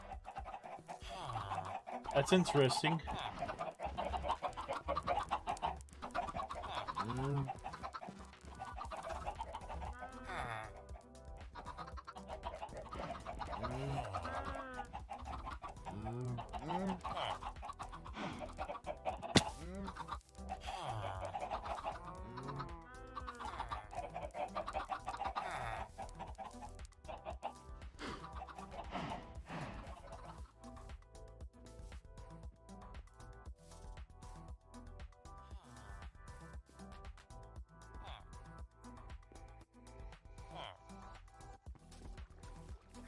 Hell is that?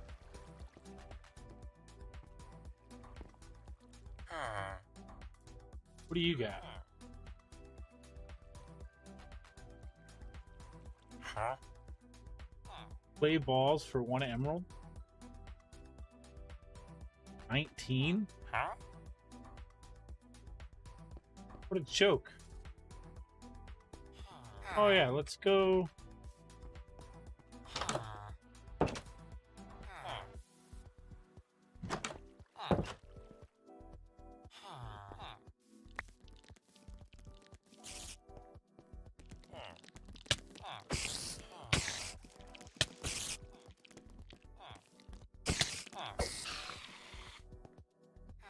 Oh,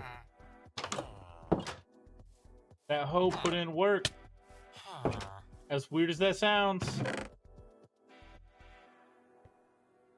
I really need to find my my gear.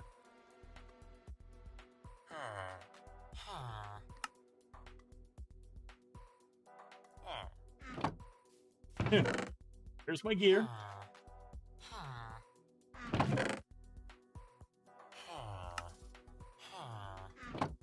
Upstairs, and I just set it down somewhere? Like, where's my sword and shit?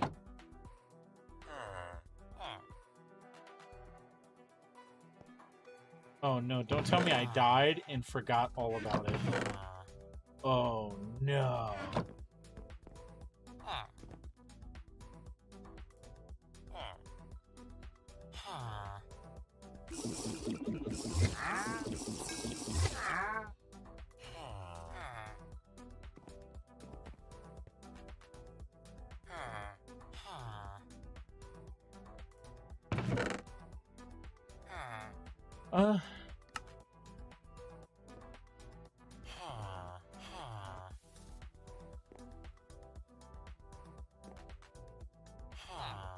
Oh, look at all the sugar cane I can make. I should say paper.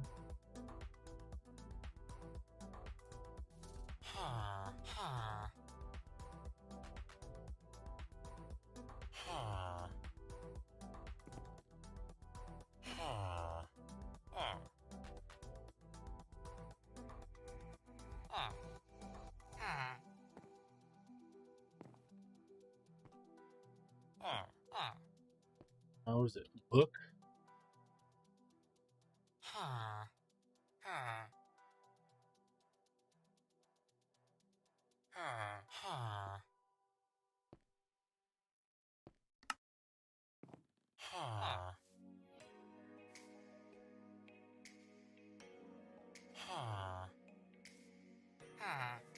Oh, wait, was it the other way around? Oh!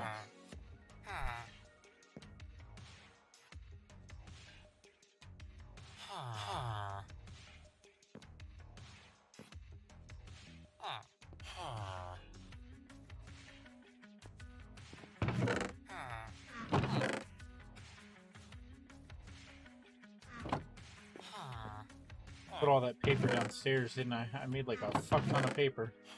Yeah, I did, right there. Think.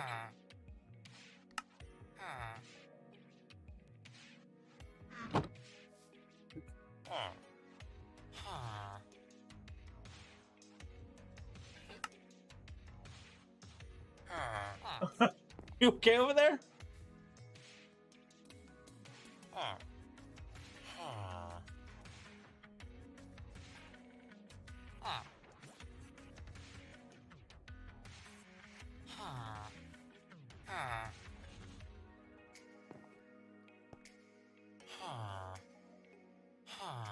I am missing.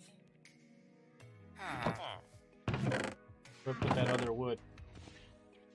Or I just don't have it on me because I did all this. Buckets and things.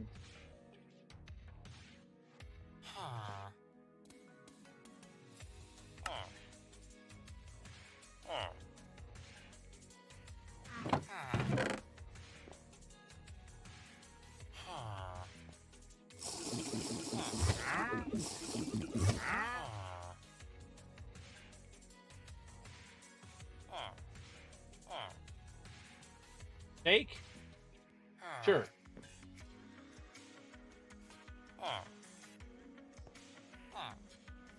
Okay.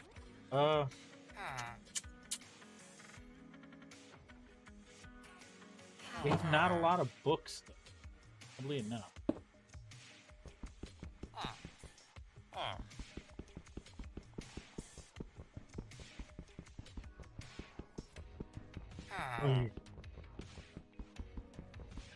It's gonna take forever.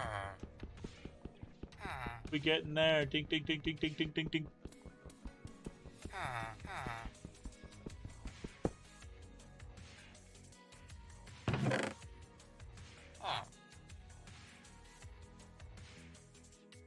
Okay.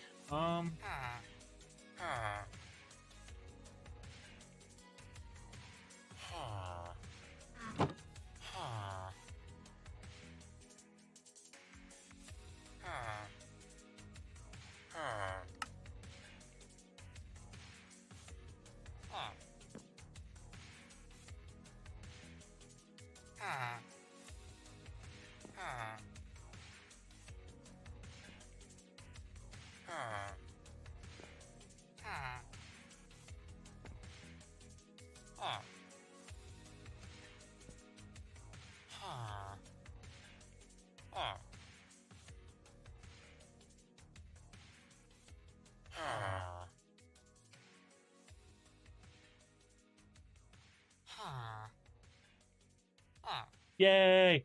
Vanilla 2B collapsing in. We literally got reset, so I waited for 4 hours and got server reset. So we are not in it right now. Frustrated is what I am. But we went over to our server. Let's take a little look-see. We went we went over to our solo adventure.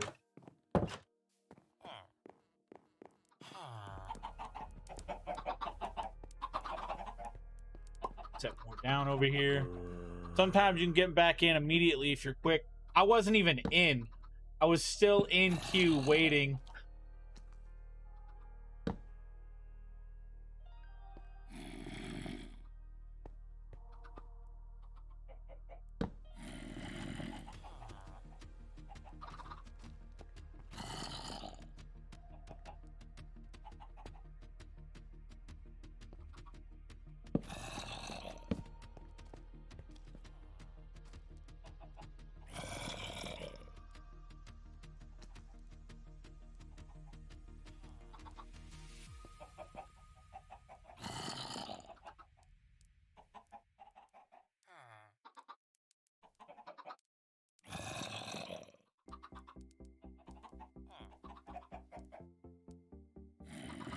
Did it just not have the lapis? But how you doing, collapsing? All of my birdies.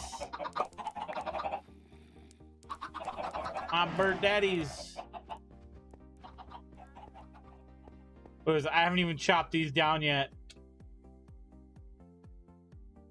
So we got a bridge literally extending out through here. Or maybe that's not our bridge. Where am I? Am I going north?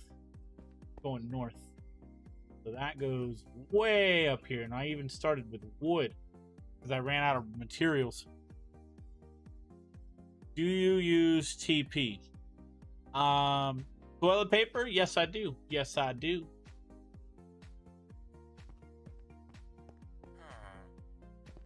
We're using all the mod 6 pack for this.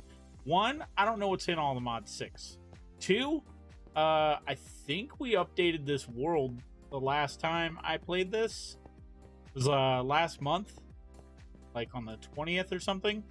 We had to learn how to update a world without losing our progress. It was a pain in the dick. But I learned how to back up the world and all that. It was a lot of fun. You can see we got all these resources. Let's see. Oh, you know what? I need to go check on the villagers.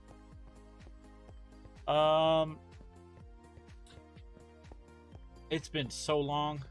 And I usually step out of a game and then I'll jump into like Warzone on Thursdays, this here on Fridays, and then Saturday we jump back into Yakuza 0 and keep on going.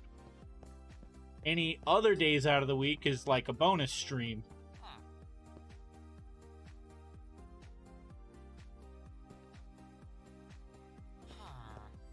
Wait a minute, water right here. Whee! MLG!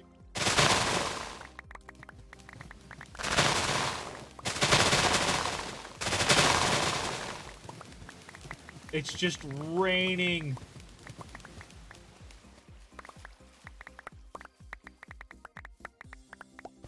Oh my god.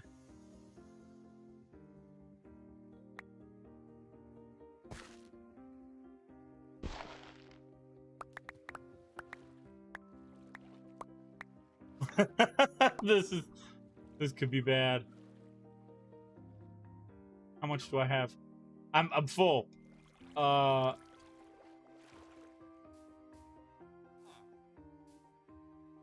Let me in. Let me in.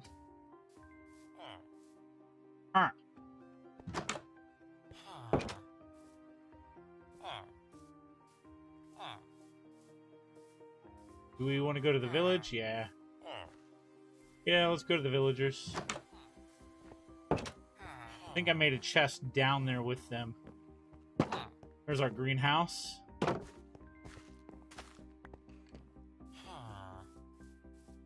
And then, how did I get down there? Crap. I actually oh, wait. There's a door over here. That's right.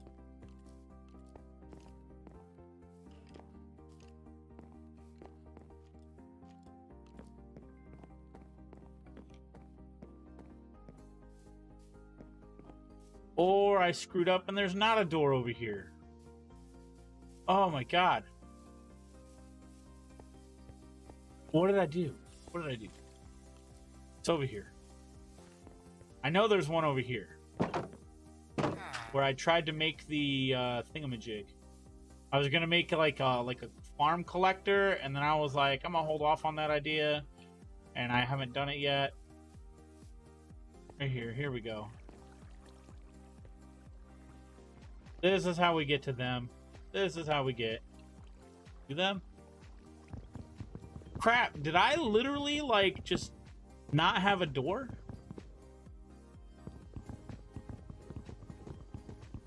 Oh my goodness, what did I do? How do I get to them?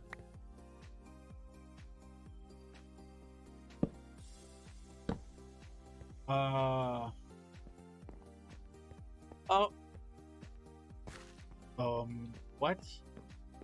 Oh my goodness, did I just like wall them in? What the hell do I do? How did I do it? I think I took out their only door.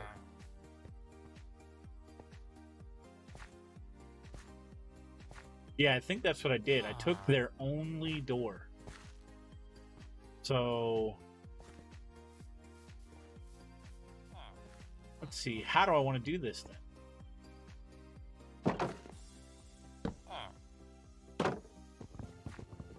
Damn it. I didn't think about this when I came back. I really didn't. Because... no. That's how I got in. But I don't know how this villager got out.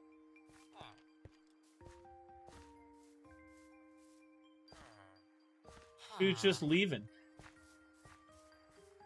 Then here's the bridge.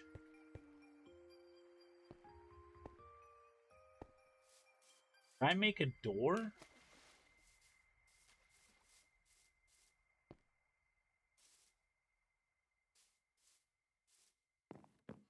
That's that mouse that went crazy. I've dug out all underneath.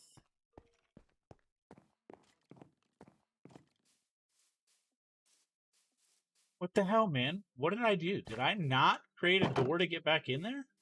I just, like, I walled them off and was like, sorry, dudes. I think I should have made it, like, right here.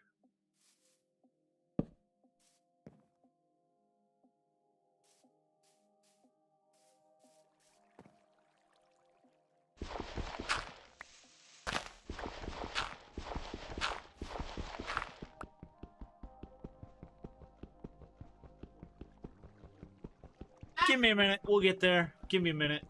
I screwed up. Boy.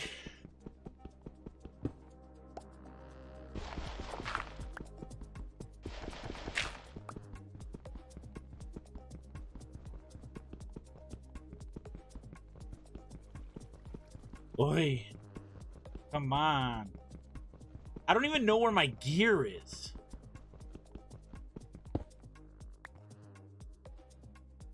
So I think I died to something. I think I died. Had to have.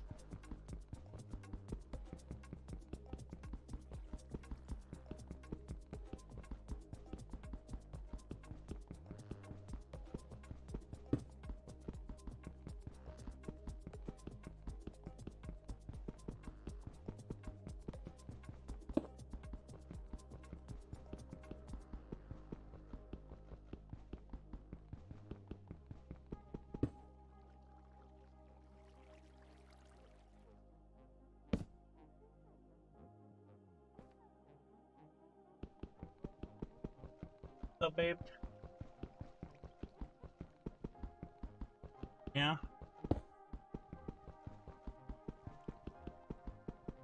Come on. We gotta get through this wall, man. Like, there's stuff down here. And I know for a fact that I had a way to get in. I just don't remember how.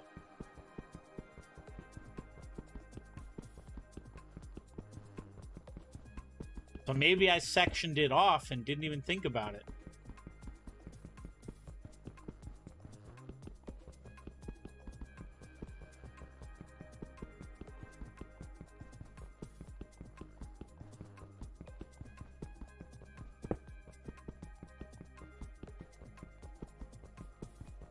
I know we made our whatchamacallit trap, our villager trap from that other village.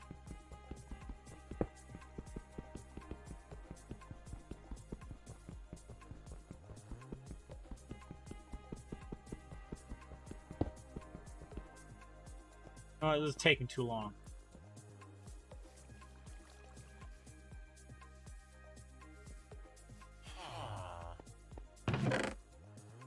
Oh, I knew I had a pick somewhere.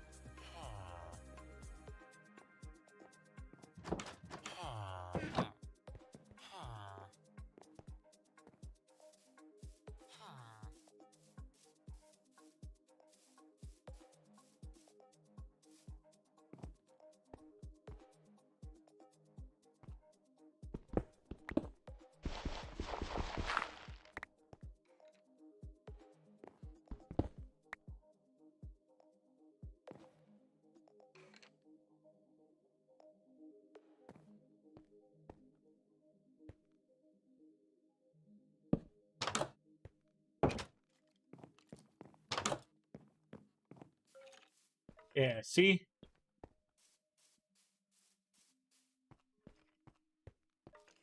Get like our animals in here. Get our farmer.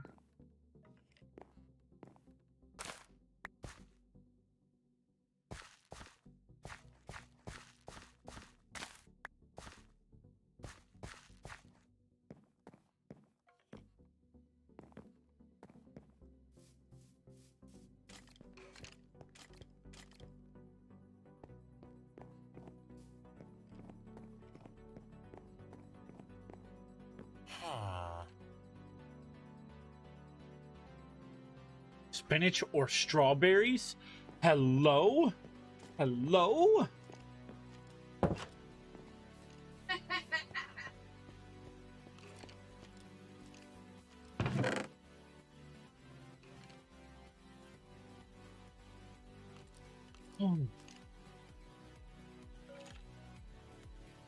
Yeah, we left some stuff here. We're gonna throw wood in here, because why not? Gotta have some wood. When we go to build shit, we'll have it. This is gonna be our trader hub down here. This is gonna be nice. Ah, yes. This is where the villagers come in.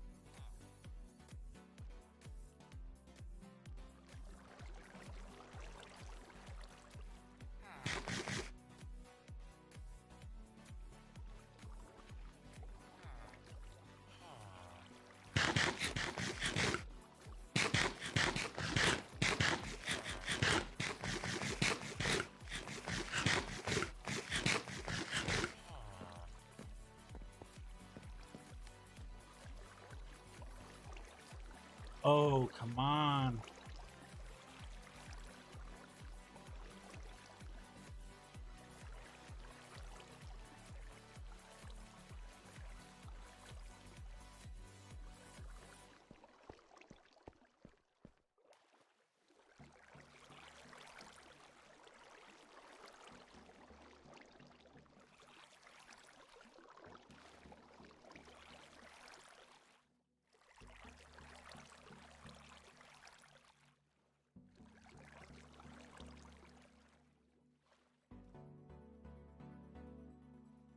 Boy.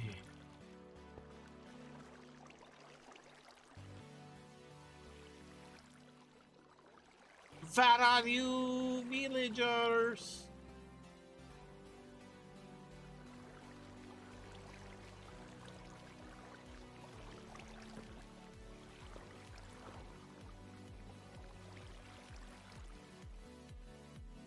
Doing pretty good though, collapsing in. Hello. Hi, Squiddo. It'd be so much faster to go the other way.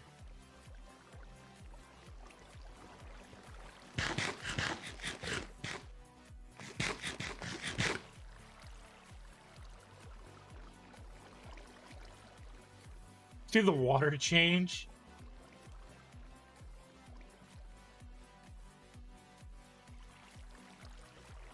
I'm a little afraid because I don't know where I died or if I died.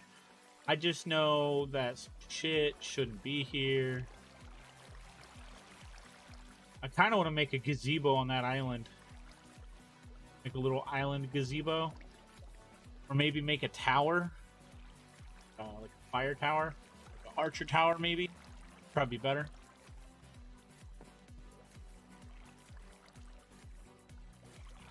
Be like our first line of defense, or like a watcher's tower, maybe.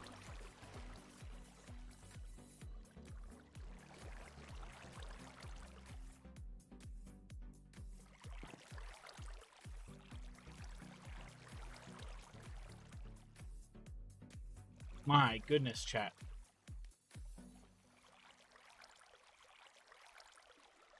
You know what?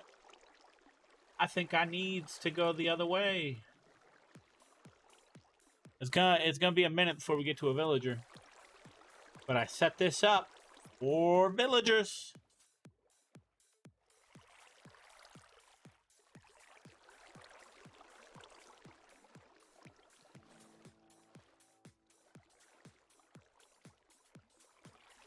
Ooh.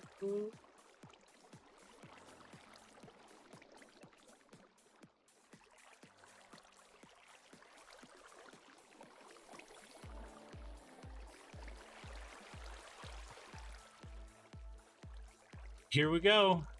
We're just making our way downtown, walking fast. Holy shit, when did I save last?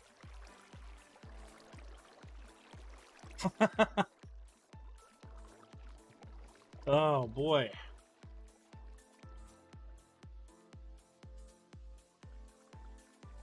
We were watching a lot of videos though, guys. We were watching a lot of videos. While we waited to join the 2B2T server, only for there to be a server reset in the middle of us waiting. We went from 344 back to 286. I couldn't do it. Couldn't do it anymore. That's copious hours of waiting. Like, we waited 4 hours already to get onto 2B2T. I wasn't waiting another 4.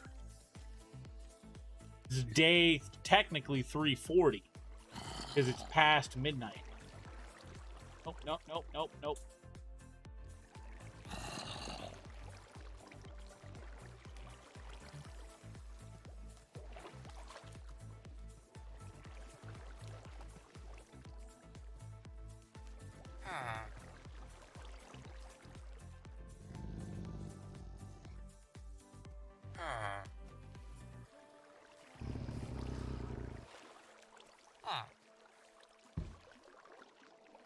All right, here we go.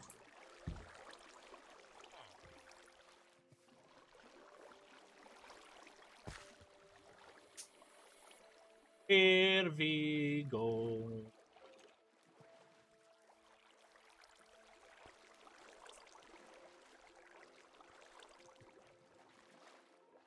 See, this is much easier. I should have just went the other way. Came over during the daytime. Been so much easier than what I am right now. I don't know how I expected this to work so easily. When I got on here last, it was like boom, boom, boom, boom. Done.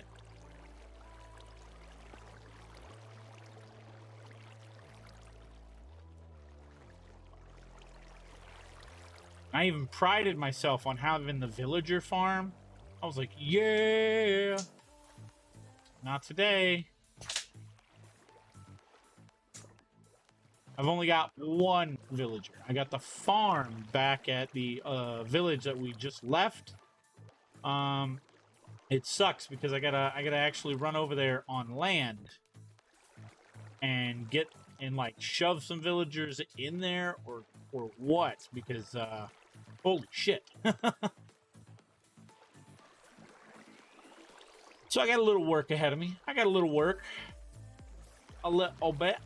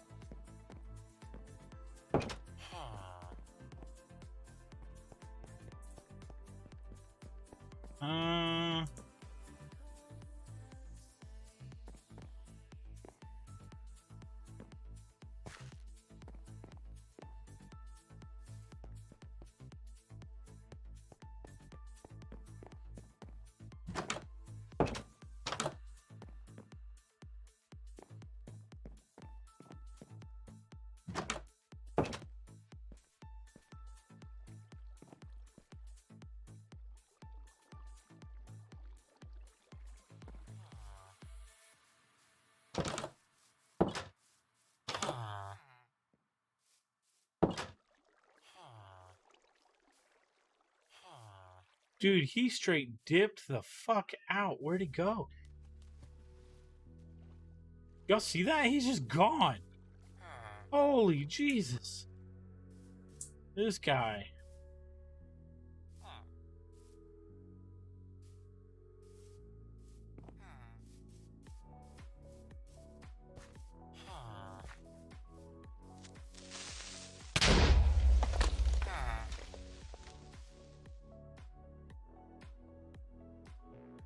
Huh?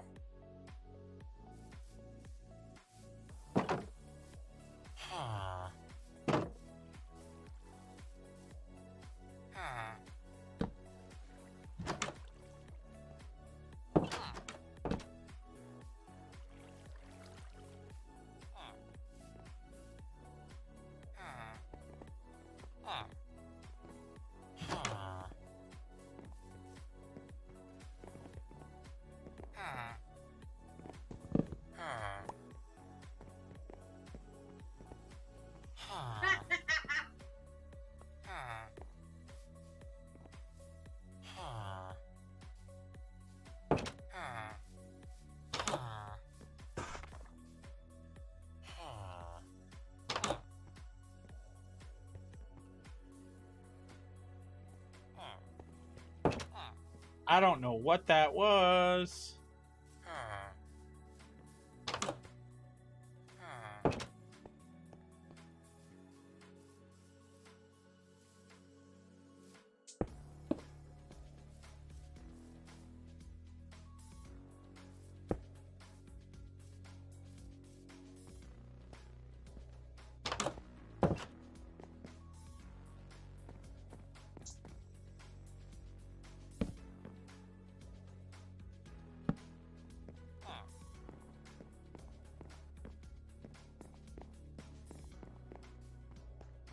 And I'll do that.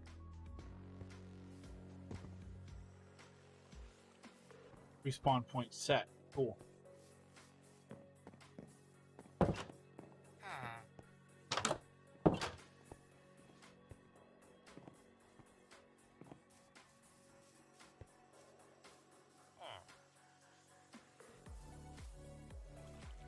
There. Oh, wait, villagers can't use those fucking things, right?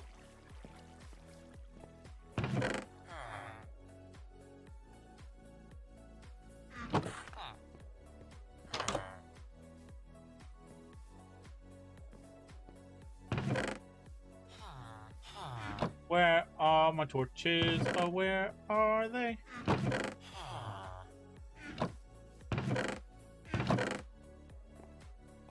Well, we got some sticks.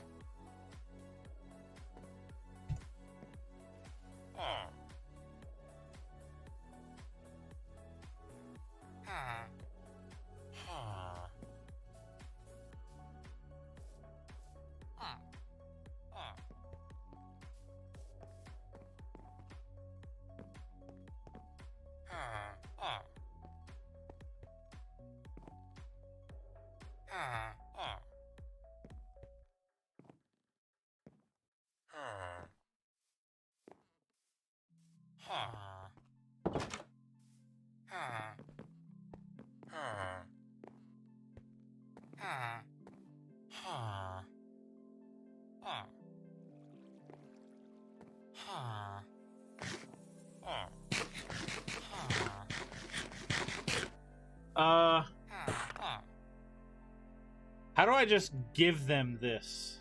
Huh?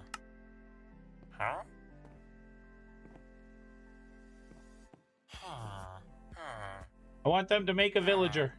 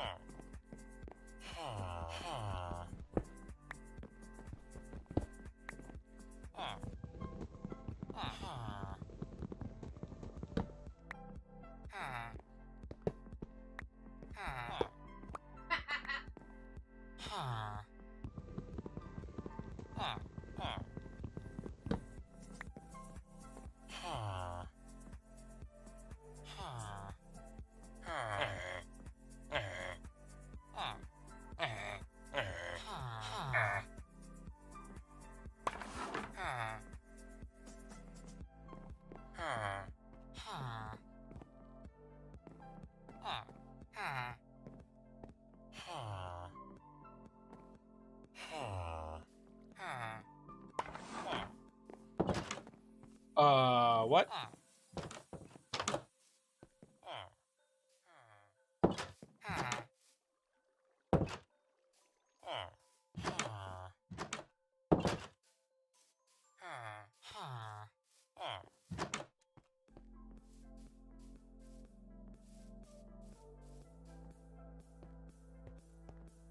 Okay.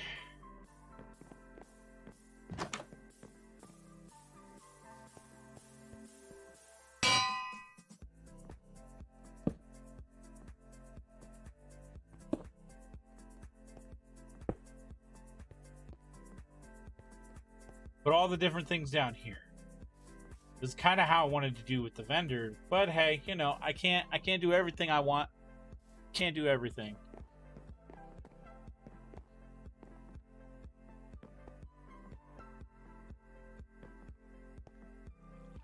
Did I get them to make a baby villager?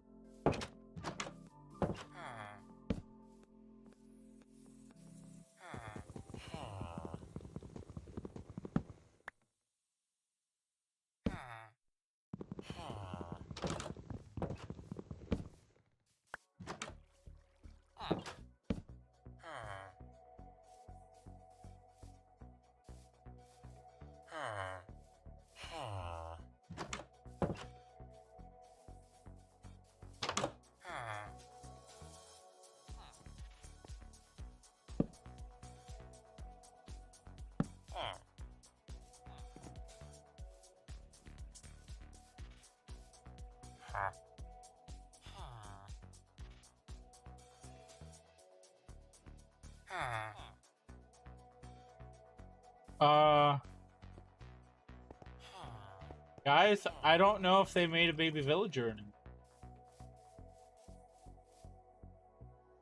They should have.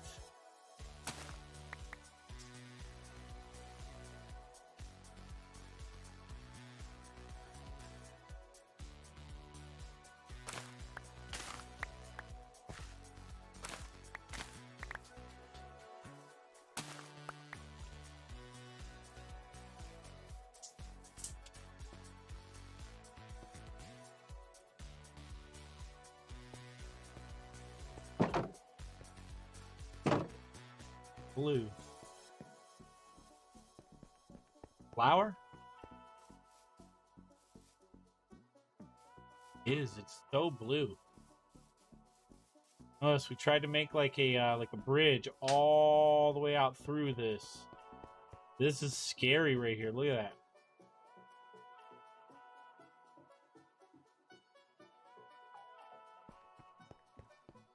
Trying to make a bridge, like a long distance bridge on the ground.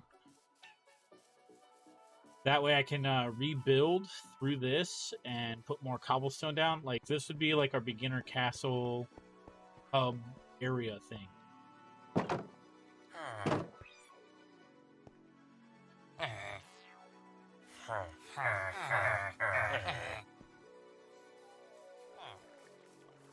I'm a guy.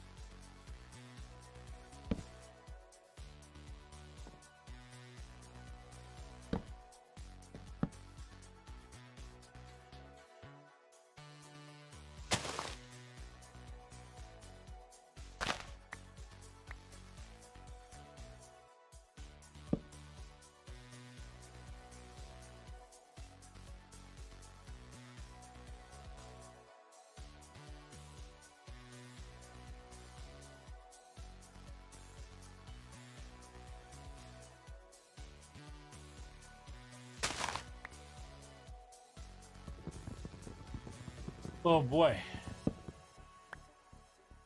It.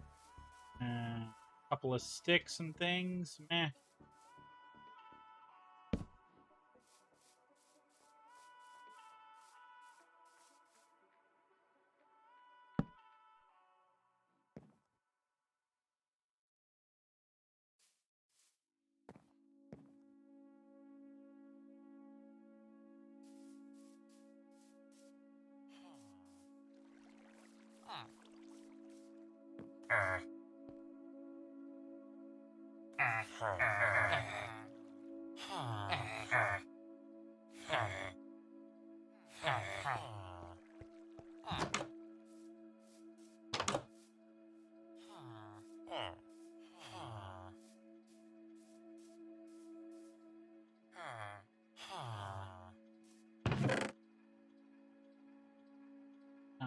You know what?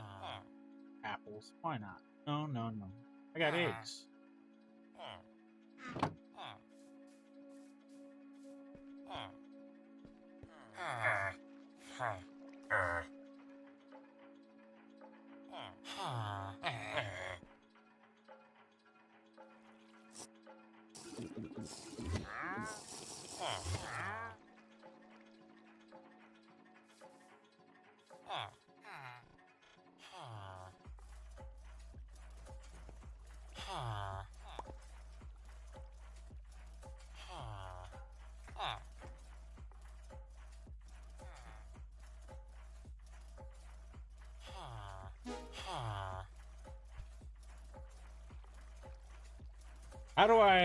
How do I drop something? How do I toss it to?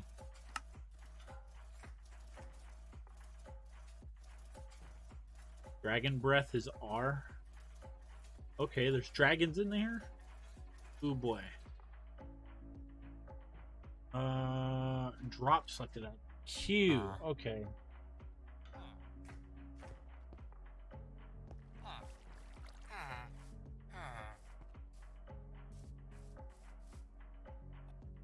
Let's see, how do you change villagers? Let's Google that.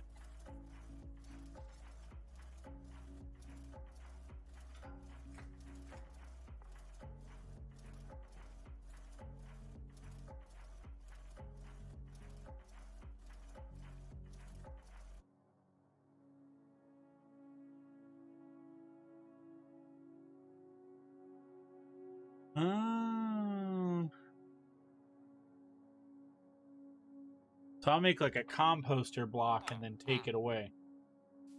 Okay. Hey, I got a few of those. Actually, they're right over here. Come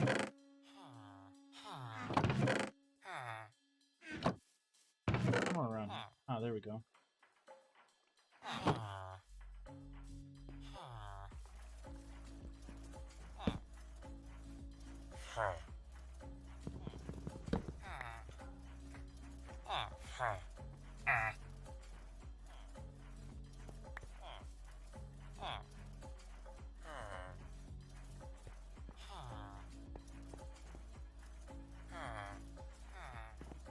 You have a composter right there. What do you mean, like, you don't know how to get to it?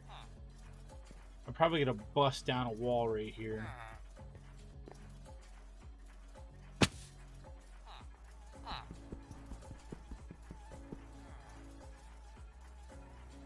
Frickin' way, man. It's like they lost the route.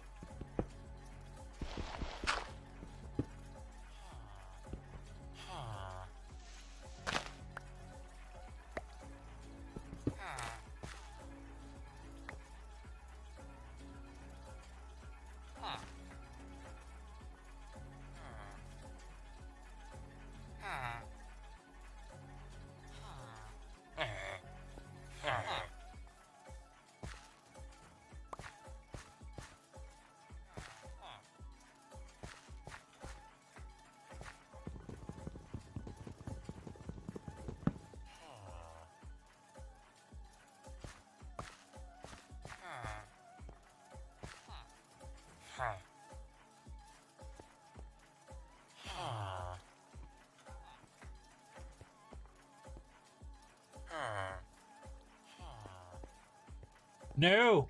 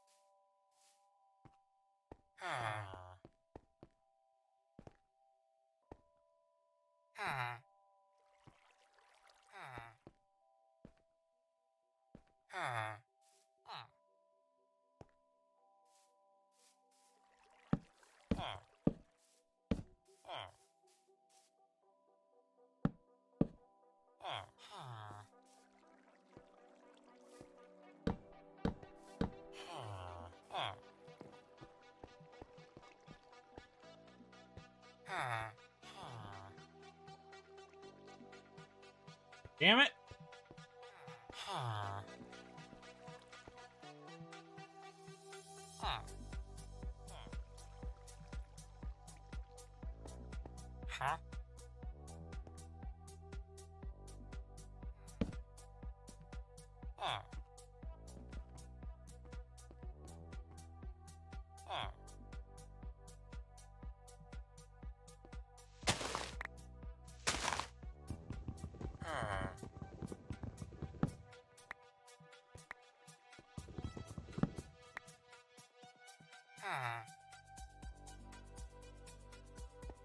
Fuck.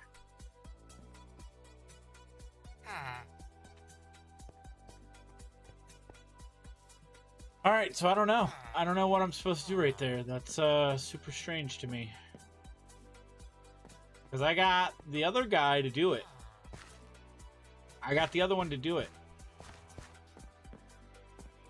He's down here sleeping in a bed and shit. But the one above me, he ain't having none of it. No, sir.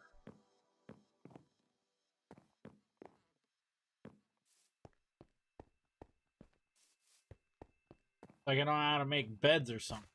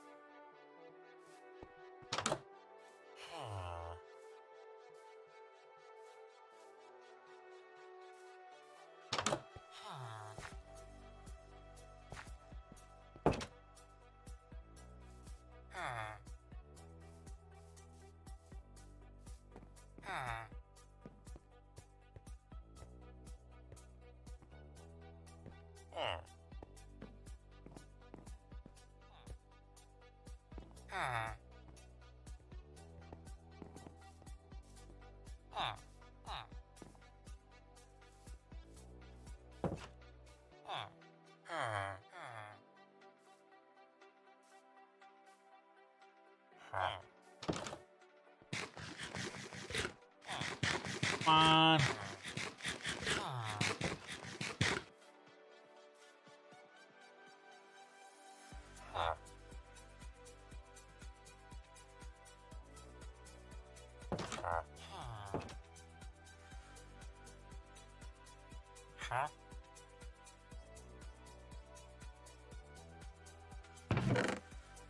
Do I have any poisonous potatoes? Potato.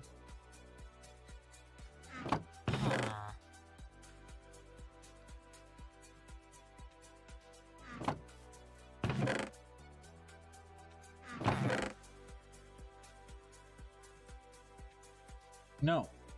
Fuck.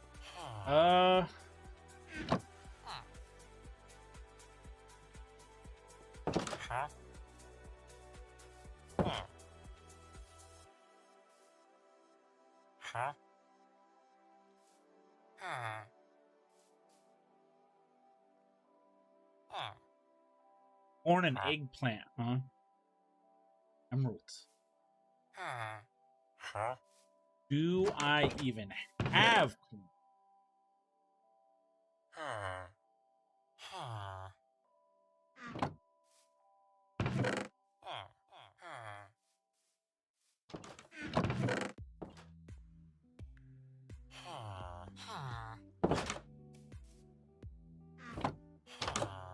Damn.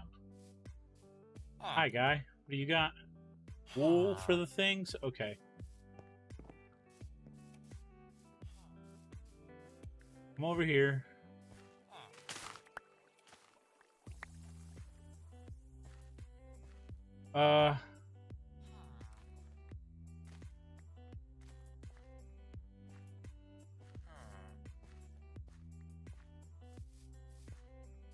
I didn't grab the strawberry. I did not. Wow.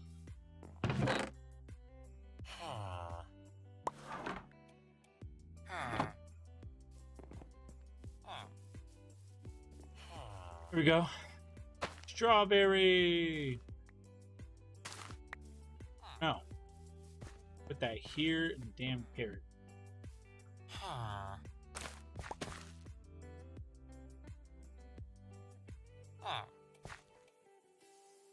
Hi, guy. You want corn and eggplant, okay? No. I will go do that. Ah.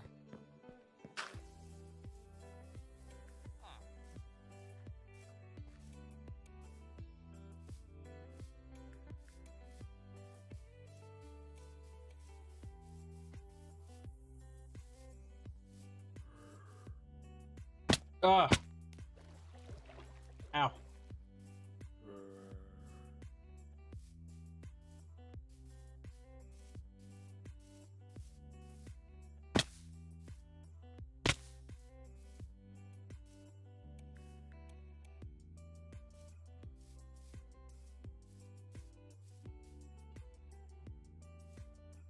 Hey, cows. Owie wowies.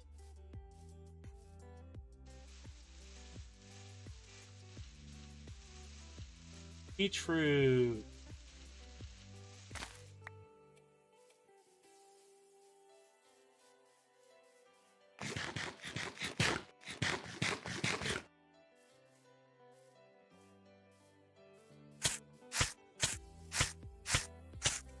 Ow.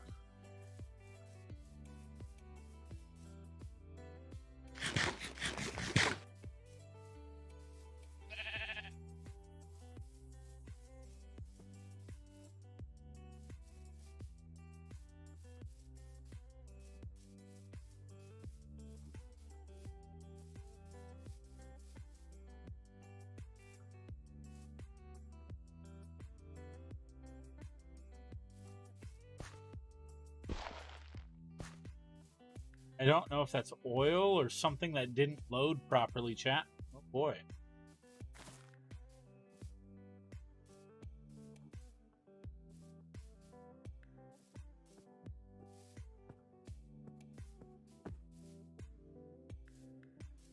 Hi, little piggy.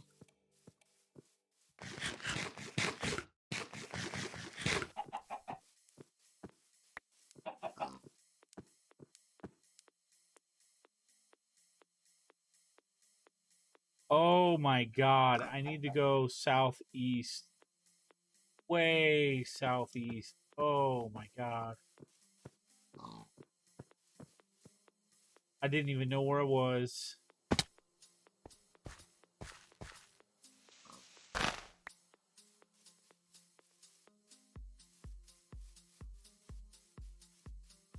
What tree is this?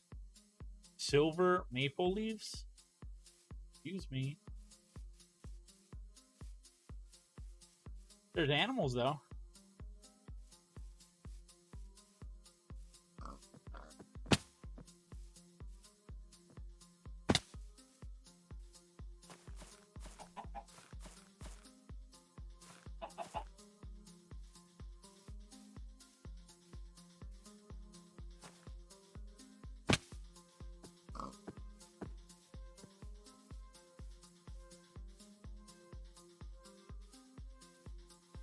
on.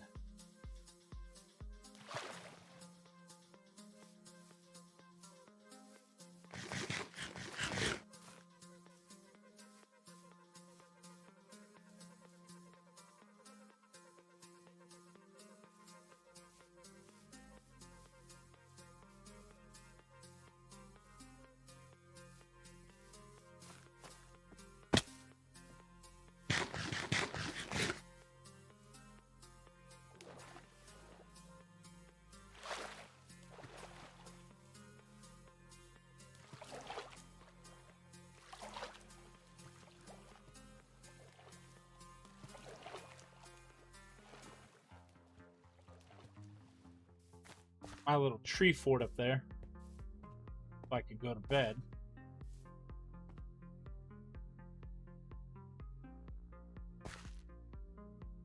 Root seeds.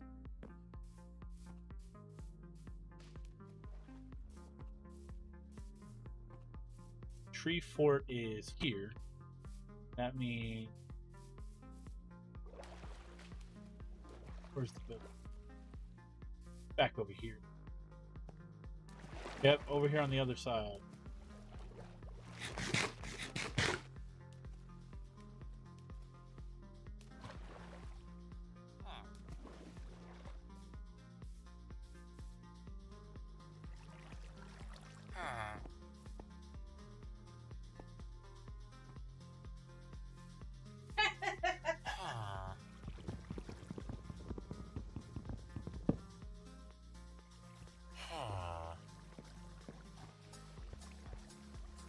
Oh, no fucking wonder there's only one in there. God damn it. Hi, buddy.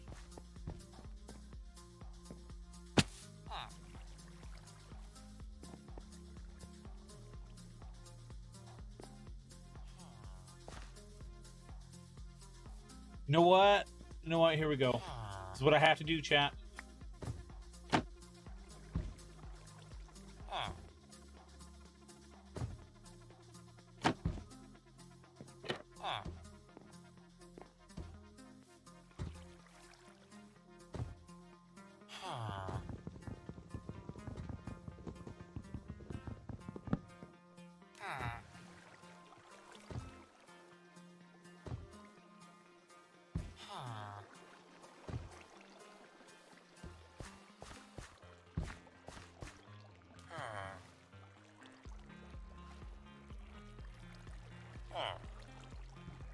Go, man.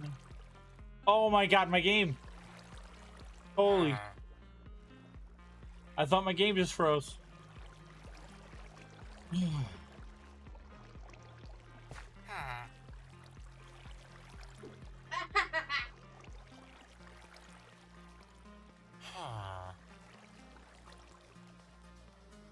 Go, fool. Go, fool.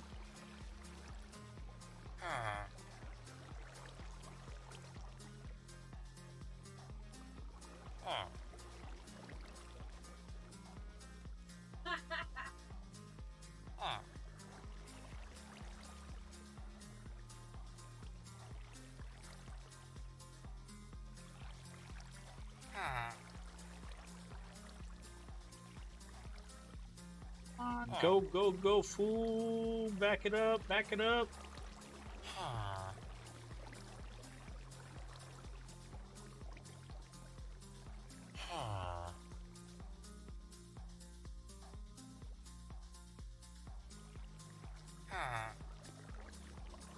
We got a long way to go before you get to go to sleep.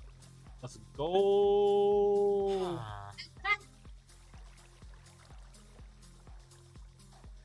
We out here face to face, like, get back, get back.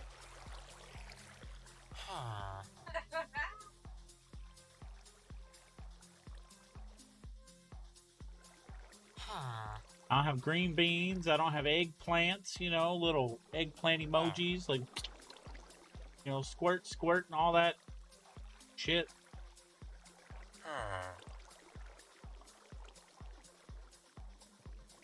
Come on.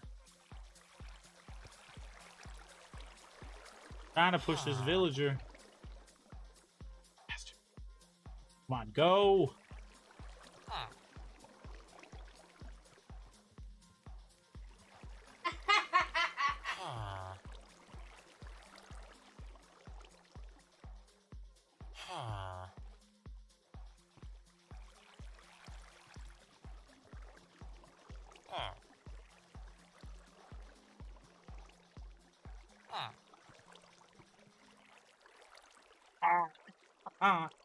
Got him go around that corner real quick.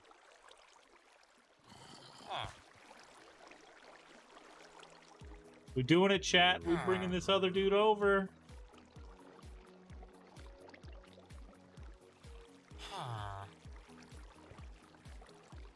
No.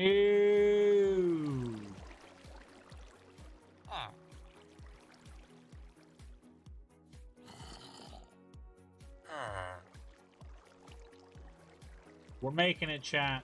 We are making it slowly but surely to the base. Oh, this dude.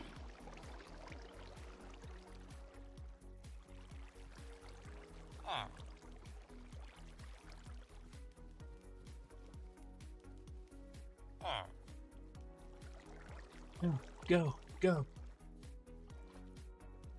Making leaps and bounds.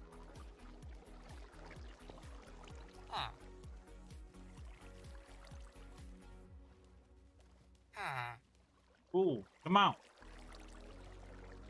Just go for it.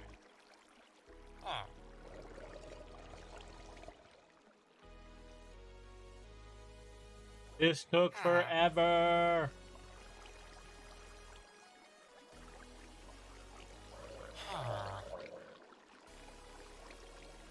Is that drowned? That's a drown. Outside the border. Or the walls here. Just go, damn it. Out here just pushing this dude and pushing this dude and pushing this dude.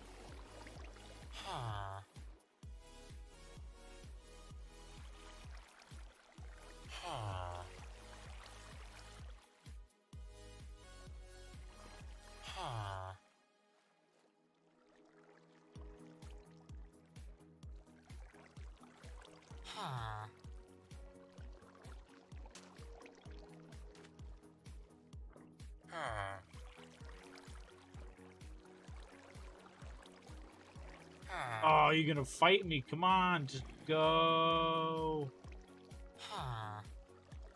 Literally, we don't have any other chance, man.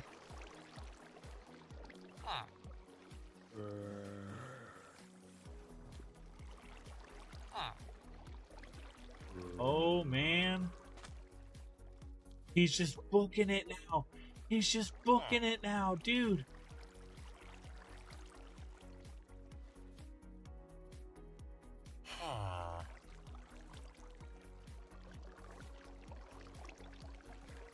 Just go the other way. Come on.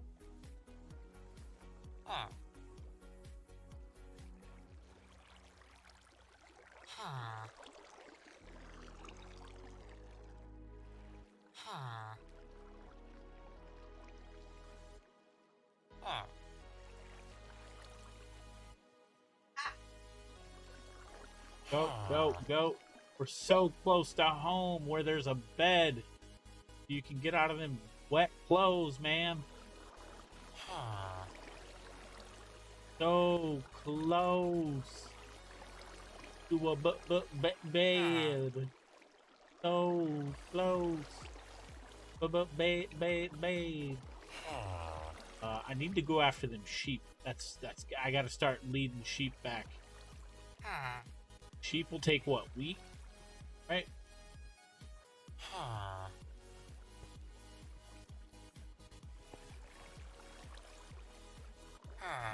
Oh my god.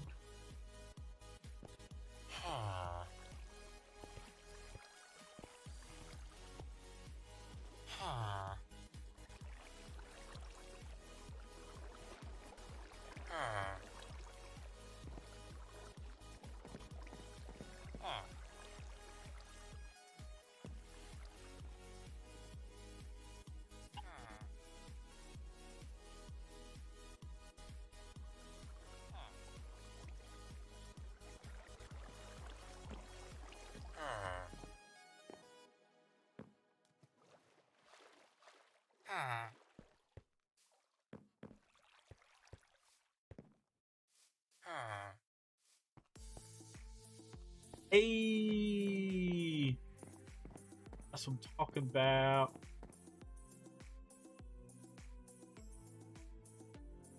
This, and I'll hurry up.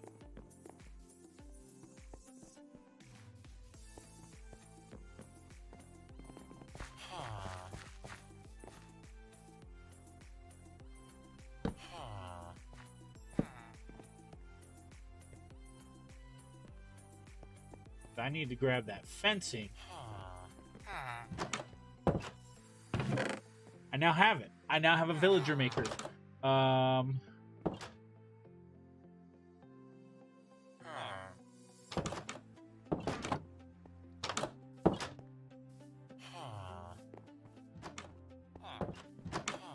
do I do with that wood?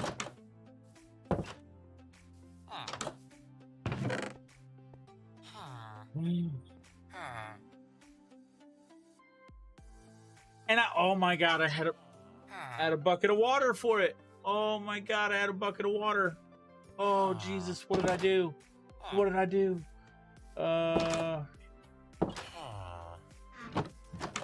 You. Oh, you want corn and dick plants.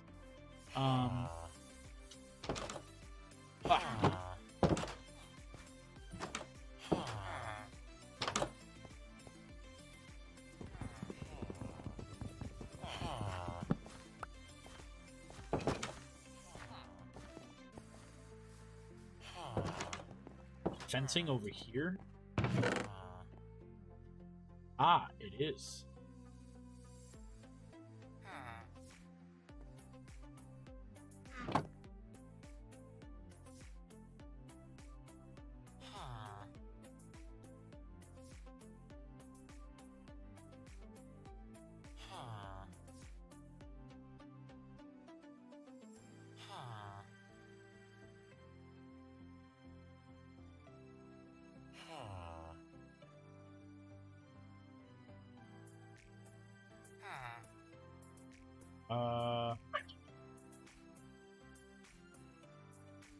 Date?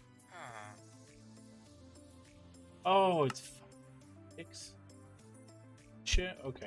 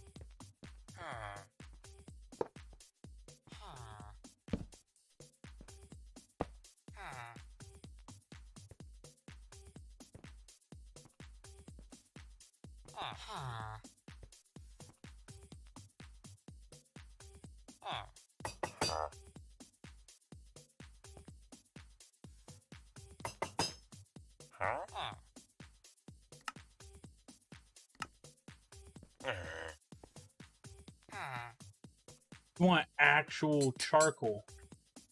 Motherfucker. Wait. No, he wants coal. Actual fucking coal.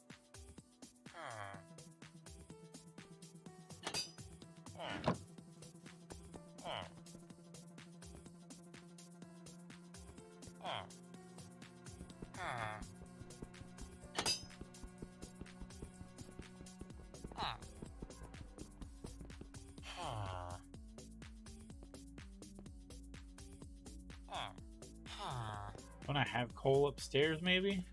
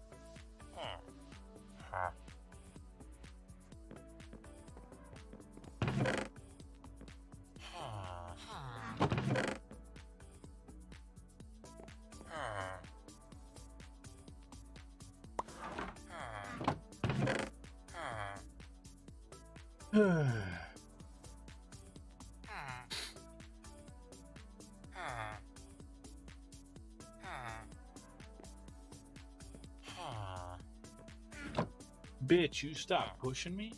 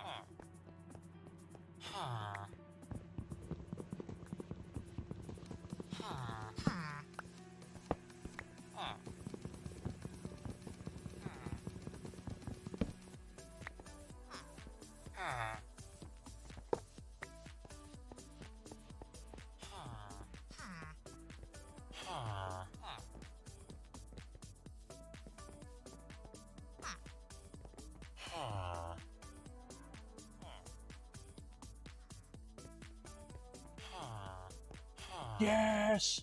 Oh my god, yes! Yes, yes, yes, yes, yes! We have a little dude. We have a little dude. Oh my god, yes.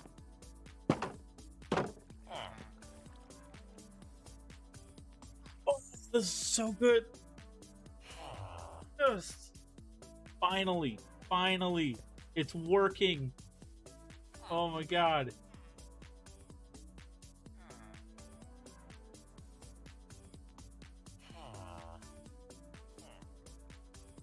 Yo, Gija, are you on 2B2T?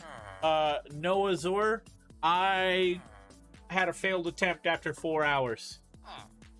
The server reset as literally we were 5 in queue, and it reset, and we got screwed. WSP, what's that? Yeah, so I went from... We waited for 4 hours at 3:46 in the queue. Waited, watched videos. We watched a lot of new Fit MC 2B2T videos. Then we switched over to watching anyone's 2B2T videos. And honestly, Fits are great. A couple of others were pretty good. Like, I like the 100 Days Survived are good. Then I said, screw it, and just started watching those. And then we saw we should have gotten into queue, and there was a server reset. So I switched over to my solo adventure in All the Mods 6. And oddly enough, since I have, like, forgotten Minecraft, there is so much to do. Yeah, you get in there. And then I close this, and you no longer come out. Ha ha ha! Yes!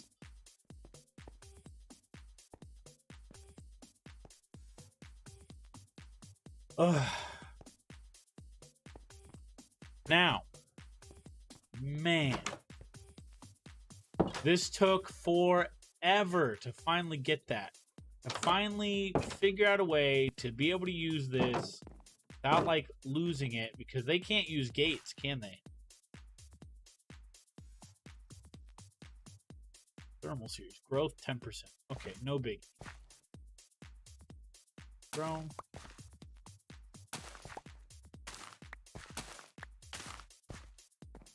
Now, I actually need to sleep in a bed.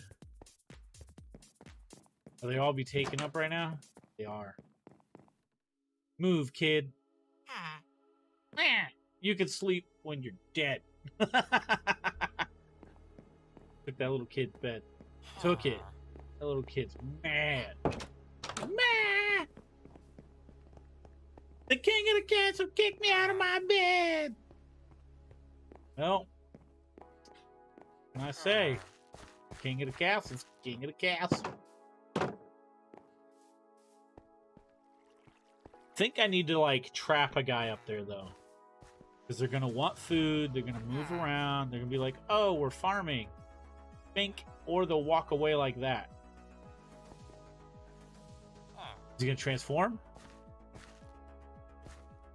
He won't transform because I have it blocked up, will he?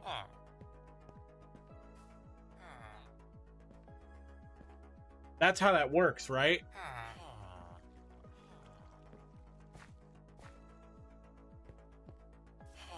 Oh, what server am I playing? That's what you meant by that.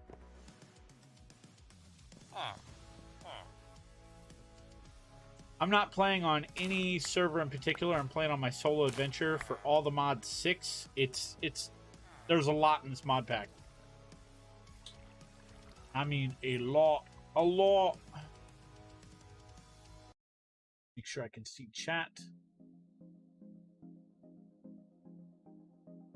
Well, any suggestions on these guys?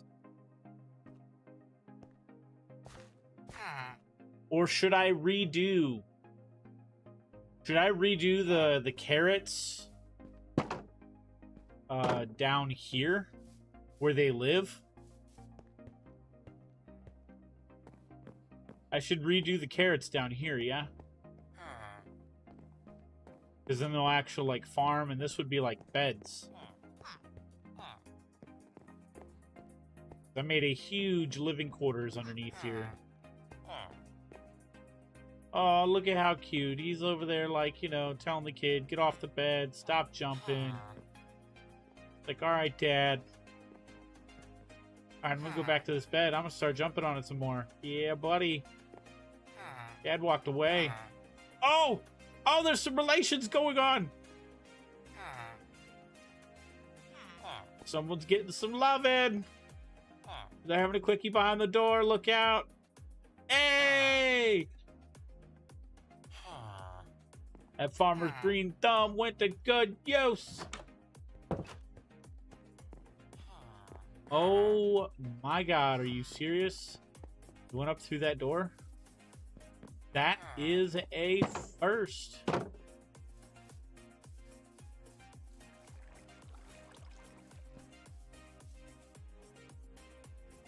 Wow.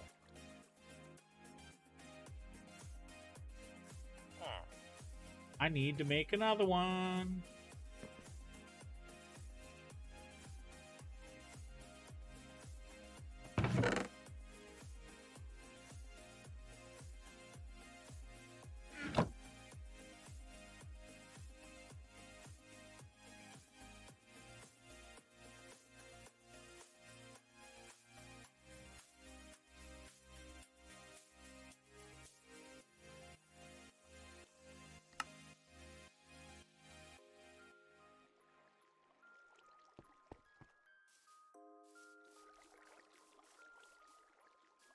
No, get back. Get back. Get back. No!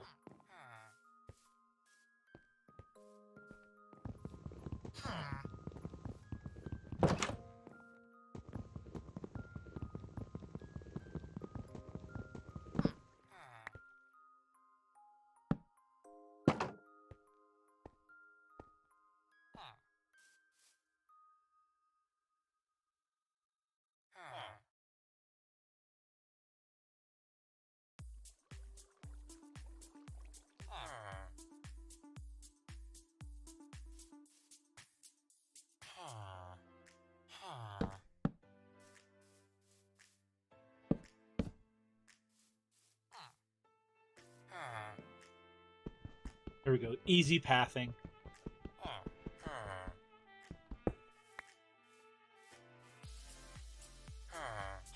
Hi, baby girl. Yeah. Say hi. Yeah, we're right up there.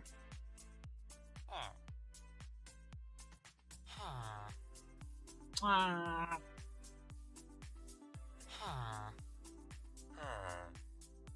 What? Ooh. Oh. You want down? Okay. Whee! Off you go. Off to the races. He was like, I kind of want to go in the kitchen. I'm going to go over here. Oh, man. Exclamation point Discord if you guys want in here and you want to chit chat.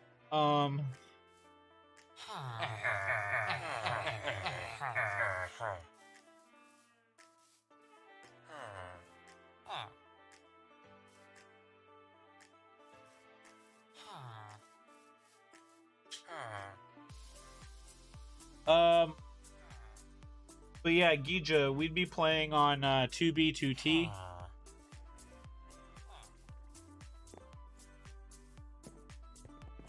know what? No! The kiddo! They all left. Ah. Except for one. Your boy.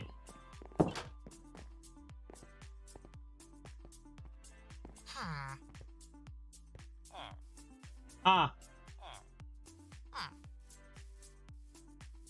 Yeah.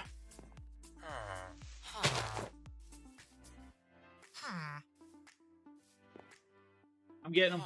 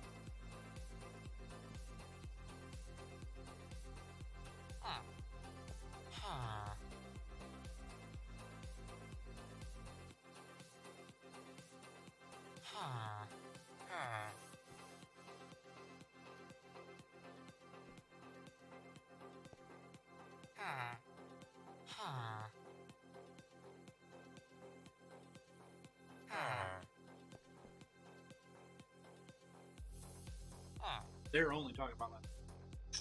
Okay, sorry, chat. Holy hell. We back.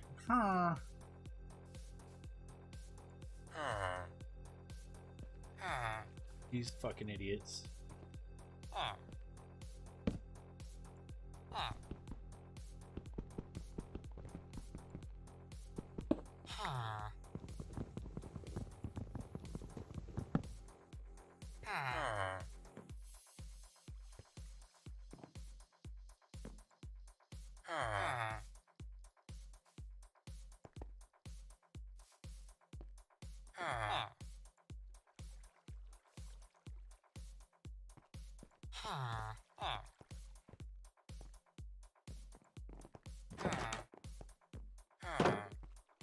Yes.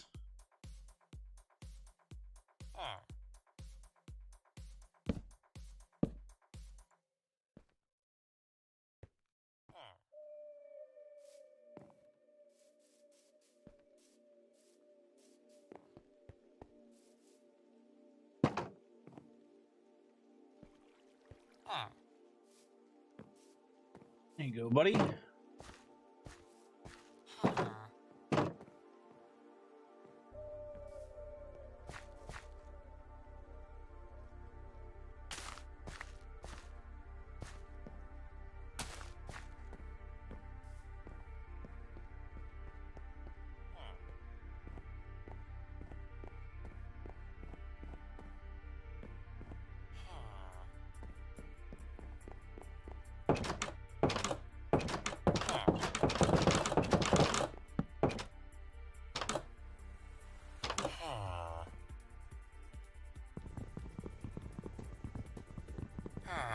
This fucking guy.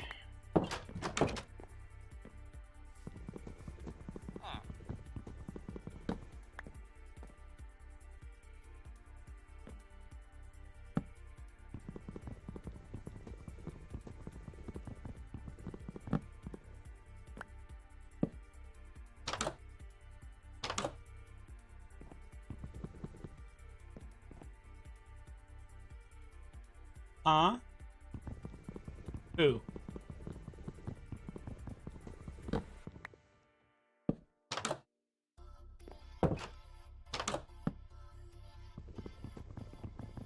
Oops.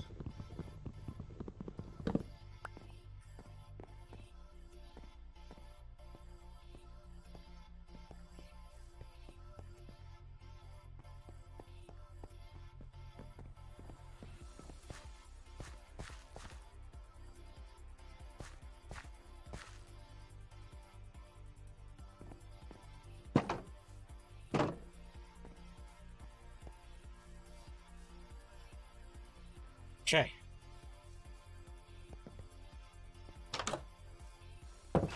What'd she do?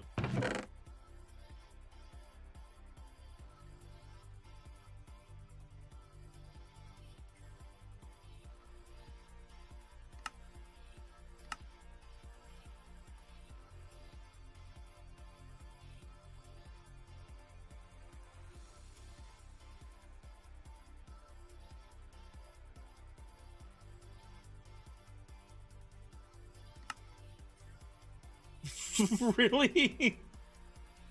You gonna tell that to our daughter? It's trifling, chat. It's trifling. Go out. Your hand. Take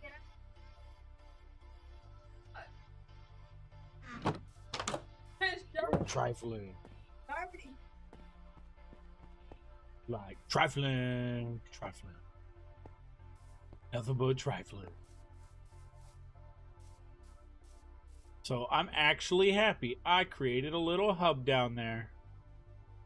Fucking great.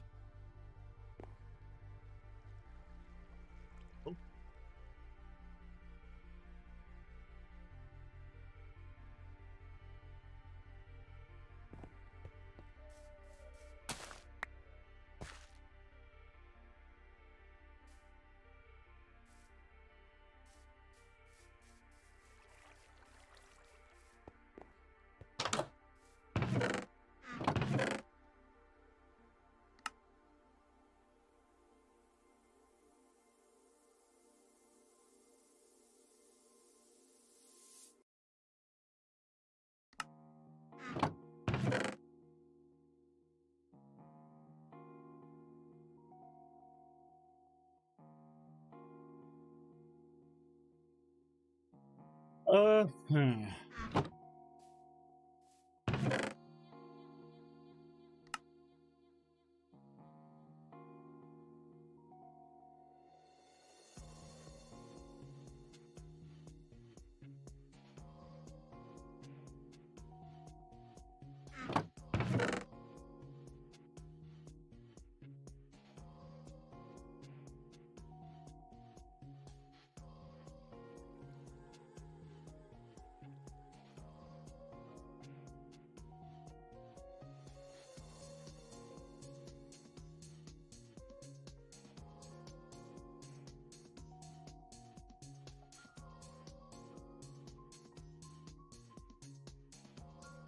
I didn't know I had a beehive modification.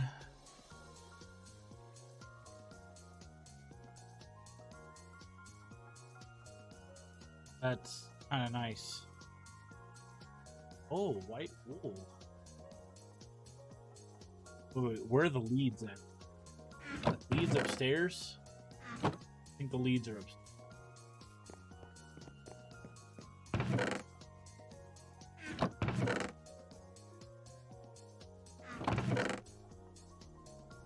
That's our diamond fishing pole. Okay.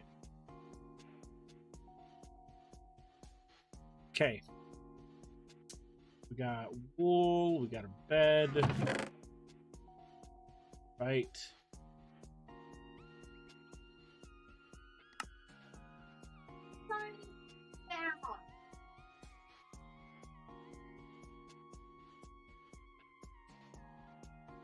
Oh, they're only in packs of 16. Oh, shit. Okay, what is this? Phantom Membrane? The Hopper.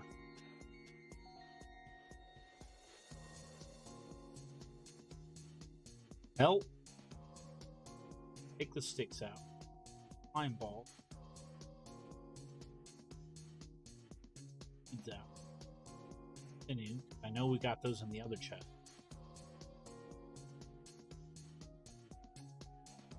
I have 2 diamond pickaxes for no reason. One has to stay for repair and things.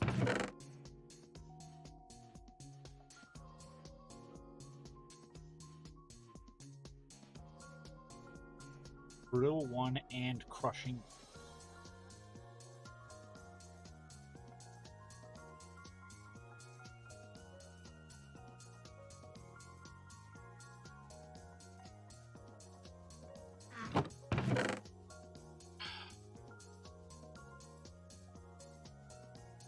Now there's a lead.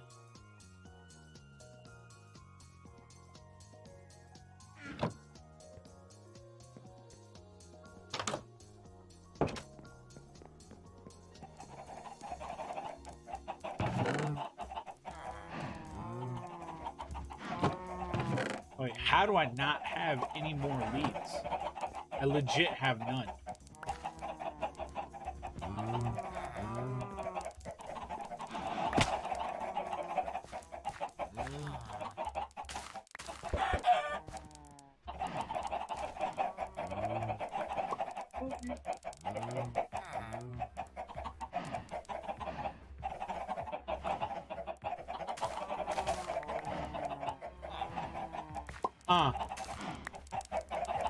I love you.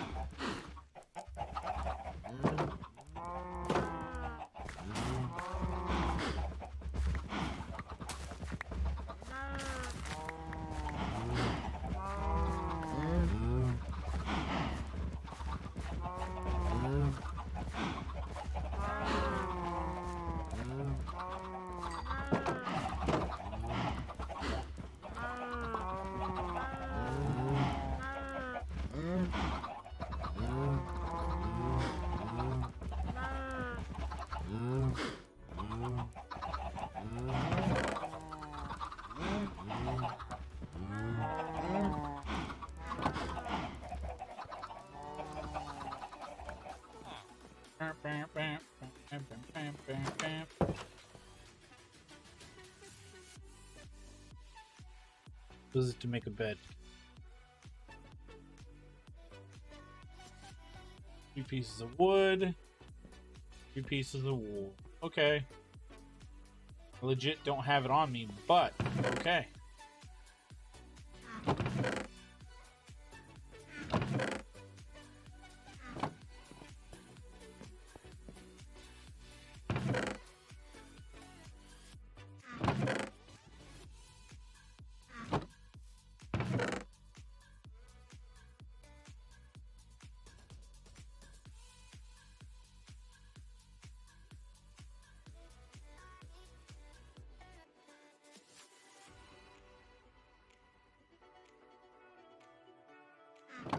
So I have this funny thing where I think I could set up something right as everyone goes to sleep. Hurry up and throw some shit down and force them to change jobs.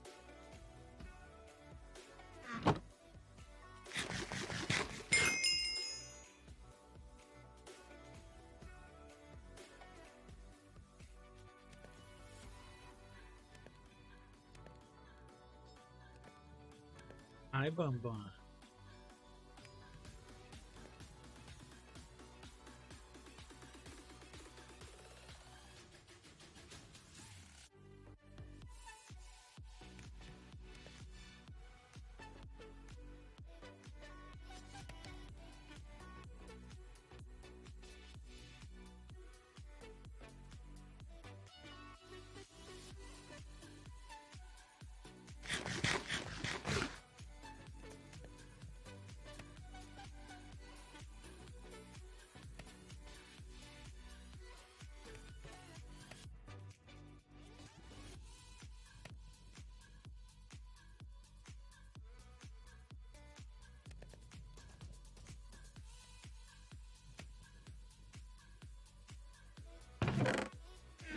Wait, I have wood down there. Now I can do it. Do it.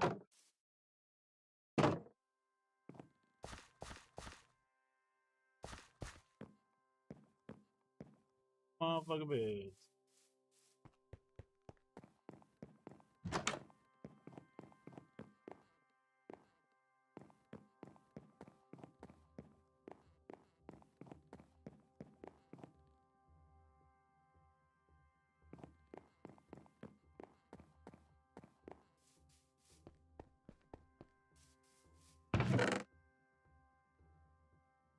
Wood? Wool?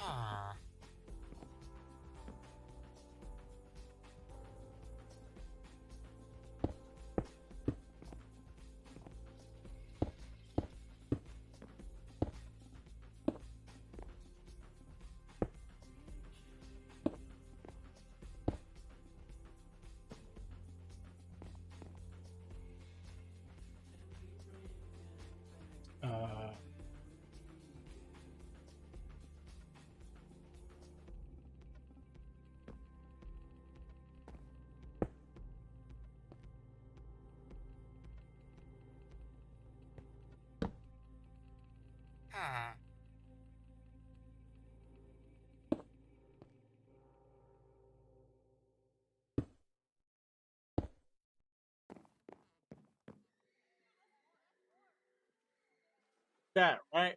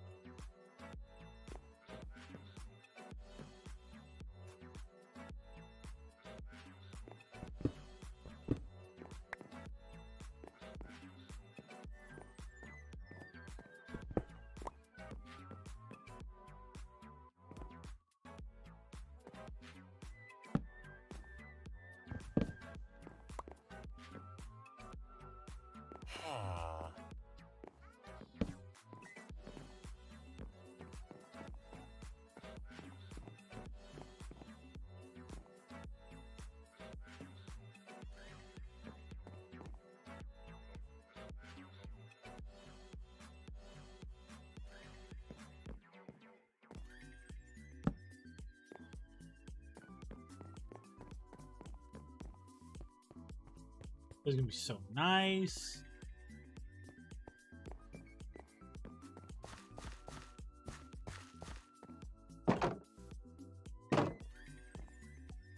That's how you get down in there. That's good. That's gonna be good.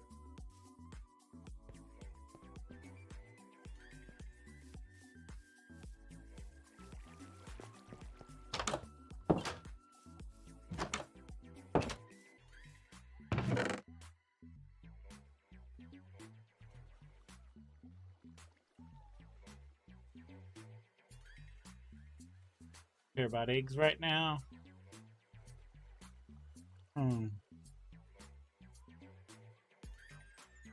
What?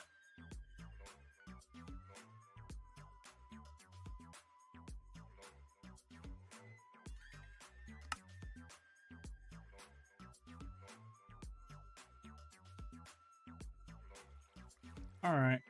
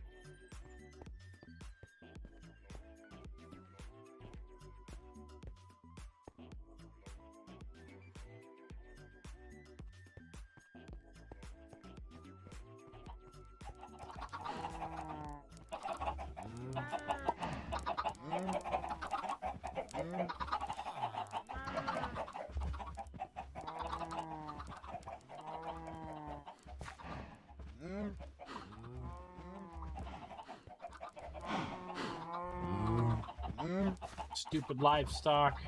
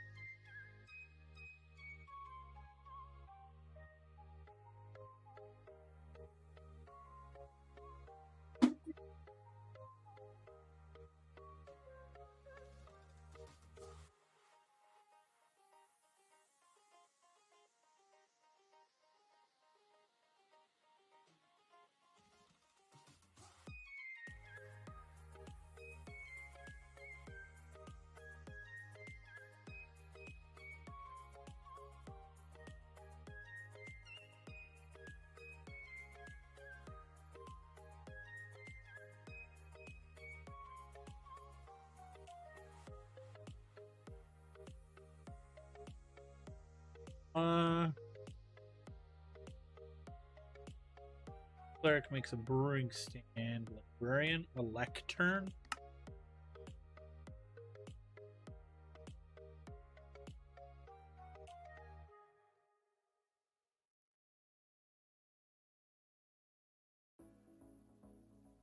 Oh, hold on.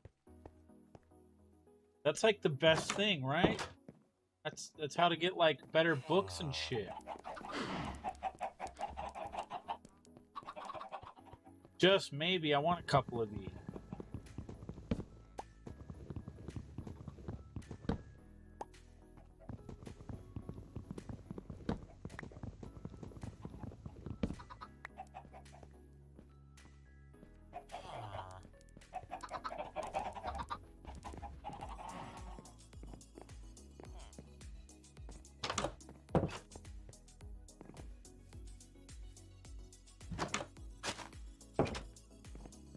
Really? I'd do that?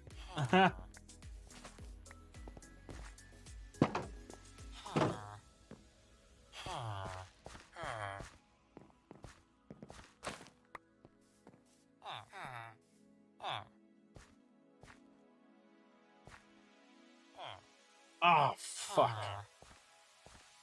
Okay, so...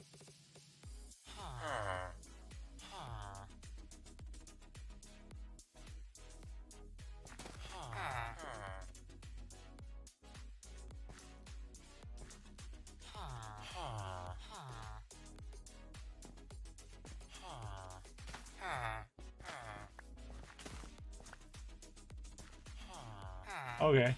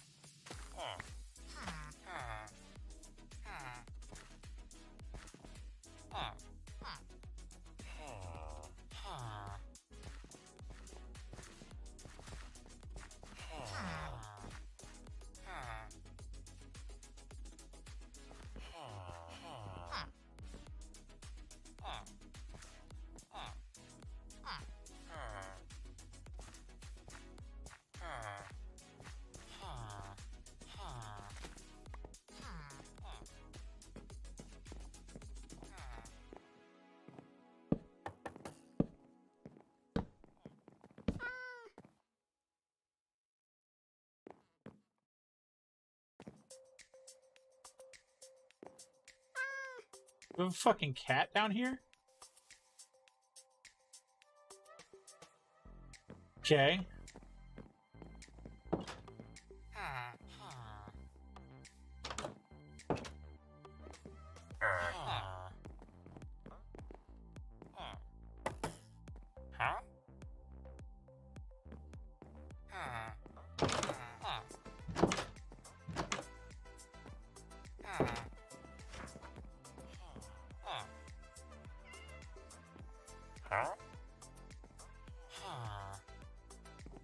Ooh, I have paper. Tons of paper. Let's go.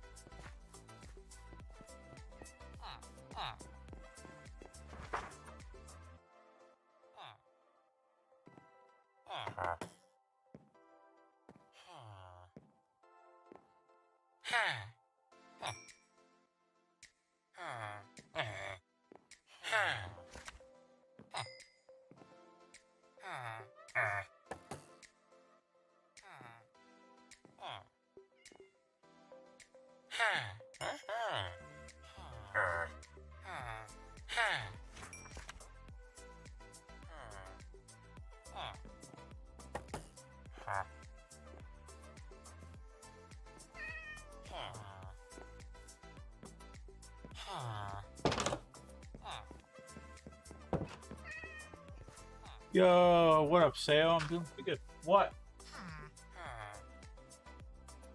What? Lighter? One of them, like, spindly ones? Or one of them brown ones? That one?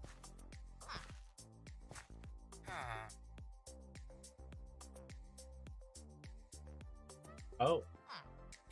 Okay.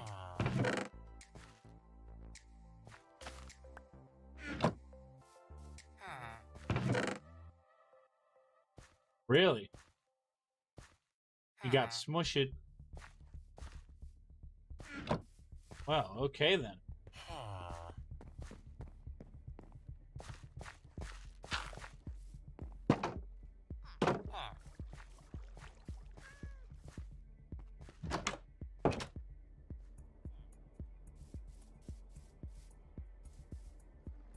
How you doing though, Sayo? I'm doing good, man. I finally got my villagers in the hub. We got them making babies like crazy.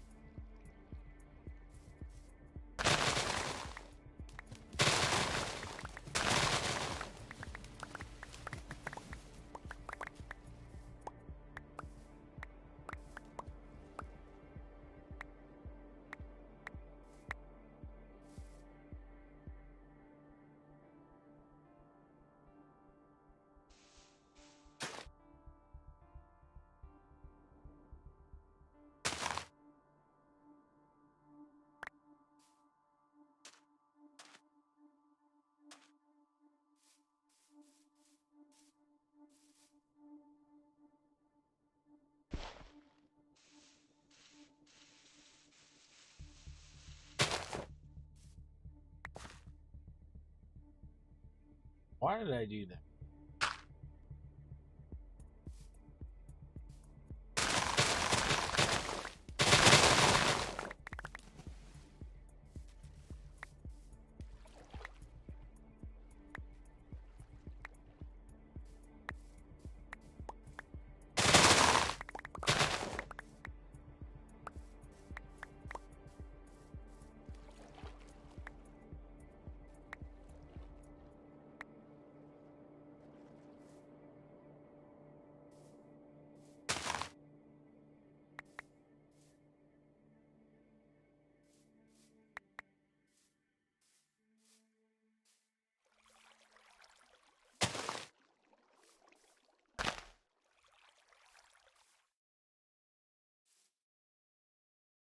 Okay, there we go.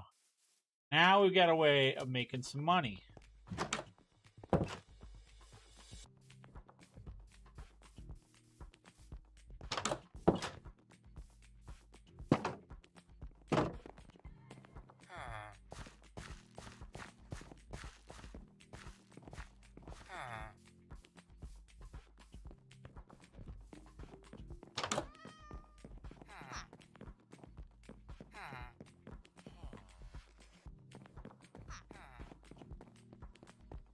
What mod pack are you playing with? I am playing with all the mods 6.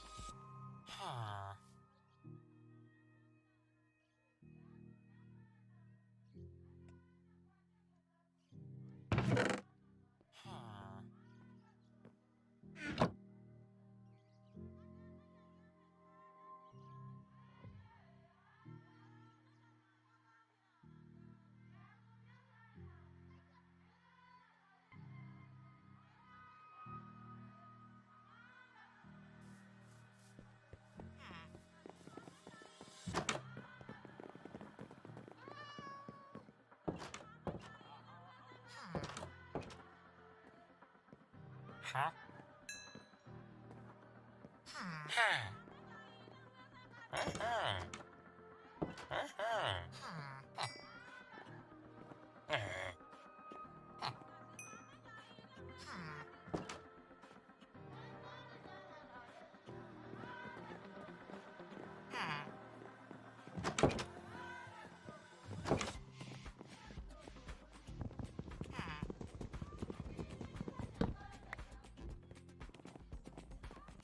It's all gonna be beds.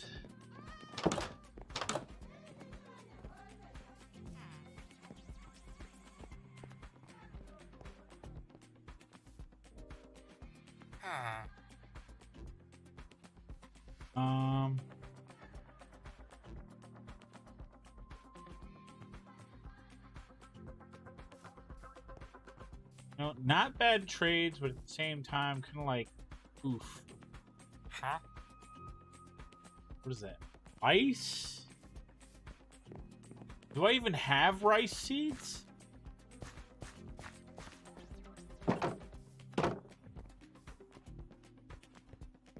I don't think I do.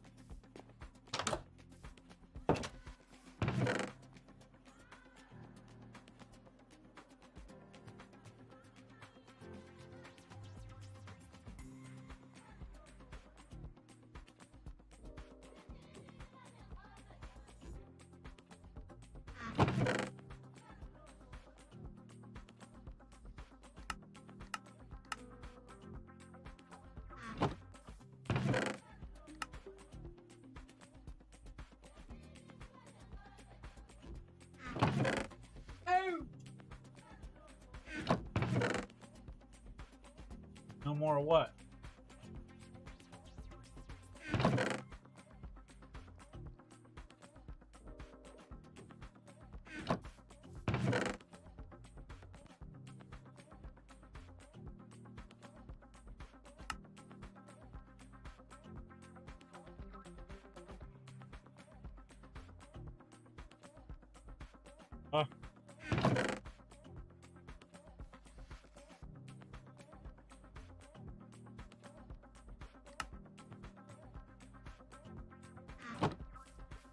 Seeds real fast.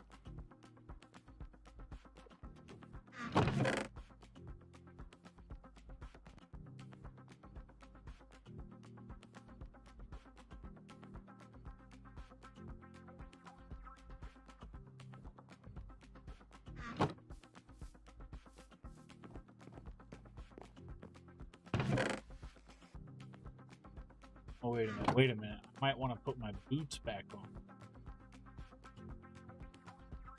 I ain't got like no clothes for shit. Yo, Zenik, hi. How you doing? What you been up to, Sayo Center? Okay. Ready, Bun Bun? Yeah, guys. Time is it? 3:35? Hold on. Oh, it's 3:35.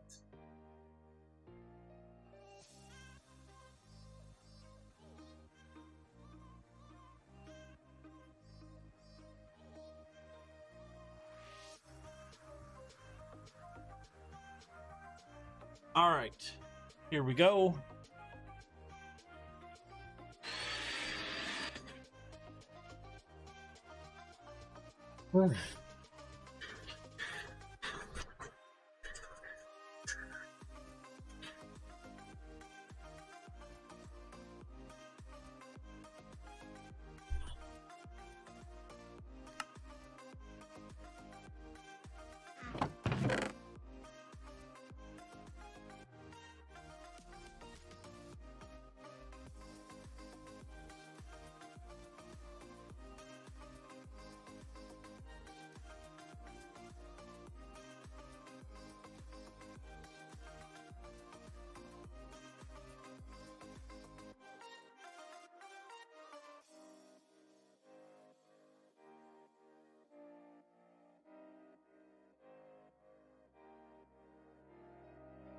Wife.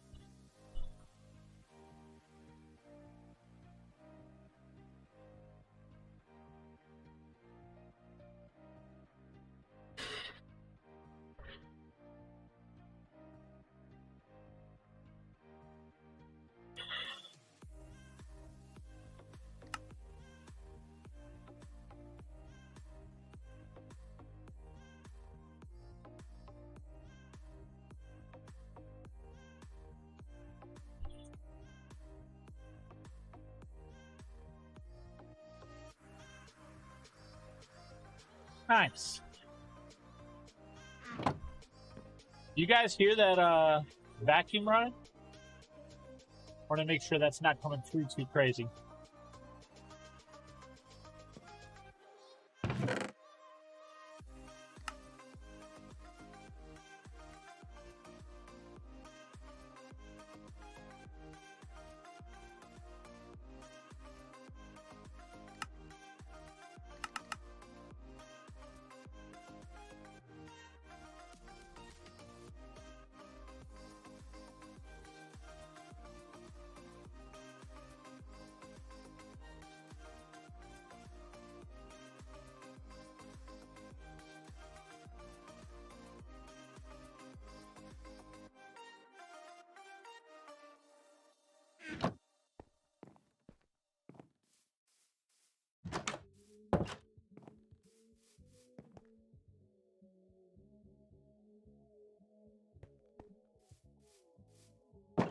All right, the vacuum's done. Oh, no worries, baby. No worries.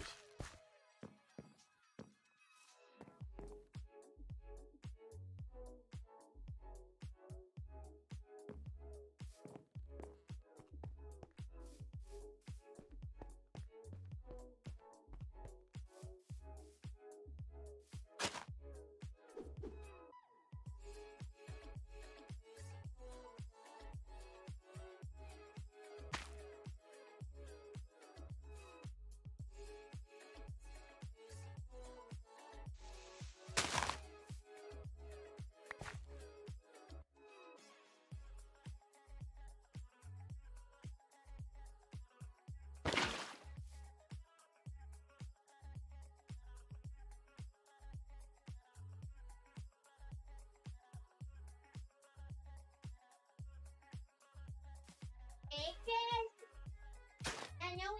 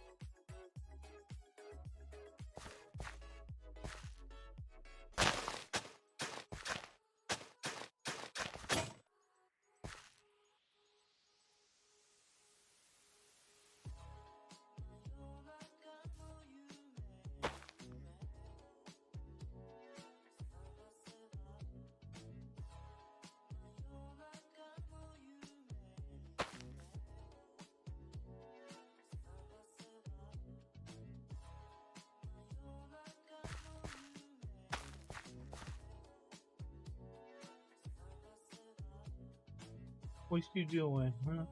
Boop.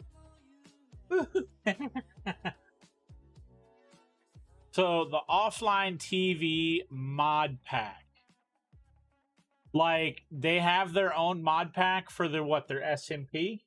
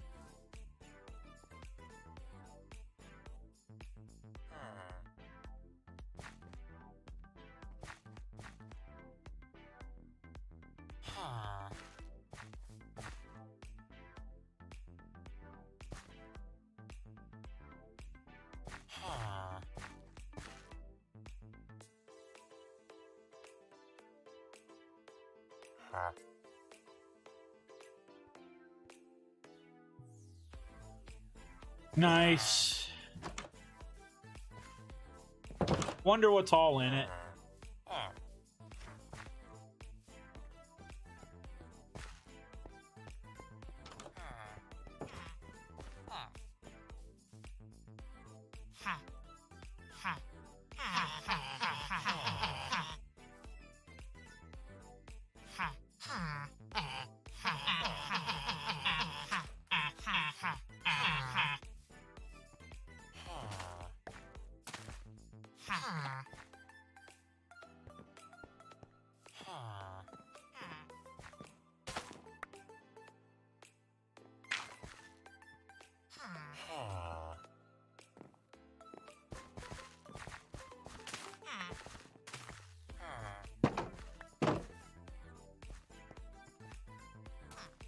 All right.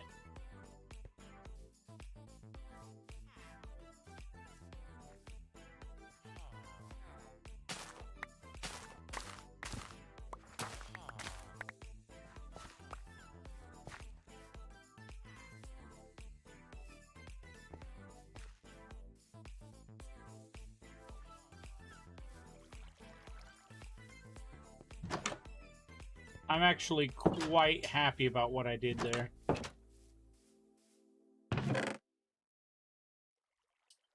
There's the engineer's hammer. We got diamonds like crazy. We finally have a way of making emeralds. Miley!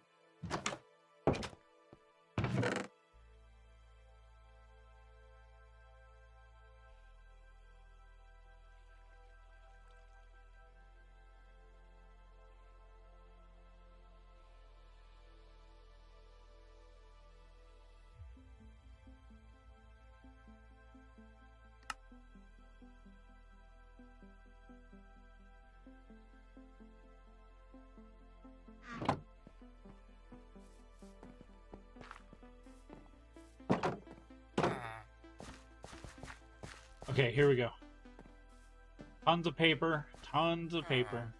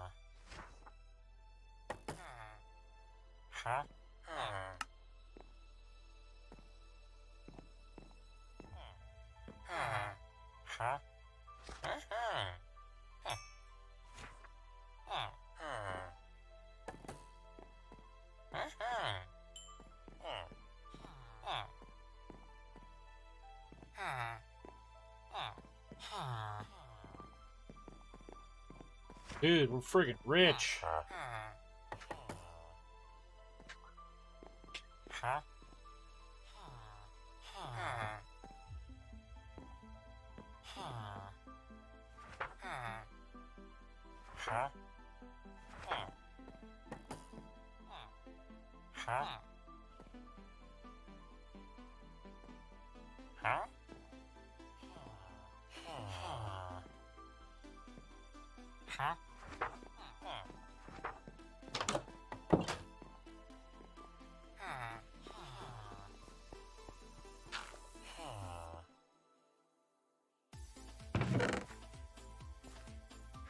Wait a minute, wait a minute, wait a minute.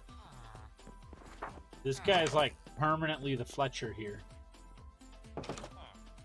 Aha! Yeah, that's what I can do.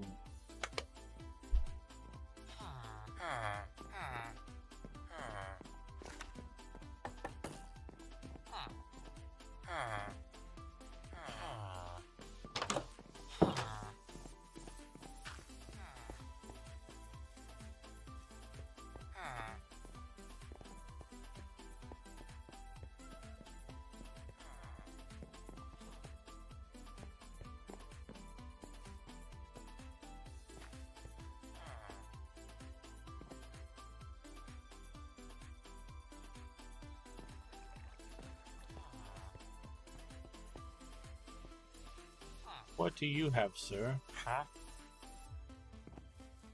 Rice or emeralds? I don't think I have any of that.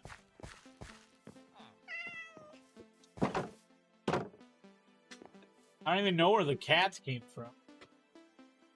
That's kind of crazy.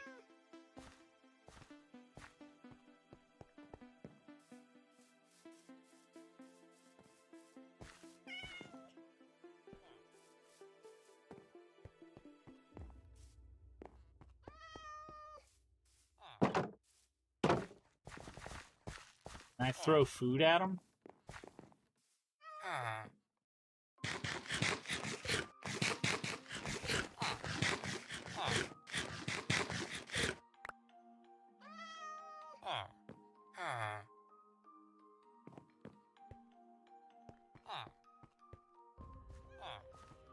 Oh, there's more!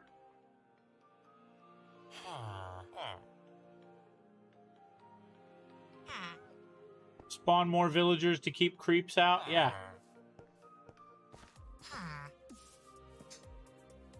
Oh, they spawn cats to keep creeps out. Got it, got it.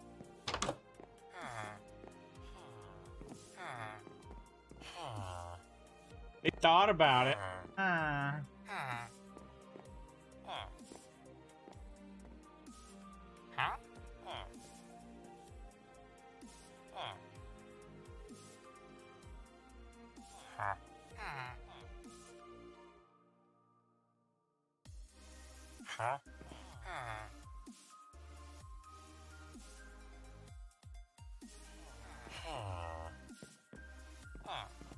That's what you get.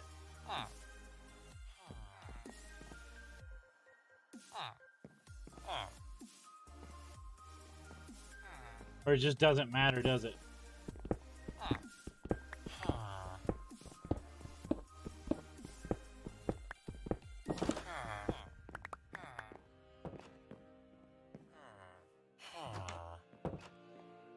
Yeah, I was gonna sit here and wall them up. Bam. But I can just put bed after bed.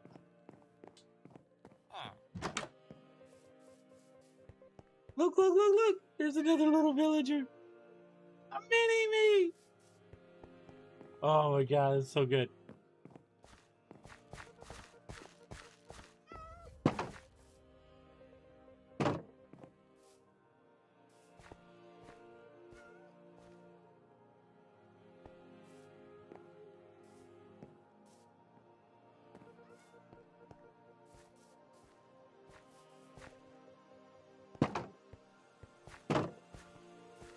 It's so nice to be out here and be like, oh, hey.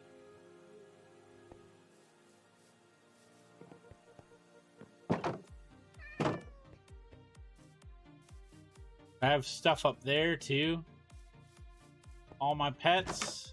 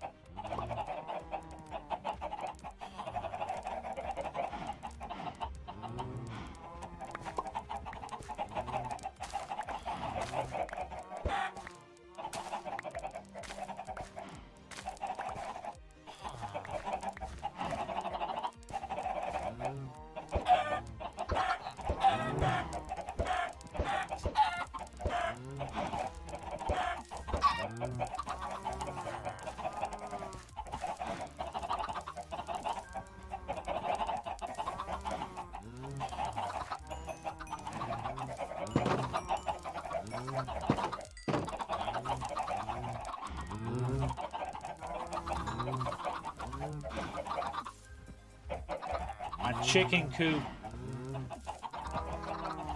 Yeah, I've been putting time in. I mean,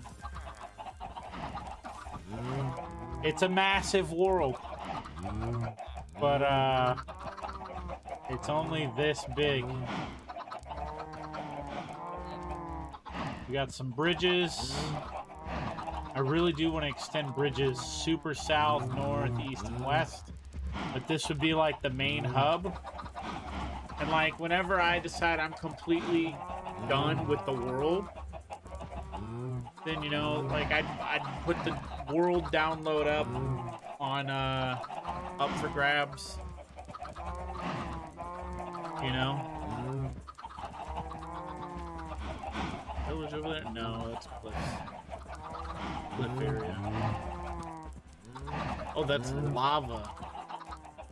Oh, is this that random shit I found? That's what that is. We've been to this, well, not in this run, or not in this version of the map. I've been there. This is Mud Village.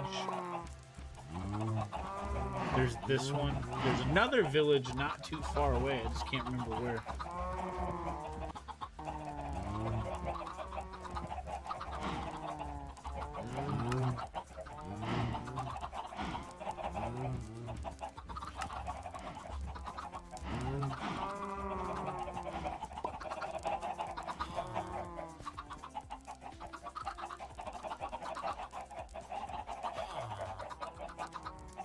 Also, let's do this.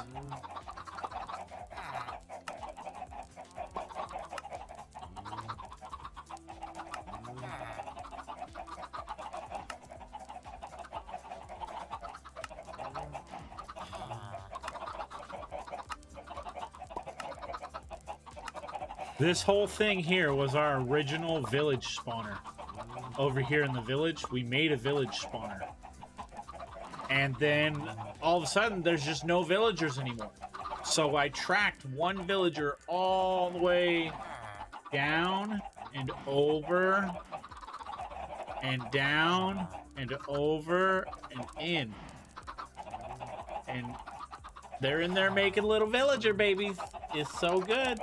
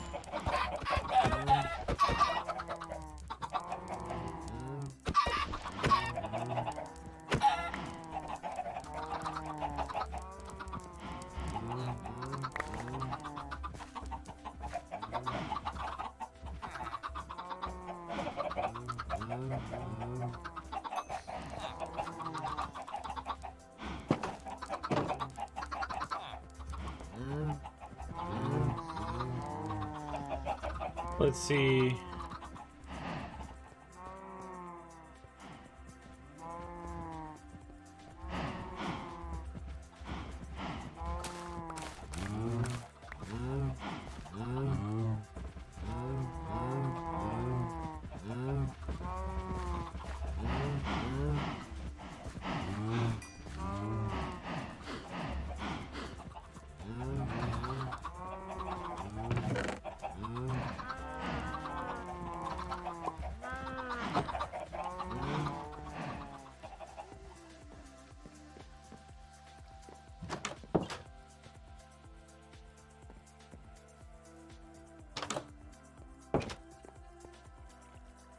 There's our blue light. Dude, I'm ecstatic that this is working.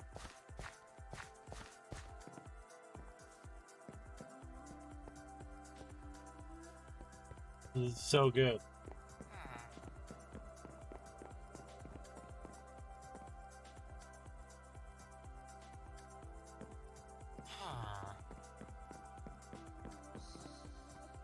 Come on, baby girl. What you doing? Blah, blah, blah, blah, blah, blah, blah, blah, blah. I love you too, baby.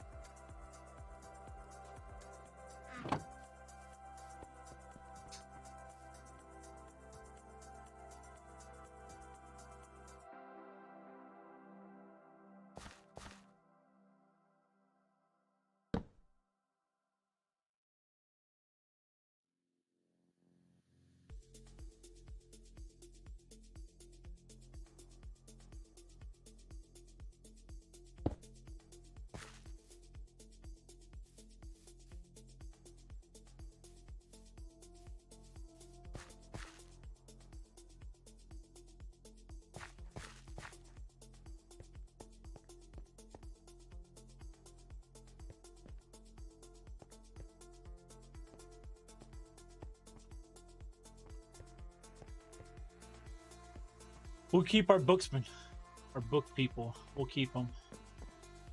Try and get more beds in here.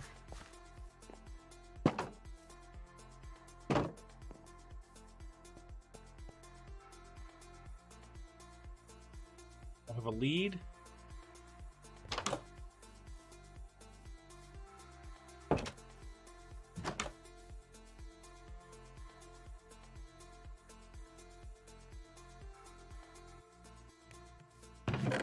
But I do not have any wheat.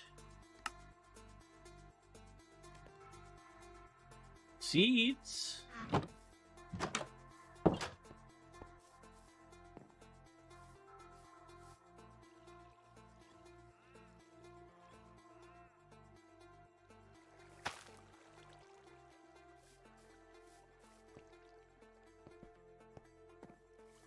Rip, rip.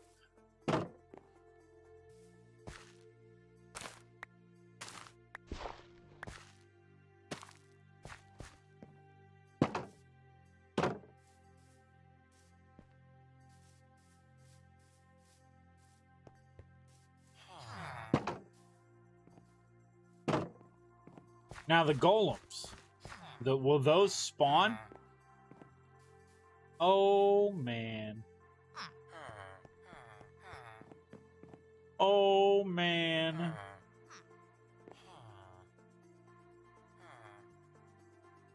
Regret, another little regret.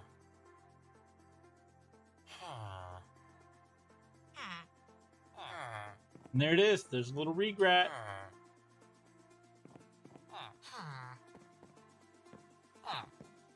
I'm leaving you. Go to work.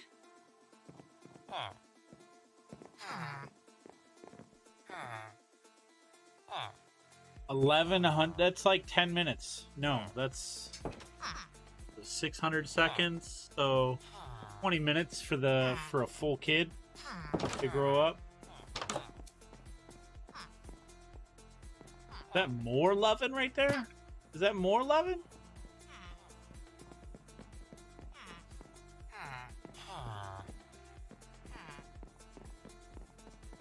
Yeah, I don't think we have any way for creepers to get in the base right now.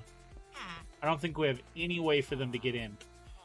But I hope we can have... Yes, we can have them golems walking around. Yes. Protection. Talking about, yes.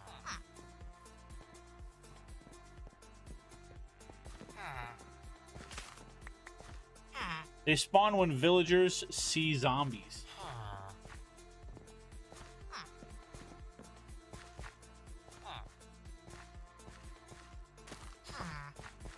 Really?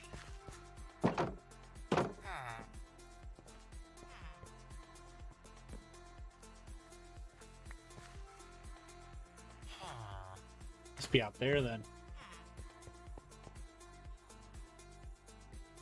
Alright, I legit have to go upstairs and get wheat.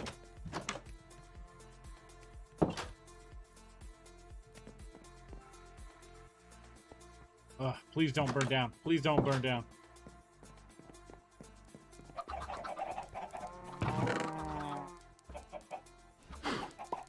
Do this.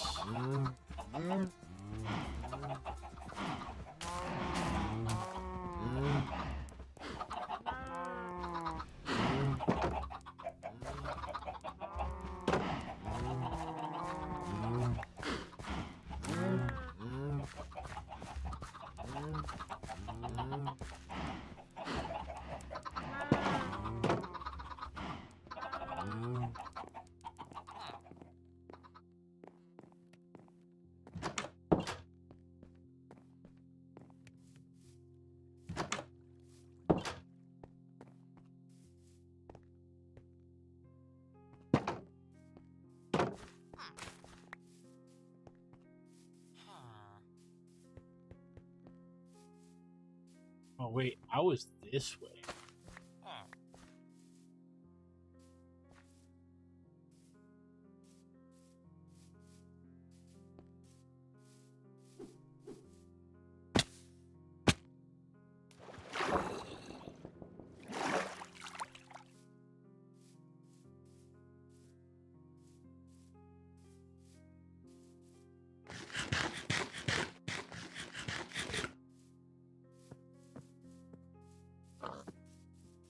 There's a piggy. Cows are right over here, so sheep should be right nearby. Sheep are way over here, man. Holy moly.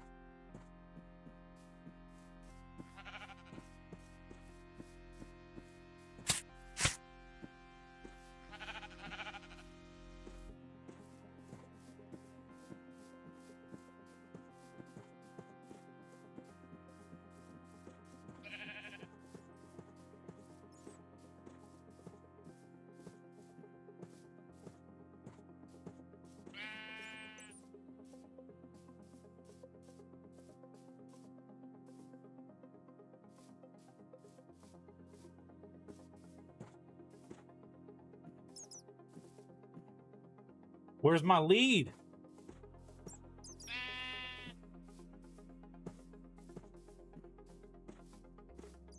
My lead broke.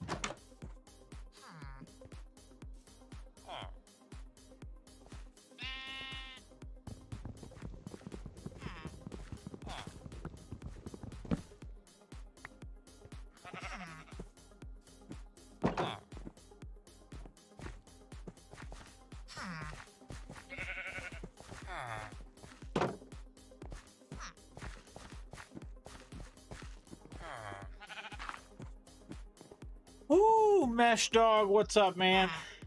This is my solo world right now.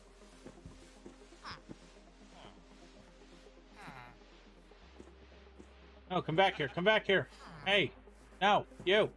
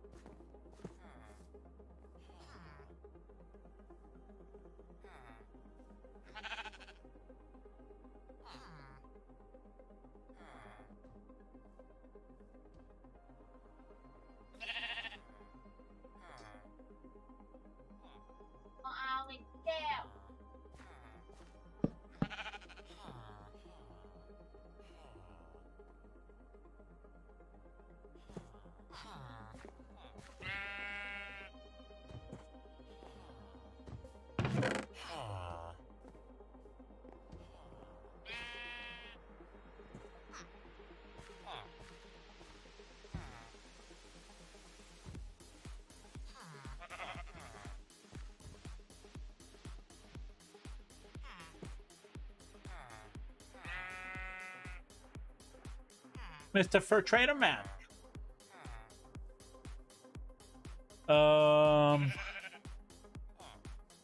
Let's see.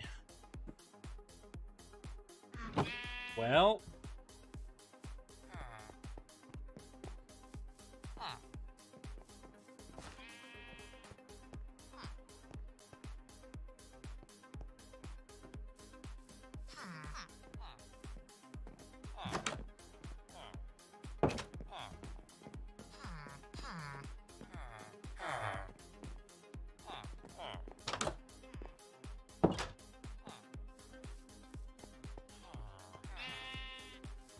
I wonder if I can bring that other sheep.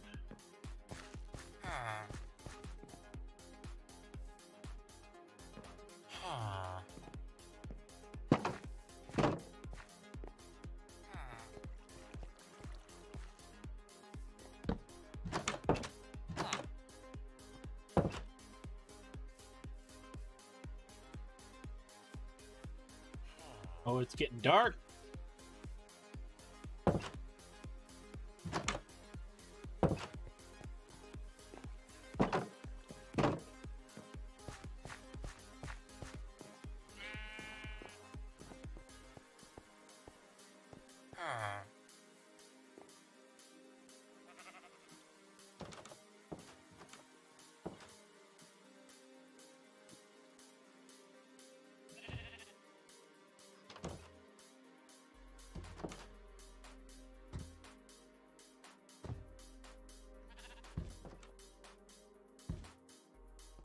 Oh man.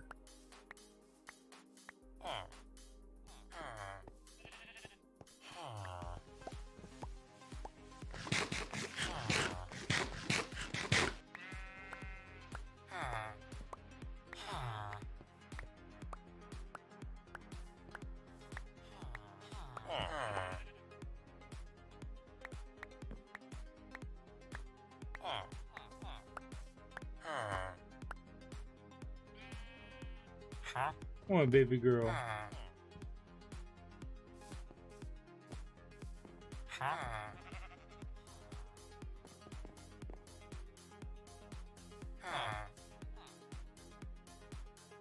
Oh, check it out. They fighting each other on the steps. My stairs. I'm master of the stairs. I'm the stair master. Let's go. Go grab that other. Go grab that other one.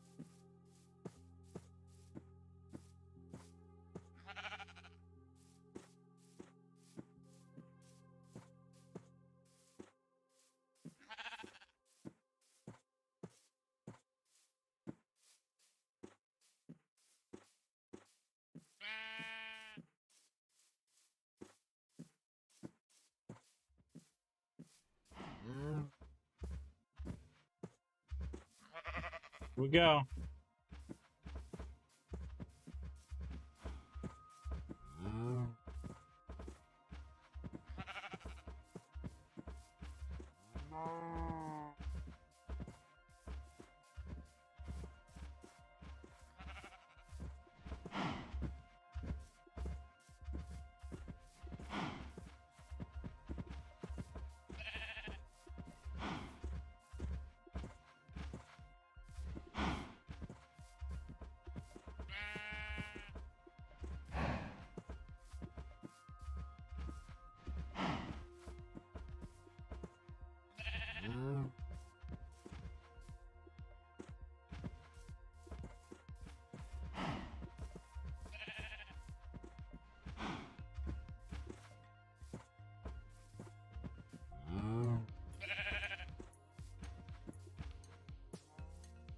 Here we go. All right.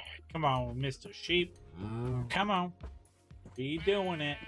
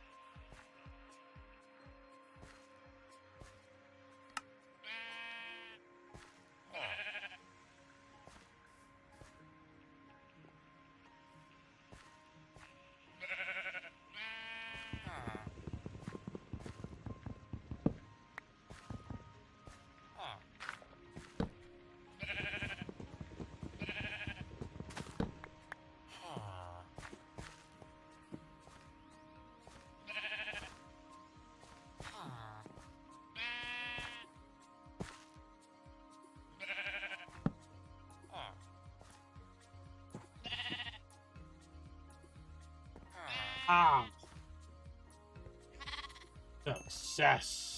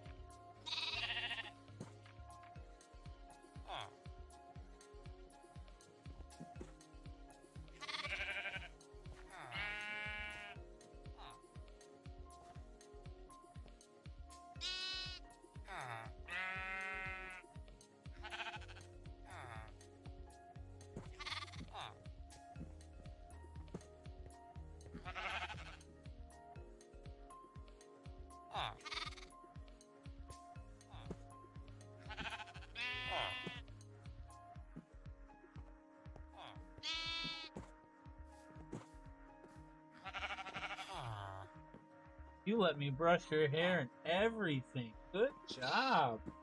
Good job. Yay. Go show Mama your pretty hair. I tried hosting a server and playing in same computer, and my brother was saying it was lagging crazy. Oh, yeah? I mean, I'm running 64 gigs of RAM. I'd only give it like a dedicated 10 gigs. And it would be a handful of people I can trust. It's like that's where it would come in. Oh, hi. Oh. Oh.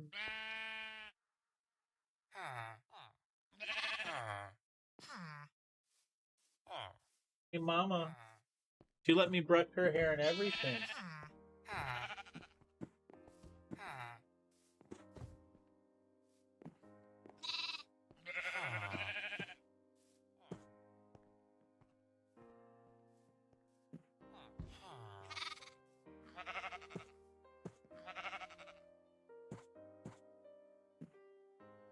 Yeah. Looking pretty. Yeah. Look at that, chat. She let me brush her hair. She stayed still. Man, her older sister said, nope. You look real pretty. Yeah. You see yourself up there? Yeah, you're right there. Whoa. How cool is that? Mwah.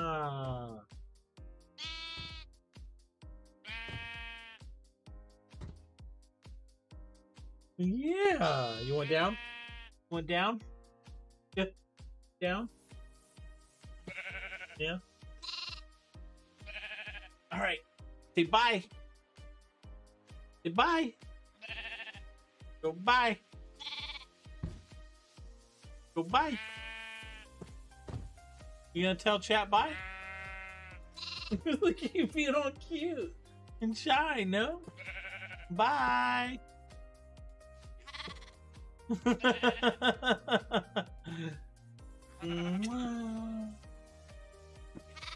Bye.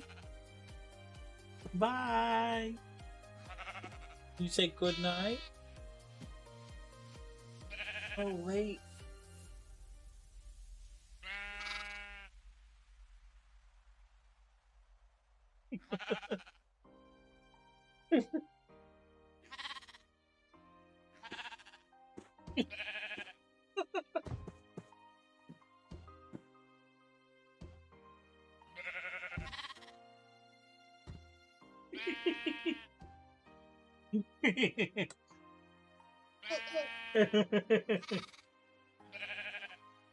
All right. Say bye. Say bye.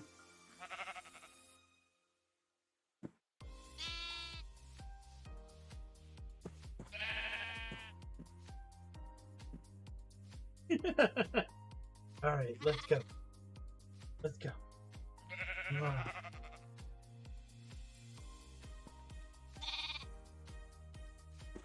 Go show mommy. All right, guys. I'm gonna call it here. We got sheep after about 3 hours of playing. We got sheep,